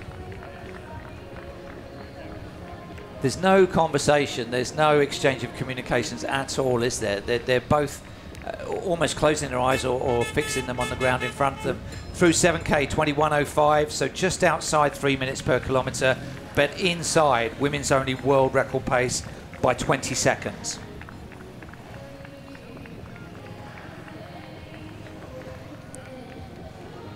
Last K, 3 flat, and in zinc, look at them. Yeah, stride for stride. Well, almost. From here, at the 22-minute point, the world record is going to be the easy part. The win is going to be the tricky bit, isn't it? Because somebody's going to have to put something in the next few minutes to try and prise open a gap.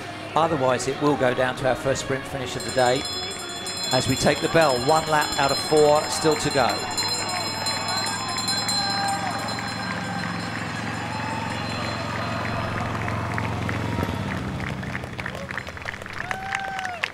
And that gap back to third looks like it's more than 20 seconds now. So these two drawing relentlessly clear.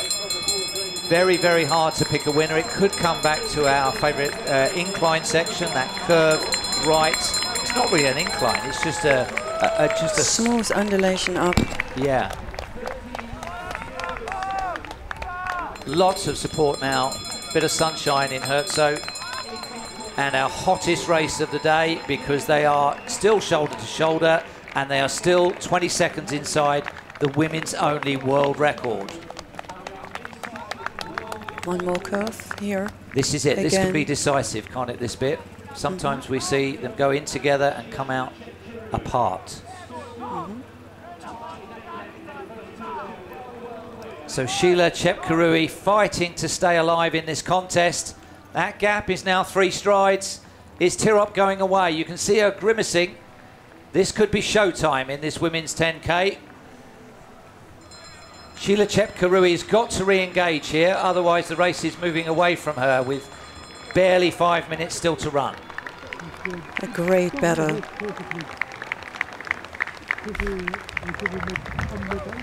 She's pushing, pushing. Well, she can sense that there was a little bit of weakness there as Alina Ray takes for her the bell. for her last. She looks pretty comfortable. Yeah. She's picking off 1 or 2 as well on the way there, I think. Yeah. Encouraging. After the injury, encouraging. Look at her. Same thing. Moving ahead on this little uphill. Well, she's had a distinguished career. She was 4th in the Tokyo 5,000 metre final earlier this month, or last month. 30.25 is her best. World Championship bronze medalist, but she's had to really work hard for this. The prize is a big one, though. It's not just the win. It is that world record and possibly going under 30 minutes as well for the first time. It's going to be very close on that. She needs to sort of maintain this flourish that she's put in here as we go into the less than 5 minutes to go to the finish. That's a tough part always in a 10K. You're so close, but over a K is still a lot to run. You have to be really much inside yourself and strong, stay focused as much as you can. So on the YouTube feed, people are revising their predictions of 30.01, 30.10, 30.22, 29.47. It'll be somewhere between that range, but let's hope it's sub 30 minutes. But you can see how hard she's had to work. She's not going to be able to let up because that gap is now still just 3 or 4 seconds to second place, so she will have to keep the effort in right the way through to the line, and she will need to do that to have any shot at going under 30 minutes. But the one thing that is almost certainly in the bag is the world record for a women's only 10K. There's been thousands of those over the years, and we're looking at the quickest one ever by Agnes Tirop of Kenya.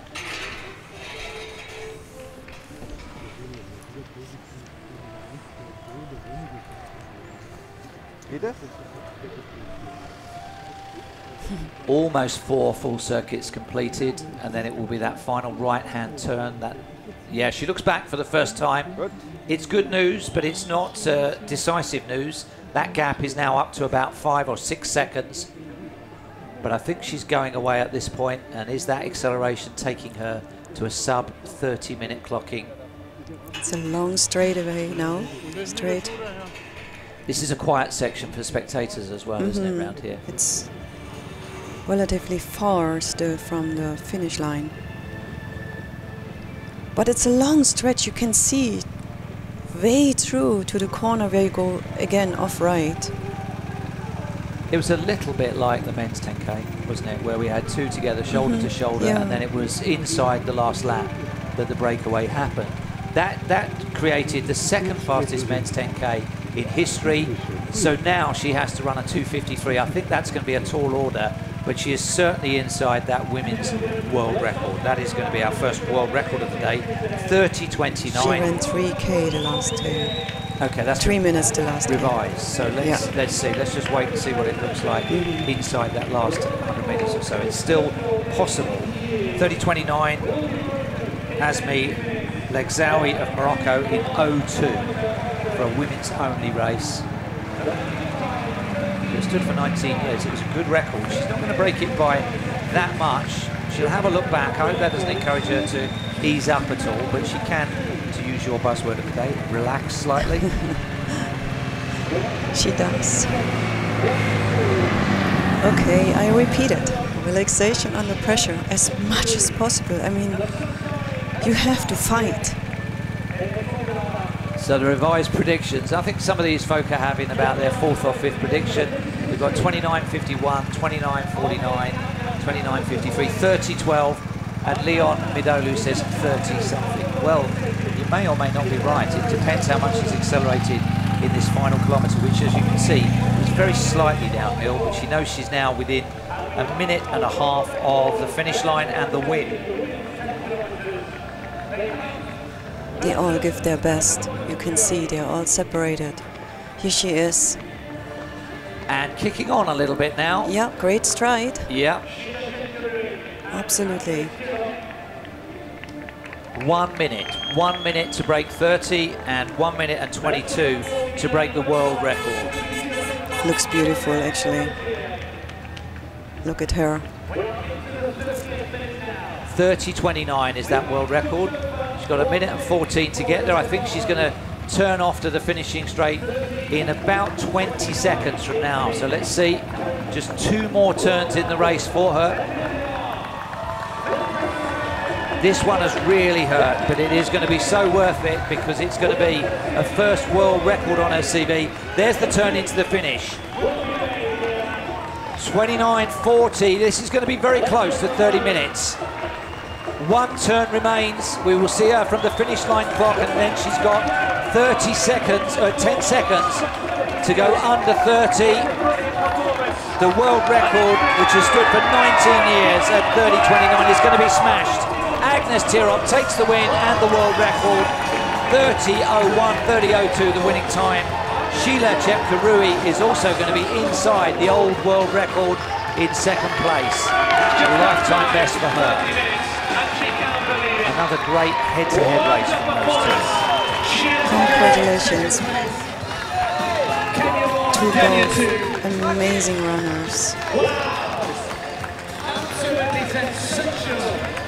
And Nancy Jellegant has hung on there for 3rd place.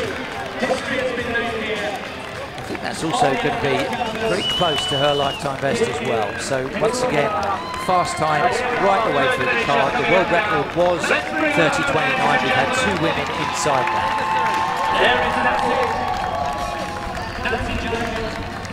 And look how quickly she's recovered. That's what happens when you break a world record, doesn't it? You actually recover twice as quickly as the athlete in second place. Fantastic. All three of them.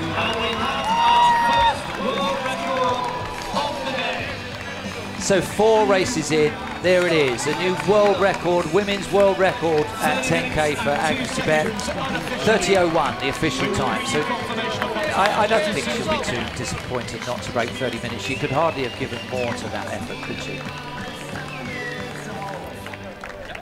But it is. Yeah, you look back, I don't know, you look back and you say, oh, 2 seconds. But not in this moment. I don't believe in this moment. Hydration right away.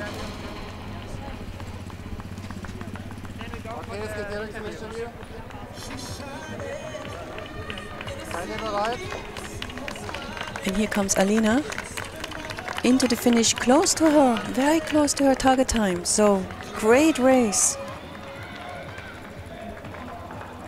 Great comeback. Looking good on the home stretch.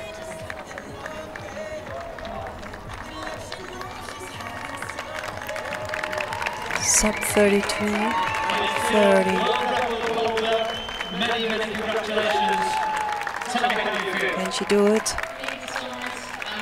And she's in the finish too. So I think she'll be quite happy with that. Feel that something special was possible with the winner. I was feel the base was good, and we follow his maker. So I'm happy. And you have to thank Sheila as well. Sheila also made an important contribution to that race. Yeah, she assisted me a lot, and I thank Sheila. I thank my athletes. Tell me about the course. The sun is shining now. What were the conditions like, and what was the course like? The course was very good, and I want to thank ADIDAS for making the good course. Yeah. And the shoes? How did the shoes feel today? Sorry? The shoes. Yeah, the shoes is good, but mine is for last year, but I thank God. And now can you quite believe that you are the world record holder? You haven't just beaten it, you have smashed the world record. That is extraordinary. Yeah, I'm happy for being a world record holder.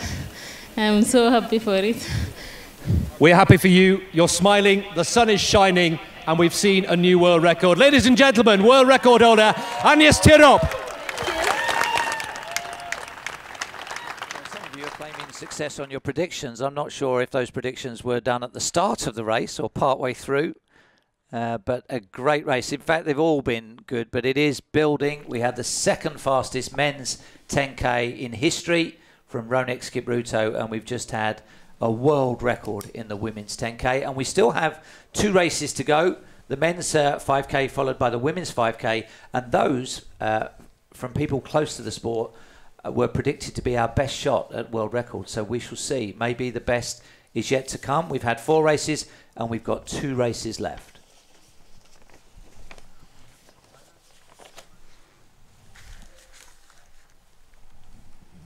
So let's look back on how the race was run, how the race was won. Pacemaker there didn't last too long. I don't know if that was because everybody went out so quick, but it was run either side of 3 minutes per kilometre pretty much throughout. It was a fast start. We had 3 minutes, 2:55, 2:55. 15 minutes by the half. Even pace in the end. And then soon we had 5 runners, and then 1, 2, and 3, 4. And Shayla and Agnes leading, battling it out between them. And still together at the bell as they were in the men's race. It took a really hard last lap to win the title and the world record. Similar pattern. In both half marathons it was a long run for home.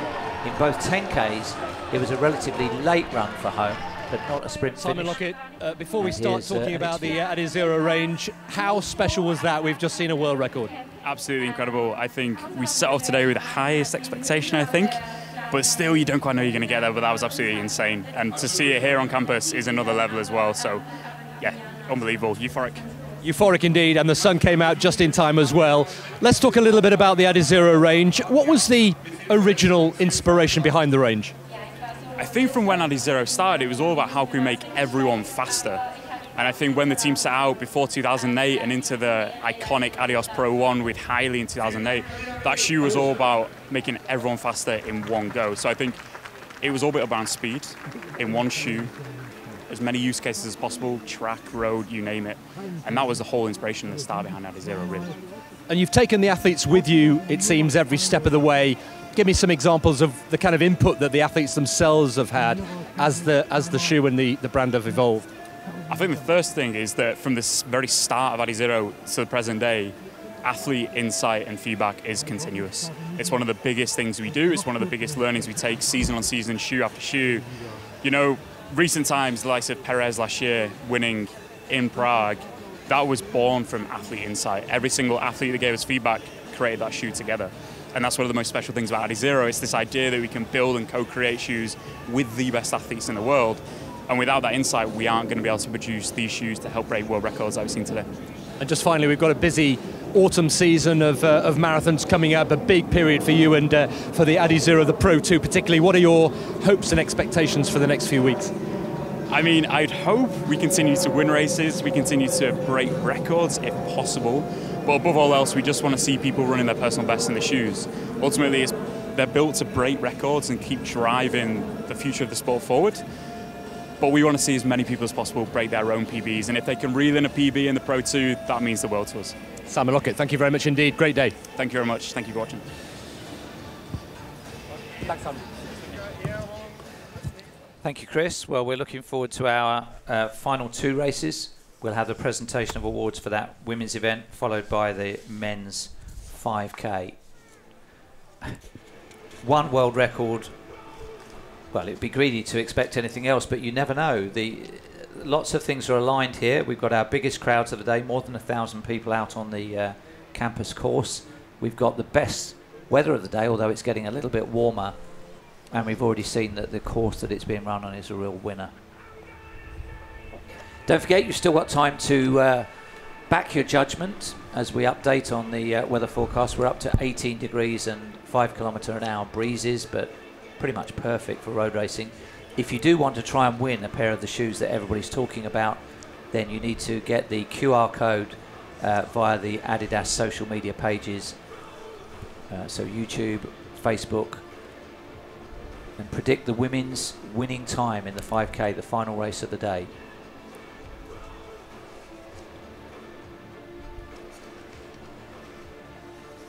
So that's what's left. 25 past the hour, which is 13 minutes from now, we'll have our elite men's 5K start, and then at midday local time it will be the final race, race 6 out of 6, the elite women's 5K. Presentation of awards for the women's 10K coming up very shortly.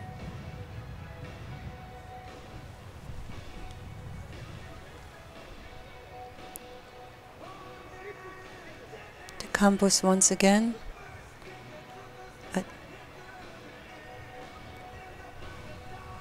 Yeah, it's different design, isn't it? It's quite dramatic, but it sits in well in its surroundings. I love anything with a body of water, a lake, a river. Yeah, nature and future design all combined. Technology of the shoes with the basics. So the presentation podium juts out over the water. You can see there the athletes being led down for their awards presentation. Sheila, Nancy and Agnes on a Sunday morning, shooting the breeze. In Paris together. Yes, the just Olympic hanging champion. out. The Olympic champion on the right hand side. She's the one without the bib.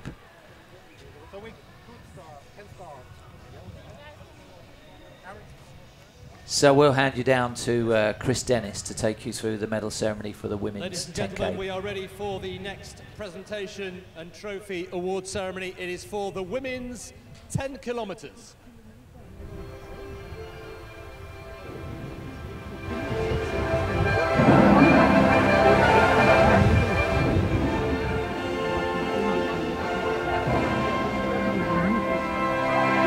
And what a race it was. A terrific race, a Kenyan 1-2-3. In third place, in a time of 30 minutes, 50 seconds, Nancy Jalaget.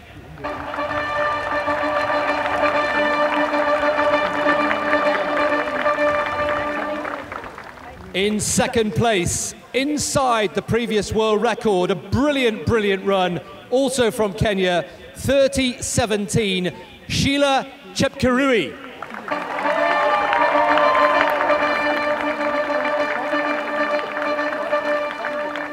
But the winner, in a very special time, a very special lady, also from Kenya. She smashed the previous world record, 30 minutes and a single second. Big round of applause, please, for Agnes Tirop.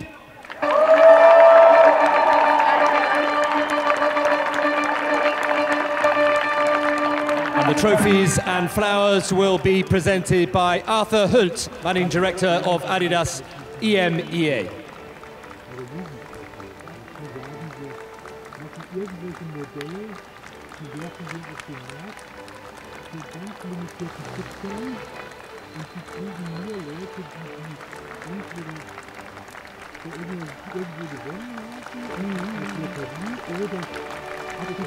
Ladies and gentlemen, the first three home in the women's 10-kilometer race. We have made history here at Adidas headquarters today. A new world record for Agnes Tirop, 30:01.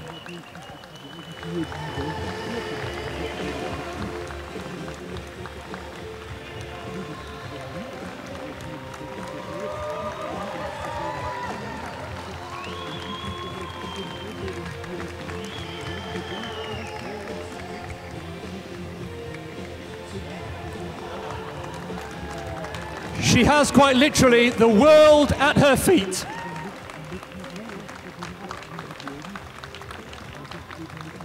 Many, many congratulations to Agnes, to Sheila, and to Nancy.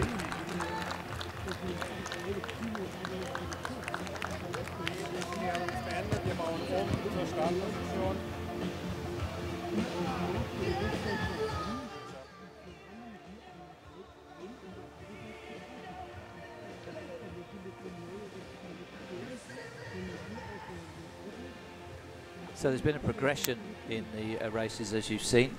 Second fastest time in history in the men's 10K. Fastest time in history in the women's 10K. 2 races to come. You can see the spectators heading over to the, well, the photographers heading over to the start line, ready for the men's race, which will be getting underway very shortly. This is the loop for 5 kilometers, so it's just 2 laps, plus the run into the finishing straight, on a circuit that has already proved itself to be quickest in the world.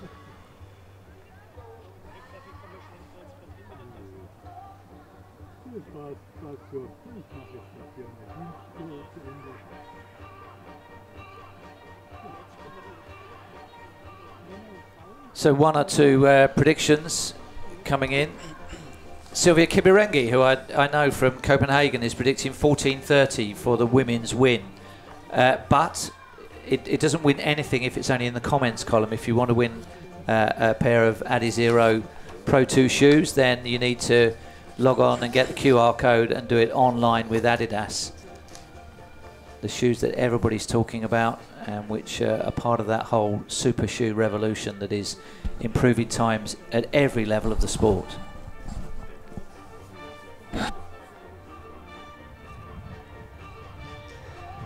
The 2 5K races are still up, and compared to the half marathon, these will be absolute tactical races, I promise, as they are often on the track.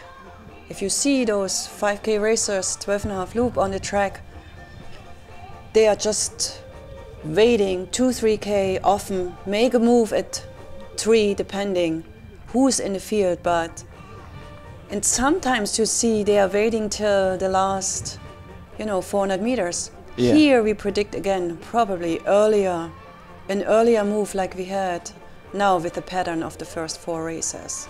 Well, we haven't had a sprint finish yet, have we? Hashtag no. just saying.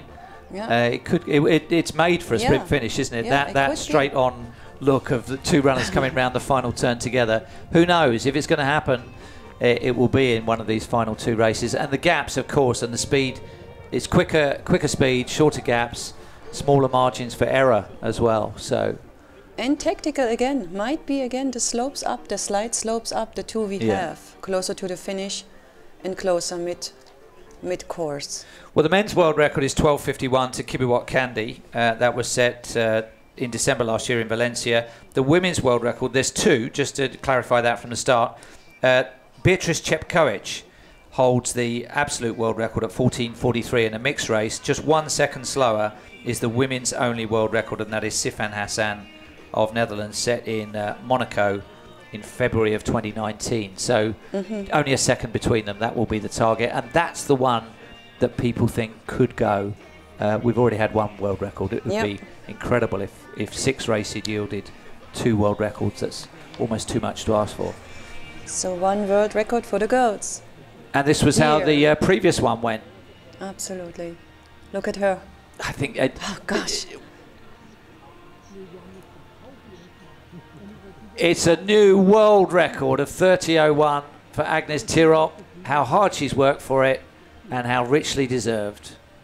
And so happy.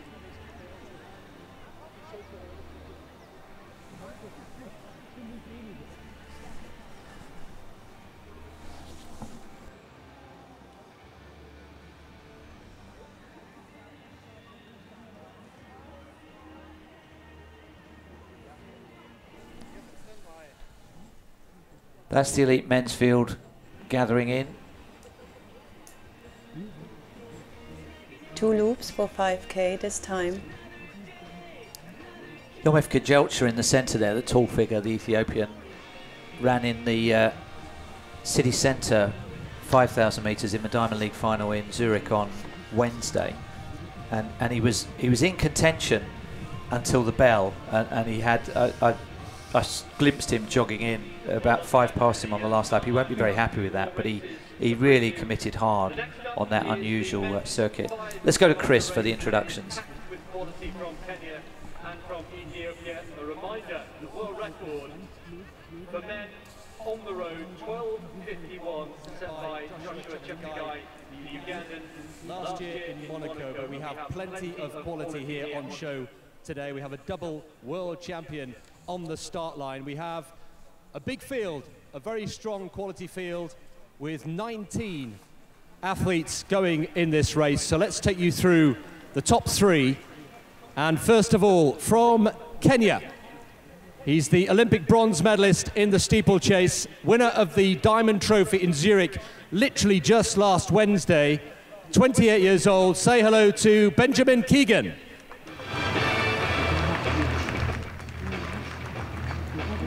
He's been one of the best track athletes for Ethiopia in recent years. He reached the Olympic final in the 10,000 meters in Tokyo. He's a 2-time world indoor champion over 3,000 meters, 24 years old, from Ethiopia, Yomif Kipchoge.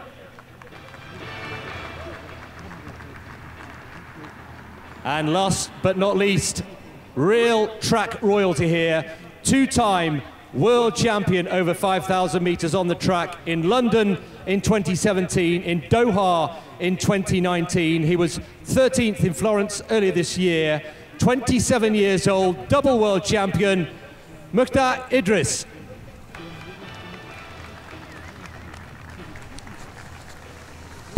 So just 3 of the big names here on the start line for the men's 5,000 meters. Don't forget, we still have the women's 5K to come, and a reminder again of that world record set last year in Monaco, 12:51.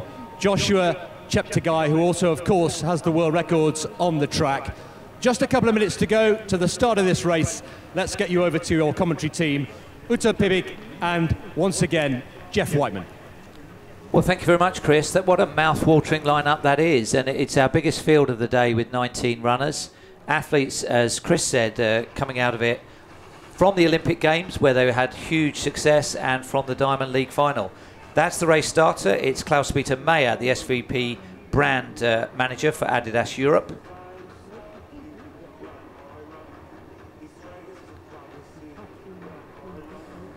It looks like they're prowling around on the start like every centimetre counts, you know. Don't want to give away anything on that start line. Pacemakers have a particular responsibility here. Smarion Jevgentic and Filciana Jepkoske. 6:13 and 6:14, their numbers. And this will be fast and furious because it is just two laps. I was wrong. I'm sorry. It's Haran Chepkwony and Asedin Habs. And Chepkwony was the athlete, the tall athlete that we could see on the left-hand side there. So away we go. Shortest race of the day so far, and the start will be crucial. They've all successfully negotiated that first right-hand, right-angle turn, 90-degree turn. Looks like the pacemakers are struggling to get to the front.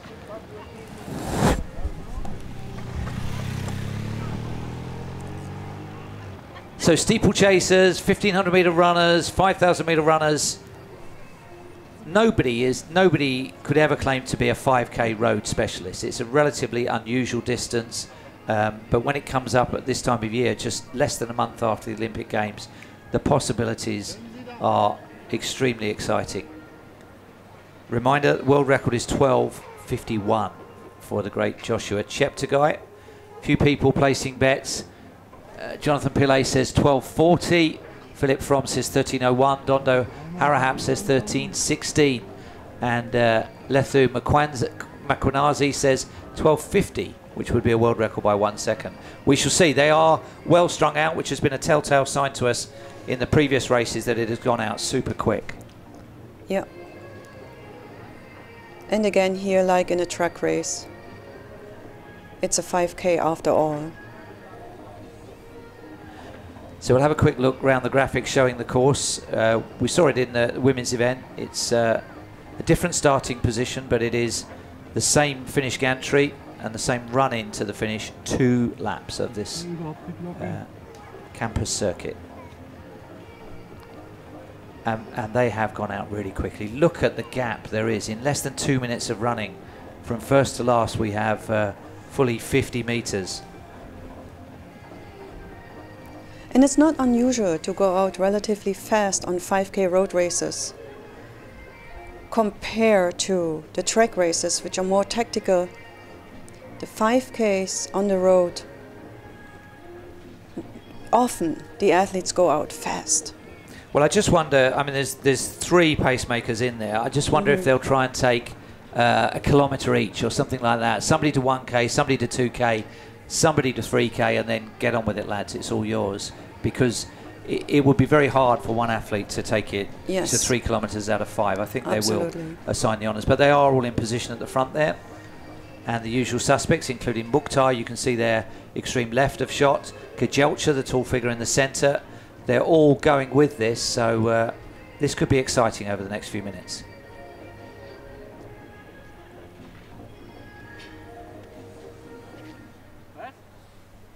And one or two people have said, oh, there's too many turns, it's too technical a course. I don't think so.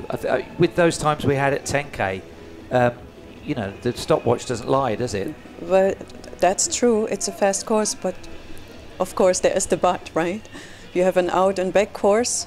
Yeah, 2 straight lines. Absolutely, yeah, 100%. So, but still, like this curve, for instance, runs very smooth. Yeah. Yes. That's, you almost lay left in a 5K. You're so fast.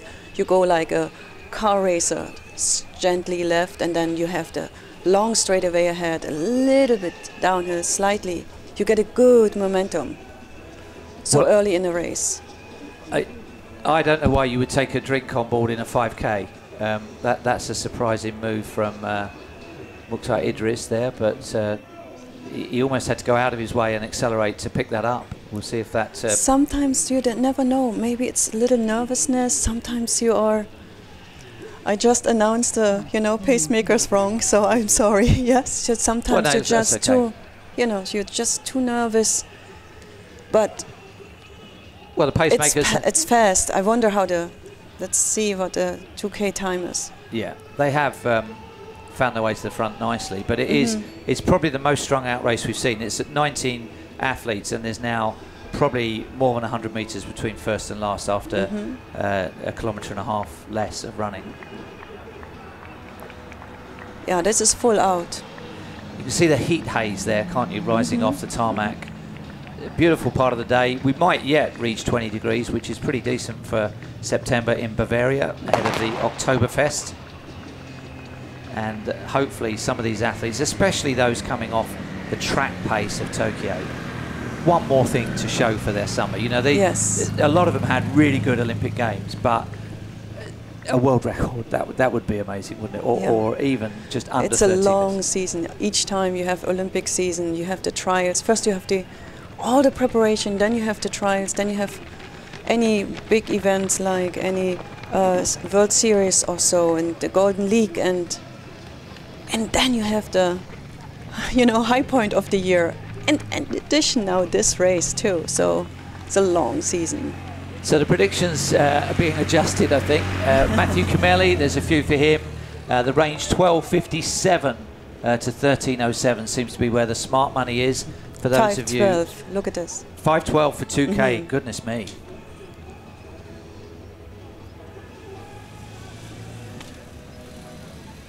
So that is 13:01 pace at the moment.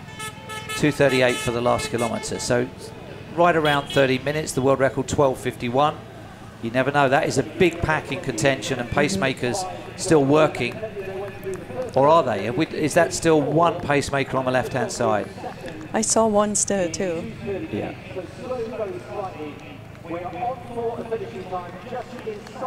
Of course, I mean, they're going to be completing one lap in 6.5 minutes, aren't they? But here you see the difference, right? The style. Yes. A little longer stride. Joshua Cheptegei last year, but a very, very decent time.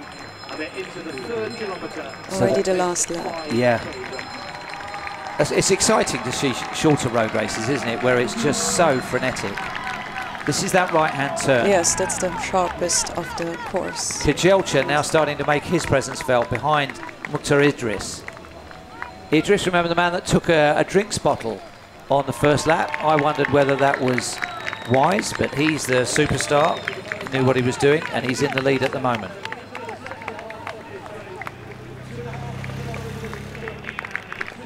Bit of daylight opening up between the top 4 and the chasers. Mukhtar Idris, double world champion at 5,000 meters. His personal best is 12:54.83. Stockholm, already run in 2014. The athlete in second is Jacob Kropp, 13:03, 5,000 meter runner. Then it's Kibcumber on the right hand side.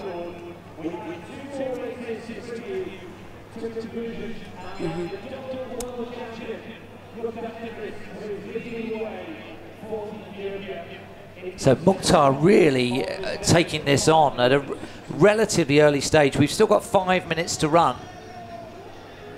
Kibcumber with that very distinctive bouncy stride, very tall Ethiopian figure, now based in the US. He's got closing speed, and I think he'll want to prove a point after the Diamond League moved away from him in the Wednesday night meeting in Zurich last week. I mean, Mukhtar really has a strong kick, so it's going to be interesting. He's leading from the front, so he's running from the front. And it looks to me like, you can see the way they're strung out behind. It was much closer formation than that at the bottom of the slope back where the building is. So he's put in a really strong surge here. And it's done some damage, but there's still 2 in contention, and they will have just enjoyed following in his slipstream there. 13:03 man, Jacob Krop. Oh, and Kipchoge steps off. Kipchoge has had enough. Wow, that was unexpected. What a tricky couple of weeks he's had there. I wonder if there's some injury issue that's... I just wanted to say some hamstring or something. It's, after all, it's a very high speed. Well, he was shaping up well there, wasn't he? Yes, with 4 minutes to run. Yeah. That is the sort of slight uphill climb that you can see. It's a tough part of the course, but that's a surprise. So it comes down to these two. Mukhtar against Jacob. Mukhtar Idris.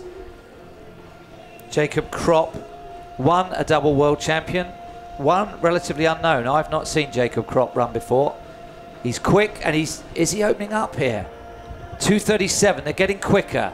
I think that's bringing it back round to inside 30-minute pace.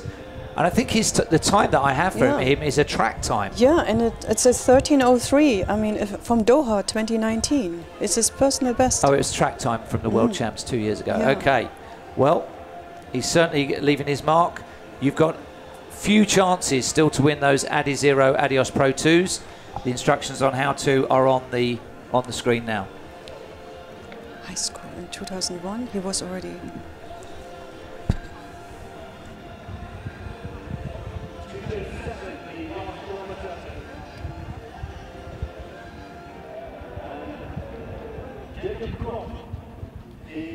Idris is looking back, looking like he's a man trying to defend a silver position. I wonder if he's regretting that dive for the water on the first lap, because he will be disappointed to have lost contact here. He's got closing speed, but he'll need to deploy it pretty soon, because we're inside the last 3 minutes of the race, and the leader is looking very good at the moment.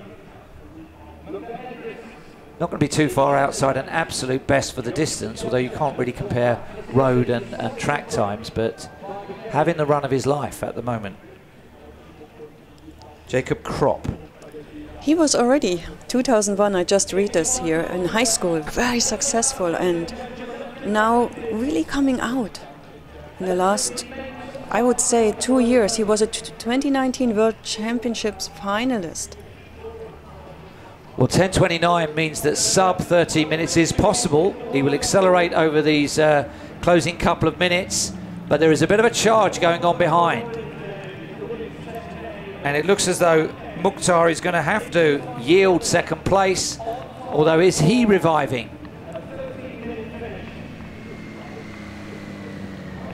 Well, it's going to be the closest race of the day. It's just how close. When you look at it head on, it can sometimes flatter some of those gaps, which are bigger than they look. The athlete with Hosea on his best is Hosea Kiplangat of Uganda. If he gets on the podium, it will be the first non-Ethiopian or Kenyan to be on the podium at any of the races so far. But it's super quick. The world record's 12:51. Don't think they're going to get that. It's just whether it is under 13 minutes and who's going to take the win. That gap has now extended to about 4 seconds. Idris has revived in second place. If he's revived enough, he could mount one last challenge for the win here. He's still so young. That's great. Less than a minute to run. Less than 30 seconds. That final right-hand turn to the finishing straight. Jacob Krop looking for the biggest win of his senior career, and he's looking over his shoulder, so he's not a confident champion at the moment. Here's the turn into the finishing straight. They won't catch him from here. Can he go under 13 minutes? 17 seconds to break 13 minutes. It's going to be very close. Krop in the lead. Mukhtar Idris now sprinting behind him. And he couldn't surely close that gap with only 100 meters of running to come. Krop is about to go aeroplane round the turn, realizes he's needs to just concentrate on the win. Jacob Krop takes it, 13:06. Mukhtar Idris takes the silver. Great racing. A different race again.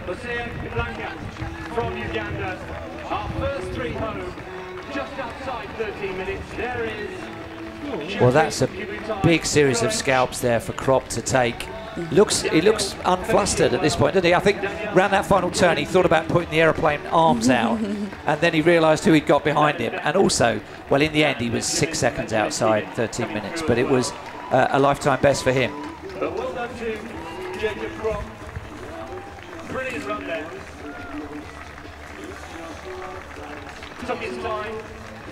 One race still to come, the women's 5,000 metres, another genuine world record opportunity in these conditions. And don't forget, one last chance for you before the race starts to download the QR code and predict the winning time, and you could win a pair of those Adidas ADIZERO Pro 2 shoes. Jacob Krop, the winner. In second place. Well, I think Jacob Krop is interview ready, so Chris can dive in there with his microphone and find out if it looked as easy as it appeared to us.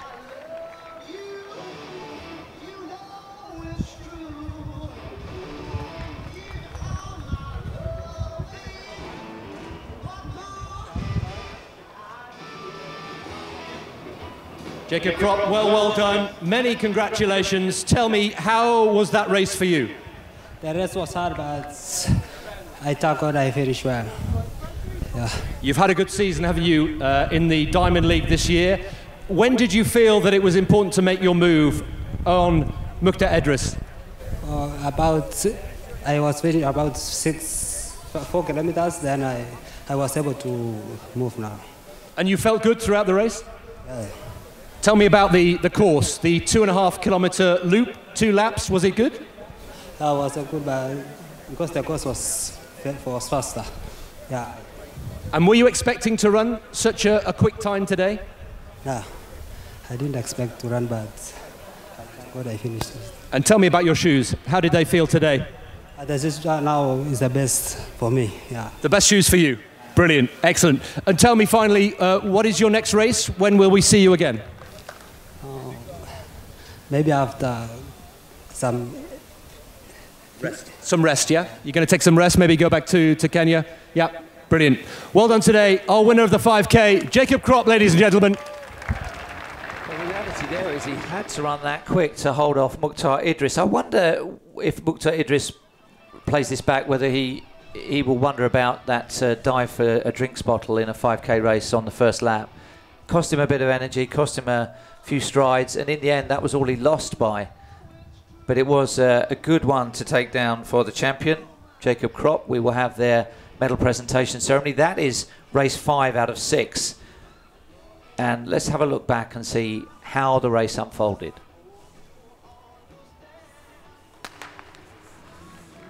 So the biggest field of the day, 19 athletes. They went out very fast. There were 3 pacemakers to guide them round, and they set it up beautifully, albeit that I think all of them were done by 2 kilometres. There they are, charging across the water. You can see the leg speed and turnover that's being generated. Kipchoge looked good to beyond the bell, well beyond the bell. And I hope he's okay, because that was a surprise move. Mukhtar looked like he was drifting back and then mounted another late challenge, but it only took him to within a couple of seconds of the new champion, Jacob Krop. Interview with Chris. Stefan Schneider, great to see you. Tell us a little bit about the Pro 2 and what makes it so special. One of the key aspects around the Pro 2 is really that this is our fastest marathon and half marathon racing shoe, built for the elite athletes.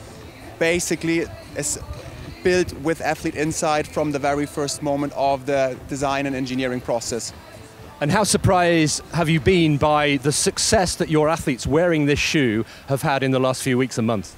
I mean, obviously we always hope for the best, and this is what we aspire to build, right? We want to enable the athletes to perform at their very best and push the limits of the sport. So for us, it was fantastic to see that we ticked all the boxes and that we actually have built something that is really unique and helps our athletes to perform at their very best. Talking of ticking boxes, Daniel Luis, tell me about the future. Obviously this has been launched recently, but how much further can you take shoe technology? Well, that's a really good question. That's in our DNA, to keep innovating, to keep looking into the key factors that are important for the shoe, talking with the athletes, and for example in Adios Pro 2, definitely the important thing was the weight. And we are evolving around different parameters that we can provide to the athlete with the best possible shoe. Lots of shoe companies say we always invite feedback from our athletes, but you work, I know, particularly closely with your athletes. When they tell you something that perhaps they're not happy with, how do you work with that? Well, in general, this is an evolving process. So we are constantly evolving with the athletes, with our development team, and we are constantly talking with the athletes in order to obtain the best possible shoe. Is field to the lab, lab to the field is our approach, database, and then once we group all the data, try to put all together in the best possible shoe. And sure, with all the athletes, we are working really close together. Ronex is a good example, Perez another good example, Abel won today, has been part of this process since the beginning. So definitely we need to interact with them because they are at the end making the records. And just a final thought, Stefan, every time somebody crosses the line wearing these shoes, winning and perhaps even setting a world record, it raises the bar, doesn't it? What are you expecting for the autumn marathon season ahead? I think we expect more records to fall and more podiums and more wins for us and our athletes at the end of the day. We are excited to what's coming into the events ahead and what we can, I think, looking into the future even more, as Daniel said, we really try to drive innovation and help our athletes to perform at their very best. We look forward to it. Stefan, Danielle, thank you very much indeed. Thank you very much. Thank you.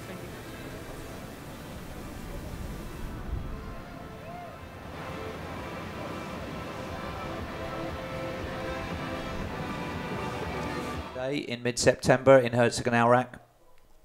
One race still to come, and it's the one out of the 6 that people yesterday were saying could yield a world record. As it turns out, we've already had a world record, a women's only world record in the 10K, race number 4. Can the women do it again? What do you think, Uta? What do you think? World record? It's great. Look at the clouds. I mean, look at the weather. The course is nice. They say the athletes appreciate the course. It's no wind, as we can see, here at least. And the temperature not too high, a little humid. And if it's a tactical race, the pacemakers are on. And that's key, isn't it? The pacemakers hold the key to this, I think. In many ways, nowadays, absolutely. And here's the athletes. Still got a few minutes before their race start. We've got the presentation of awards for the men's 5K coming up. Nobody's in any rush, are they? It's that kind of a Sunday morning, spectating, bit of brunch, wander around the course, see them in 2 places. Yep. Last of the summer wine. Yep. There the athletes are coming for the 5K. So this is race 6 out of 6, the women's 5K, but they're due off in about 13 minutes from now. So final strides, final warm-up. Do you used to get nervous at this point? Of course. I mean, but you calm yourself down. You want, again, save energy, right? So you calm yourself down, you know what to do. And then the first 1-2K, the first K you get into it, you know. So it's not that you are running towards the finish line right away. So, and you train for it for so long, you know. It's in limits. You hold your nerves in boundaries and save this energy for the race and not waste it before the start. Well, there's a few predictions coming through on the comments, not that they count for any prizes, but a few at 14:30 or below. Certainly the alignment of the weather, the course, the opposition, the date off the back of an Olympic Games where people are in absolutely razor-sharp form should all help. Behind that fountain, there's Idris. Don't know how pleased he'll be with this performance. He retrieved it in the end to get second, I think. But I think he was... Ladies and gentlemen, we are Let's go to Chris and the award ceremony. Award ceremony. It is the trophy presentation for the men's 5 kilometers.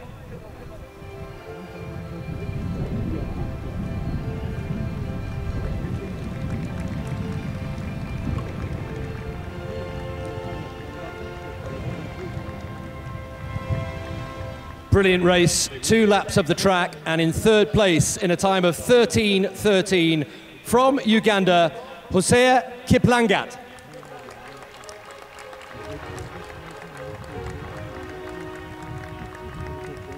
In 2nd place, he led for the first half of the race, the double world champion, in a time of 13:09 from Ethiopia, Mukta Edris.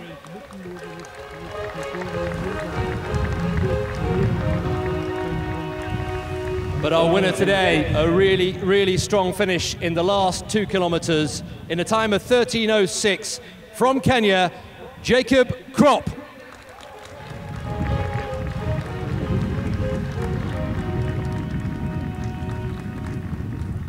And the presentation will be made by Senior Vice President of Brand Adidas Europe, Klaus-Peter Meyer.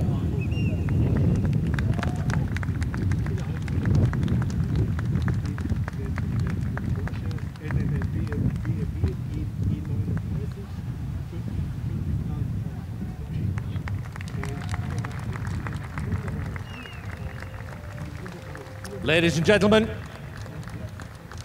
the top 3 from the men's 5-kilometer race, a race won by Jacob Krop from Kenya in a time of 13:06.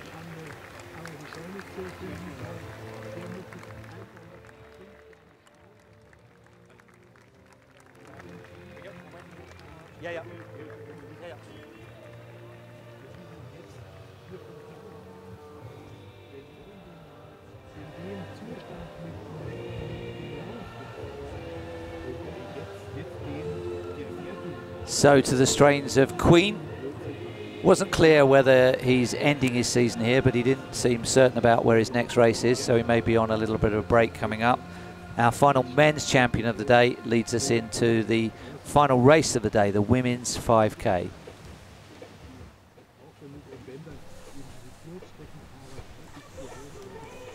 And again, to clarify on that, the outright world record is 14:43 in a mixed race. This is the course they're going to be following, 2 laps plus that final run-in. 14:43 in a mixed race to Jairus Kipchoge, and in a women's only race it is Sifan Hassan in Monaco in February of 2019. That's the full field there, and it is loaded. Is one of them a new world record holder?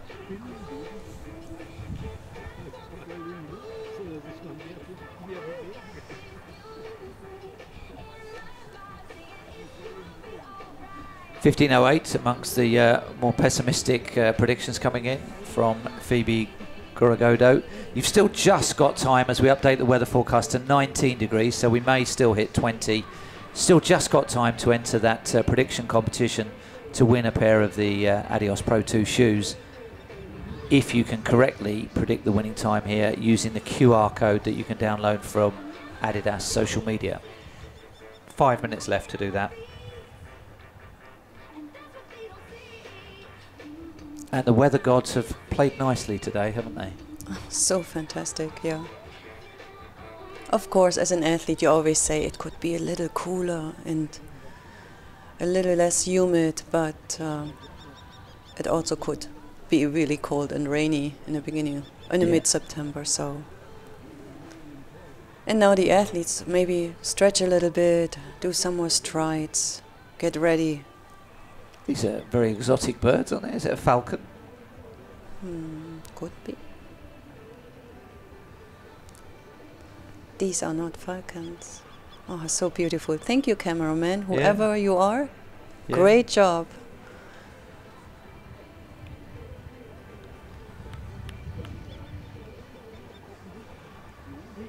Yeah, it's beautiful here in the campus and surroundings.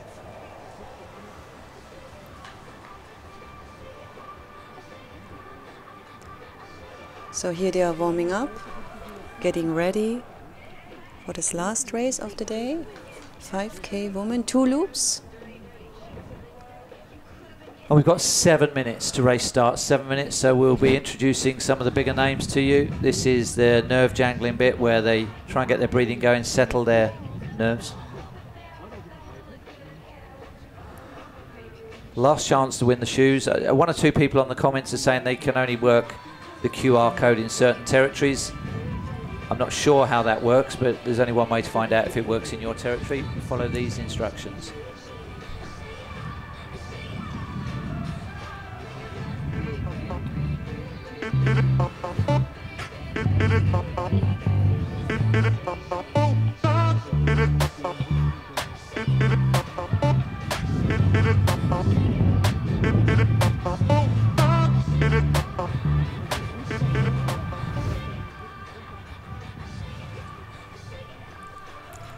September flowers. Beautiful. It is nice.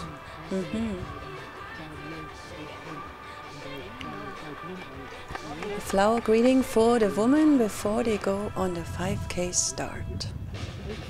And here they are.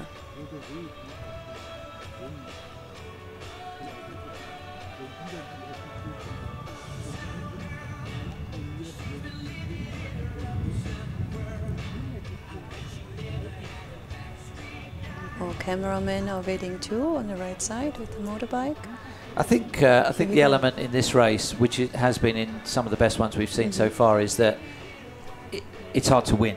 It's not about a race against the clock. It's a race about trying to win, and it may be doing that takes you clear and takes you quick and gets you the record. But first and foremost, you've got to be first home, and that's hard in this company. It's almost like a world championship final race. That's such strong competition again here. We will hear the 3 key women in this field introduced.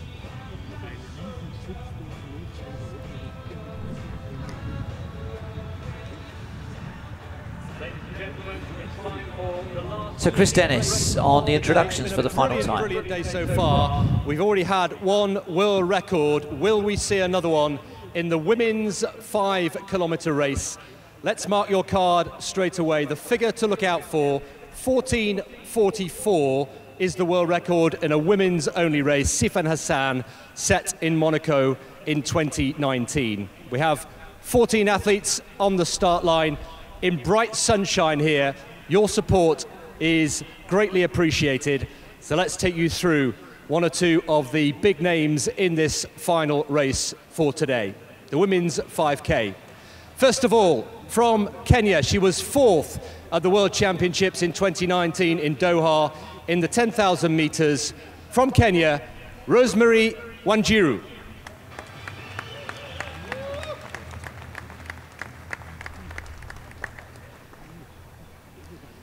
Next up, world indoor silver medalist, a finalist at World Championships and the Olympic Games. This is her first race of the season.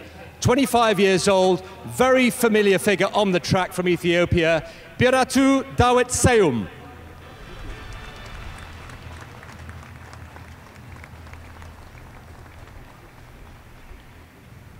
And finally, on the start line, former world silver medalist, a 2-time Olympic finalist, including 6th place in Tokyo last month, 26 years old, also from Ethiopia, Simberi Teferi.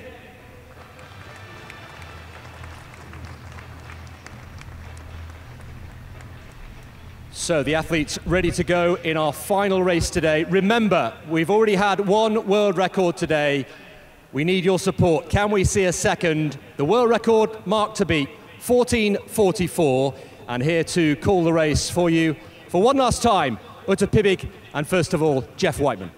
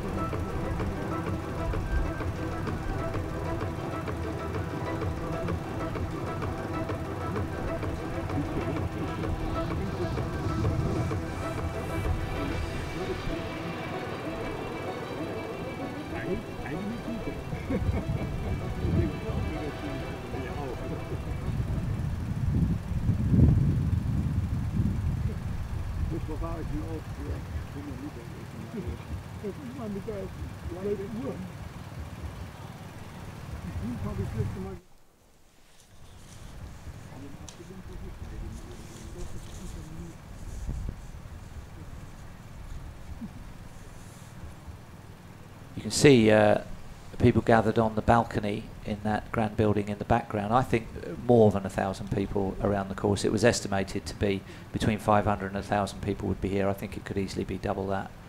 The weather helps, but also the fact that there are world records in prospect. Have we saved the best till last? Well, there's only one way to find out. We're into the final 1 minute of countdown for this women's only 5K, the last race in the ADIZERO Road to Records race here in Herzogenaurach, Germany at Adidas World HQ. If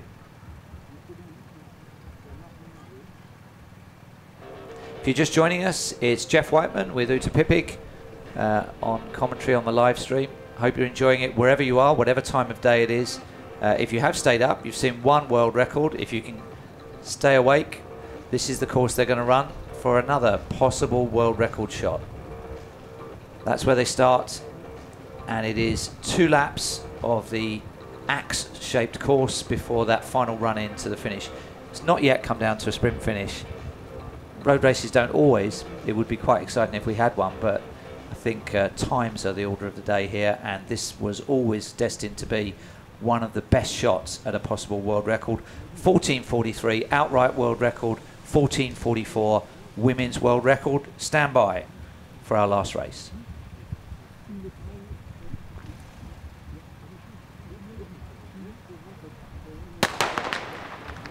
We're away. They start their own watches, even though there's a timing clock in front of them, even though they've got chip timing attached to them, taking no chances. And as Uta has mentioned before, that may help them determine their kilometre splits and how the pace is going.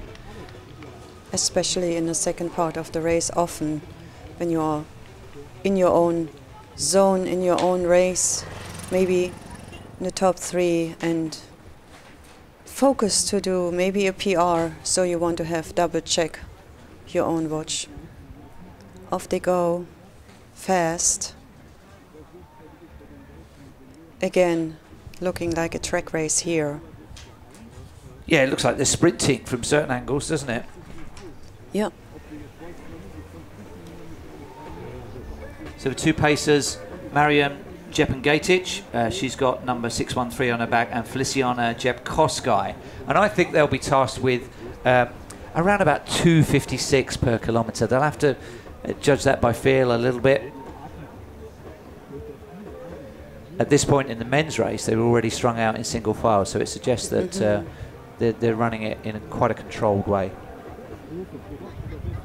Yep. And once again, athletes coming at this from a range of distances. Chris was reading out the credentials, including world finalists, 6th in the Olympics in the case of Sembera Tefere in her 2nd Olympic Games. So there is some seriously in-form athletes here for this final race. Always the one that people thought might yield the world record, and yet we have one in the bag before this race even got underway. Also in the field is Jasmine Khan from Turkey, and she has a PB of 14:36 from Rome 2017. And she was now 8th in the Olympics in the 5,000 meter, which was a fast race. Yes, she ran in both finals in Tokyo. I've followed her progress over the years for Turkey with interest. I think Jasmine Chan, they pronounce it in Turkey with a accent, cedilla under the C. But yes, she's a force to be reckoned with and could well feature in this. She has on her bib it says Yasemin. 11th in the 10,000 in Tokyo. So we'll be looking to see if we get a first kilometre split. Hopefully it will be somewhere between 2:50 and 3 minutes, just to keep alive that world record possibility. They're well spread out. You can see 6 across. So using the full width of the road here on this slight uphill. They'll only take this once more, and then they will be on to the run into the finish next time around. And the gaps are now starting to open up. We're getting a field of a little group of the 2 pacemakers plus 6 others that are just starting to nudge clear on this section of the course through 3 minutes. So hopefully we've passed the 1 kilometre point. We'll get a formal split at 2 kilometres, hopefully under 6 minutes.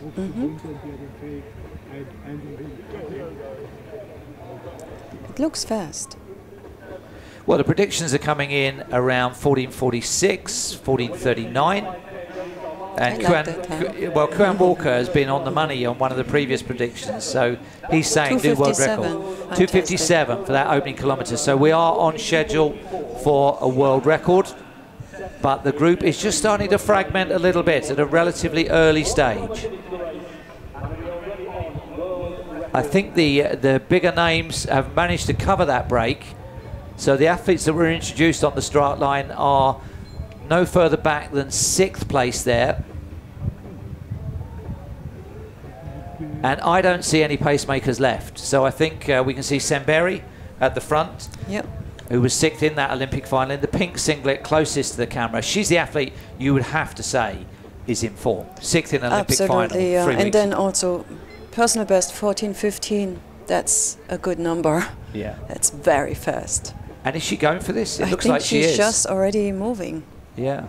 So confident enough in her own ability to take on this field. Controlled. Relaxed. Relaxed. Geoff. I know you all will be teasing me, but it's the key, I tell you. So I think she'll have an eye on... Well, the world records are only a second apart, so if you're going to run 14:44 for a women's world record, surely 14:43 for an outright world record in a mixed race is also a possibility. And this is a surprise inside the second kilometre that she's decided to take this on. She's got absolutely expressionless on her face, but look at what she's done in the last couple of minutes of running to blast apart this field. She is the fastest in the field, by paper. And if you are, you know, typically if you are the leader already on paper and you don't want to mess around, you just go. And on top of it, obviously, when you feel good, you just go. Well, the opportunities for her, I suppose, are limited because she is an out-and-out track runner. She might not be tempted to do a road 5K in the spring because it's too close to the track season. Here's one presented to her on a plate by her sponsors 3 weeks after a great Olympic Games. She's still in top form. Yeah, and you can see that now, can't you? I mean, she's absolutely on it. So let's look, see if she was under 6 minutes at 2 kilometres. The effort that she's put in and the damage that she's done to the other athletes would suggest that probably she was. 5:46, wow. Well inside world record pace at the moment and approaching the halfway mark, looking in control and running away with this one at the moment. Teferi. It's still relatively early, of course, for the 5K. Yes. But look at her. She looks strong, yeah. I think you'd have her down as one of the favourites, but you wouldn't necessarily have expected her to open up in the first 4 or 5 minutes of racing like this. This is spectacular. We're on schedule for the fastest women's 5K ever seen. It's early days. We still have 8 minutes of running left, but if you're doing something else, put it down and watch this because this is great running. That gap has suddenly opened up to about 6 seconds there, hasn't it? Good contest going on behind her. That may help them close the gap a little bit later on, but she's another one of these who's not looking back, not interested in what's going on behind her, takes the bell. So already into the second half of this race and way inside world record schedule. Let's see what will we get a halfway split? I guess we won't because it's 2.5 kilometres. The bell isn't indicative because there is still that finishing straight to take on the second lap, but this is strong running.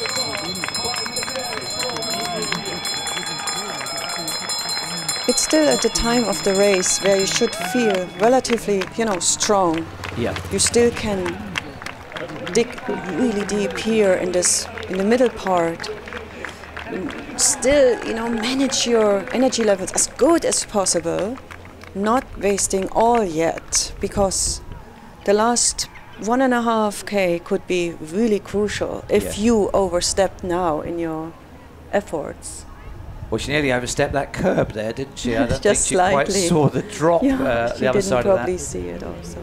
So our friends on the comments box on the YouTube page are furiously revising their schedules down to their predictions down to 14:30, 14:32, Anything's possible. We're into the last 6 minutes of racing. And she is absolutely running away with this one. The double Olympic finalist, Teferi Teferi. First name is on the singlet. Roughly 8 seconds ahead. And she takes a look back. That's the first time she's had a glimpse. I don't think that betrays any particular anxiety because she still looks very, very comfortable, doesn't she? That high arm action just across the front of her chin. No, it goes a little bit now uphill, kind of. I mean, slightly, the slope, what we always said. Well, you would expect this kilometre to be slightly slower. It will drift back towards 15-minute pace, but she's got a good buffer from that previous time. So 9 minutes completed, 5.5 minutes maybe to run. They're gathering behind her, but that is, as you say, Uta, a significant gap that she has. I would say 10, 11 seconds by now. Yeah. I just counted as good as I could from the angle. So the women's 10K produced a world record, and the women's 5K at this ADIZERO Road to Records is living up to its billing. The final event of the day, the showstopper, the one everybody thought could yield a world record. Did they have this woman in mind? I'm not sure, but she's running it the hard way, and if she gets the world record, it will be a really strong piece of running. We're coming up to 10 minutes, coming up to the 2/3 distance. This is the battle for silver going on behind her. Those are all of the other big names in there. 6:07 is Ngisti of Ethiopia, but they have a long-range view of the leader and the possible new world record holder. We've moved beyond 10 minutes now. It's tough to run this alone up here, especially after 10 minutes. Crucial. The next 2-3 minutes is really hard to battle through alone in the speed in front. But she's managing. Yeah, it was the Olympic 10,000 final that she took 6th place in, so she'll not be short of stamina if she has a look back. If anything, the predictions against her might have been a lack of speed or something like that compared to her opponents. Well, she hasn't let it come down to closing speed. Coming up to 11 minutes. Just a reminder, the women's world record is 14:44.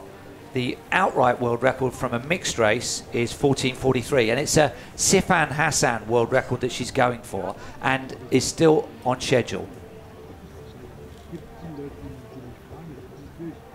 Okay, we're going to ride with the motorbike and see what that gap looks like. So here we go. This is 5th, 4th, 3rd and 2nd. And now off the turn we accelerate. We think it's 15 seconds. Is it a winning margin? Here goes the motorbike in 4th gear. Oh, yes. That's a big margin. She is really on this, isn't she? With her own outrider and lead camera there. And we are 11.5 minutes in. Hopefully only 3 minutes of racing left. Hopefully another world record, the 2nd of the day at this Road to Records ADIZERO meeting. She is going for it. She's going for the win for sure. If not anything miraculous happens the last 3 minutes. Well, she's going away 11:37. Let's have a look at that at 4K. Well, it's still on schedule for something in the 14:30s. She's got a nice downhill benefit here. She will also know that the finish line is in sight. She's having a look back. 57.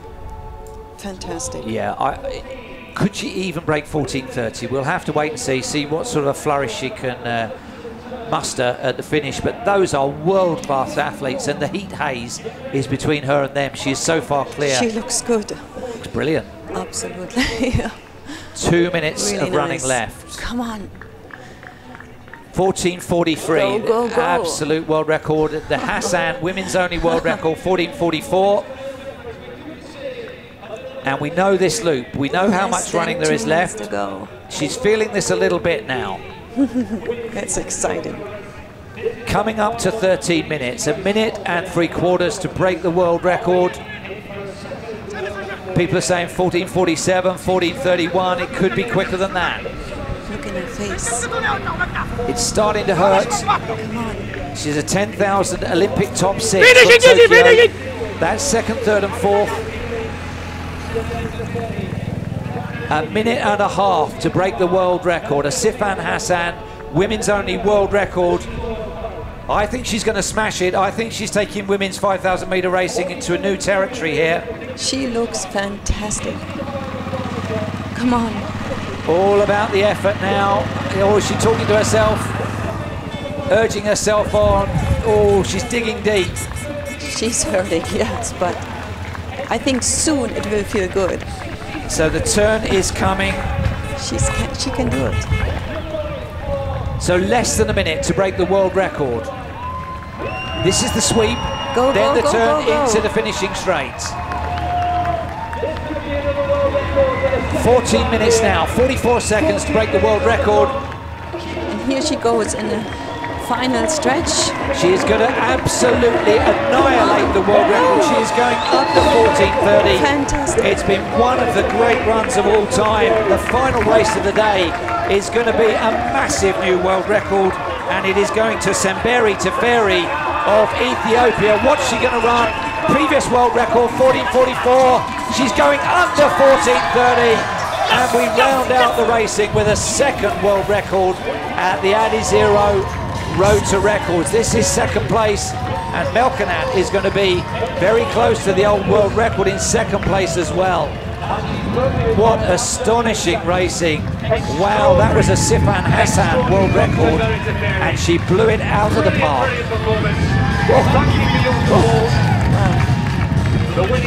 Still under 15 minutes. Well, she's entitled to have a little breather down there because she pushed herself so hard. Under 14:30, not just inside the old record of 14:44. We'll wait for the official time. Great depth, look at this, almost all the field in, and we're still not on 15:20. Absolute world-class racing. Ethiopia 1 and 2. I think the previous finish was just outside the old world record, but if you've joined us on the live stream, hope you enjoyed that. The second world record, the second women's world record, the second ADIZERO Road to Records world record. What a day. Fantastic. So well deserved. Fantastic, courageous run by her. It looked elegant to me. I think she's feeling it now, isn't she? Yeah, I mean, she's overwhelmed. Nixty, I think, took third place, so I think it was an Ethiopian clean sweep of the podium places. What a long year of races with the Olympics. What do you think is more prestigious? A world record on the road or sixth place in an Olympic track final? Oh, that's no comparison. I think it's for sure. You have to compare it with the first in the Olympics. You know, in the first. I mean, in the world record. Better than sixth in the Olympics, a world record. Absolutely. Yeah, no question about that. I mean, in my humble opinion. Well, fastest woman of all time. I mean, that's by a big margin. There is no question about it. What would you say? First in the Olympics or world record? Yeah. What would you choose? Do you know? Well, here it is. She's got something to remember this year by, and that will be a really, really tough record in the future. That will be hard to beat, pacemakers or not. Yep. Conditions are perfect. The course has been brilliant. That's the drone going across the top that's been giving us some of those shots. We'll have a presentation of awards, and hopefully Chris will be able to get an interview with the new world record holder. I know English won't be her first language, but we can get some sense of how she feels and how hard that was as well, because she really dug deep in the last kilometre, didn't she? Yeah. You could see it in her face. 14:29 so confirmed. Under, yeah. Oh, suddenly she's recovered. She is so happy. Fantastic. Now she's celebrating.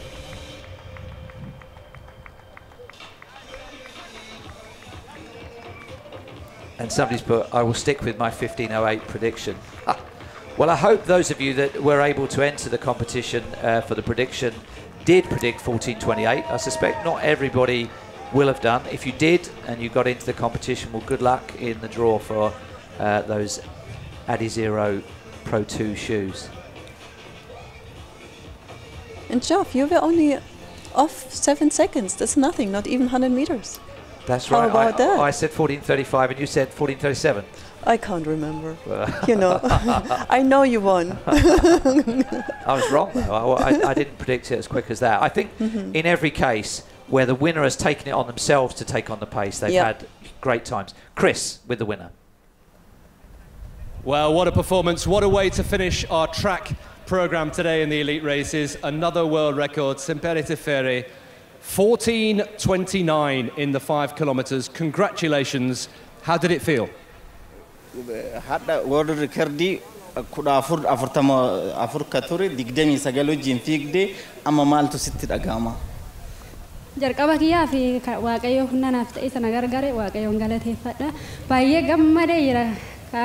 An jedheera waaqayyo baay'ee naa guutee waan jiruuf waaqayyoon galateeffadha.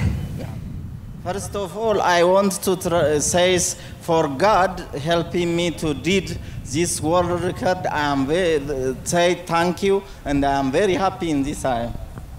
Sinfere, when you woke up this morning very early and before you had breakfast, did you feel maybe that a world record was possible? Ganamayo on Chirenyatu world record kana cabsa jette adde turtei. Jalqabumayyuu yeroo biyyaa ka'uyyuu waaqayyo na gargaaree jennaan riikardii kanan cabsa jedhee ture akkuma san kun waaqayyo na gargaaree amma cabsa jira. Completely when after Olympic, completely I am ready to did this world record, but today I did it. I am very happy, and that says for God, thank you again. Some of your kilometer splits were very, very impressive. 2:49 for the final kilometer. Where did you find that speed? Kilometri duma lama afartami sagal demte. Speedy kana esa fute. Speedy waaqayyo mannaaf kenne garuu baay'ee hojjetaa turanis olompikii duras tiraakiira yeroo dheeraa tiraakii hojjetaa turre. Akka carraa ta'e olompikis bakka waan ta'e bakka yeroo baay'ee natti ulfaata. Achis natti ulfaate malee speedii baay'ee hojjechaa ture. For Olympic also, she says I was ready, but in hot place I cannot able to run well. By that case, I miss Olympic to get medals. For this one, the weather was very okay, and I tried my best, and I did it. Tell me briefly about the course. How did you find the 2 laps of the 2.5K course? Course kan akkamitti argite 2 kilomeetira lama fodhakkaadha. Akkamitti laalte course maal fakkaata? Ani saatii kiyyatti ilaalaan turre baay'ee garuu natti sarphatee jira yeroo deemu. Baay'ee garuu riikardii cabsuu kiyyaafis baay'ee gammadee jira. Riikardii keessa jirta jechuudha. Dhaga'e mooraliin baay'ee natti dhufaa ture. Anis dabalaa deeme. When everybody telling me from the outside, the inspectors says you are inside of world record, I can able to push, and the course is very fine. Everything is for me very nice. It is very nice. Just finally, you will go back to Ethiopia as a world record holder. What will this mean to your family and to the country of Ethiopia?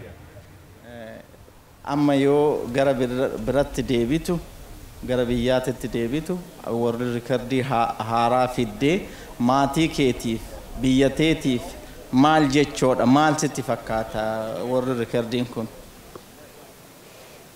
Baay'ee jechi anaafis wanta haaraa waaqayyo na gargaaree jira. Warri kiyyas baay'ee gammada. Asartaanyochi kiyyalle manaajerooti kiyyalle abbaan manaa kiyyas hundi isaanii baay'ee naaf gammadanii keessattuu abbaan manaa kiyya yeroo hundumaa ana cinaa dhaabbatee akka riikardii cabsuun barbaada mooraalii naaf kennaa arras hin cabsita san baree jabaadhu naan jedhaa ture. Sorry.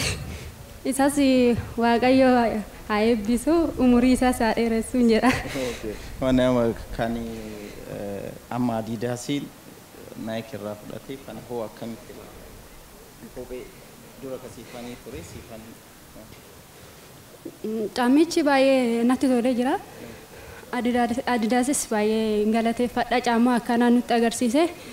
Dura caamaa rakkachaa turre riikardii cabsuuf ilaalle Nike kajeelaa turre. Amma garuu adidaasiinis wanta baay'ee nuuf godhe baay'ee isa singalateeffadha. Ammas kana caalaa akka inni hojjetu abdiin qaba. Before, all of us Adidas athletes are very, when Nike athlete did all-time world record, we are not happy today. We become competitors, and we did their Nike world record here. I am in my side. I wanted to say thank you for Adidas to did for us this very huge things. In my family, especially my husband, helping me too much to do world record, and even in the morning today he told me, you can do this world record, please try to push everything, and he is near to me. I wanted to say for my husband, thank you to helping me in this side, and even for my family, I wanted to say congratulations. You are every time near to me, all of my family, for all my inspectors and all group of my coach, everything is I wanted to say thank you again and again for everybody, okay? Thank you from us as well. Herzogenaurach from Kibcumber Teferi, the new world record holder in the women's 5K. Well done.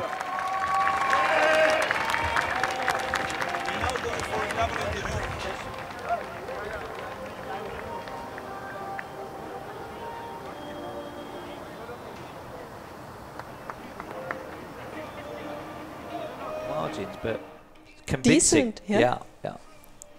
Fantastic races. All 6 races, I have to admit, all 6 races were gutsy performances, great times, fast times, even half marathon times. Yeah, and I think, although in the end we'll be talking about records and times, sure. That race of Ronix Kiprutos, I enjoyed that as much as any, where it was head-to-head, ding-dong, as we would call it, where they changed the lead 4 or 5 times before he eventually prevailed. That was good racing. The 10K was fantastic for the men also, and of course the 2 world records in the 10K for the woman and 5K for the woman. Beautiful finish, huh? Yeah, and that's... Well, what a day it's been. With another interview, let's go down roadside with Chris. 2 world records in our 6 races today. Quite an extraordinary day's action. Joining me again on the finish line, Alberto and Spencer, who we spoke to earlier on. Alberto, I'll come to you first. Wow. Sum it up. How was the day for you? Well, it's fantastic. It shows some greatness, and this shows how we can write pages in sport and pages in history. And I think it shows how this family of athletes that are amazing, together with our team and our partners and the brand, is really the best brand in the world. When the things happen and when the brands and the products and the athletes and the team come together in such a day that write history. Has this met or exceeded your expectations today? Well, my expectations are pretty high normally, so I would say that it's all about doing the best you can with what you have, and breaking your own limits and pushing the boundaries, and go beyond what is the accepted belief. And I think we believe we could do well, and we did extremely well, and this is really greatness. Good work. Spencer, we often talk about all the ingredients for the perfect cake coming together today. We need the weather, we need the athletes, we need the course, we need the shoes. Was the cake the perfect cake today? Wow, I'm almost emotional. It's amazing. So much hard work by a phenomenal team. When you look at the cake that you talk about, the product, the organizing team, the athletes, the agents, just every single element came together today. And we don't talk about world records loosely, and we didn't want to talk about them before, but we came here and we got 2, and congratulations to the athletes for doing a phenomenal job today, and thank you to everybody who made this possible, and thank you to Alberta for allowing us to put this event on, and just thank you for everybody coming out here. Amazing day. We love you. Just a final thing. Yeah, well said. We agree with that. A final thought. We've had 2 world records. I'm going to put you on the spot. Give me your highlight of the day today, personally. like I said, going into, we had quietly spoken about the possibilities. I think Ronex did an amazing job coming so close, running the third fastest 10K ever. Strangely, I got to say, my highlight was the men's half marathon.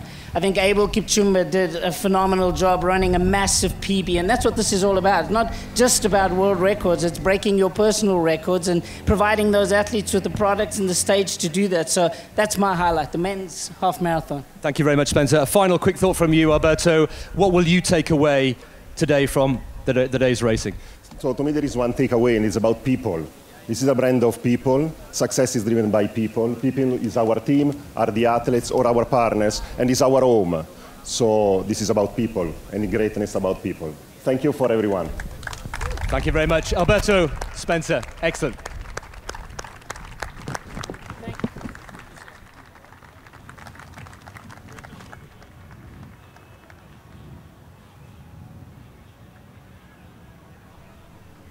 Well, you can see the athletes making their way along to the podium for the final presentation of the day. We'll stay with it for that. But who would have thought that the headquarters of a sportswear brand would be the ideal racing surface for 2 world records in 6 races?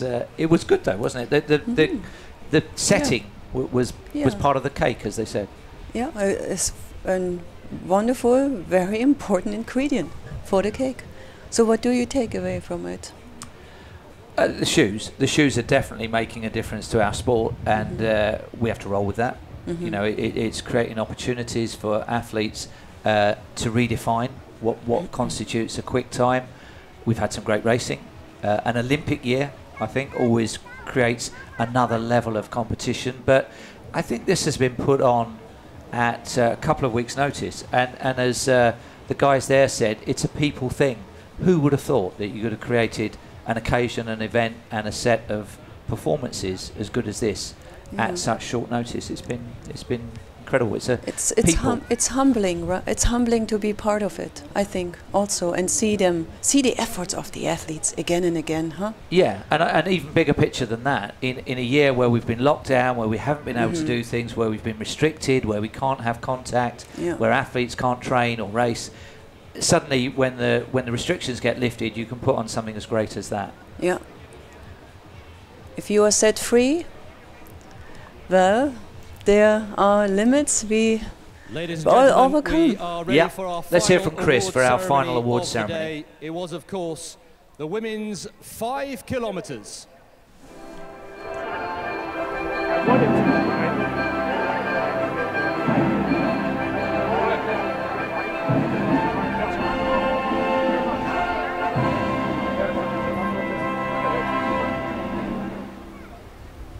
And in 3rd place in a brilliant, brilliant race from Ethiopia in a time of 14:54, a very close finish indeed, Nigisti Haftu.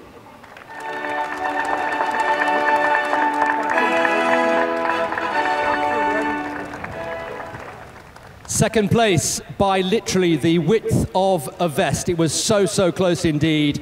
Her compatriot in a time of 14:54, Malkanat Sharu.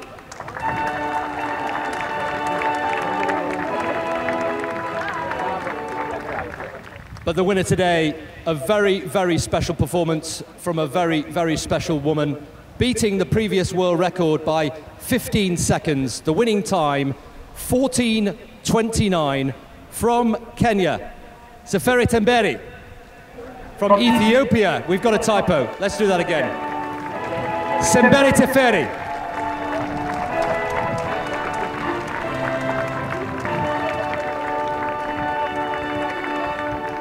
And the presentation of the trophies and flowers will be made by Brian Greevy, Executive Board Member of Global Brands.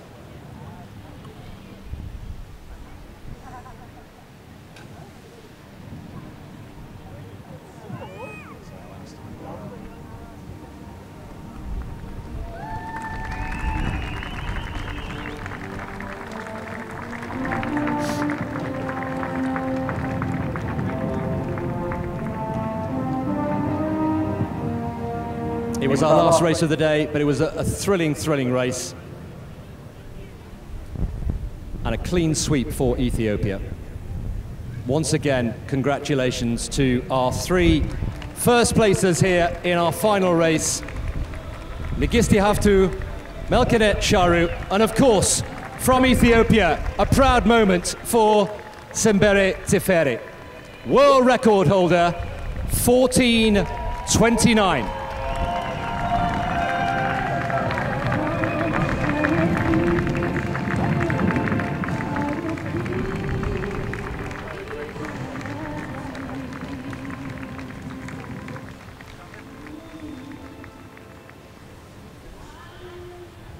Thank you very much, ladies and gentlemen. That concludes the presentation of the last elite race today. Thank you very much indeed.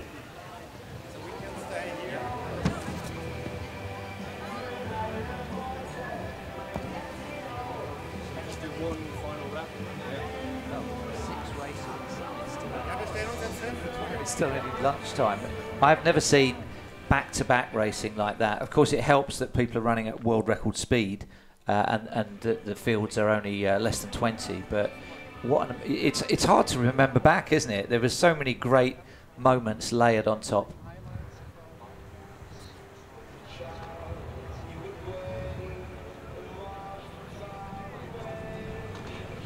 Well, I'd like to say a few thank yous as we go off air. Thank you to you for joining us on the live stream, and thank you for your comments in the boxes and your predictions, inaccurate or wildly accurate as they may have been.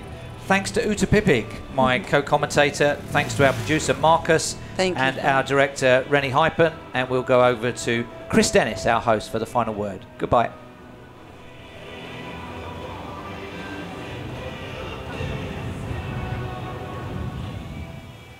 Well, let's try and summarise what has been a quite extraordinary day today. It started very, very early this morning. We had over 90 Adidas-sponsored athletes waiting to test themselves on this 2.5 kilometre course at the headquarters of Adidas in the new shoes, of course, as well. A real festival of running over 5 kilometres, 10 kilometres and the half marathon, and it didn't disappoint. We had some thrilling performances today, and we came away with not 1 but 2 world records. First of all, in the women's 10,000 metres, the 10K on the road, a brilliant performance. And then the final race of the day, Sembere Teferi from Ethiopia. She felt good, she ran well, and she came away with her world record, the pride of Ethiopia today. It's been a brilliant day. We started the day sitting next to Adidasla. He's just over there. He's still there, looking very pleased with himself. And I think he's got every right to feel pleased with himself, because today has been a quite extraordinary day, and just before the world record, the first world record, was broken, the sun came out, fittingly, and shone all over this track. It's been a brilliant day. Lots of hard work from lots of people, from the sound engineers, the camera crew, all the planners, the producers, the director, Marcus Olchowski. Thank you very much indeed. Thank you to our brilliant commentary team, Jeff Whiteman and Uta Pibig. You've done a brilliant job today. And so, finally, on behalf of all the team, from me, Chris Dennis, from the Adidas headquarters, it's thank you and goodbye. Cheers.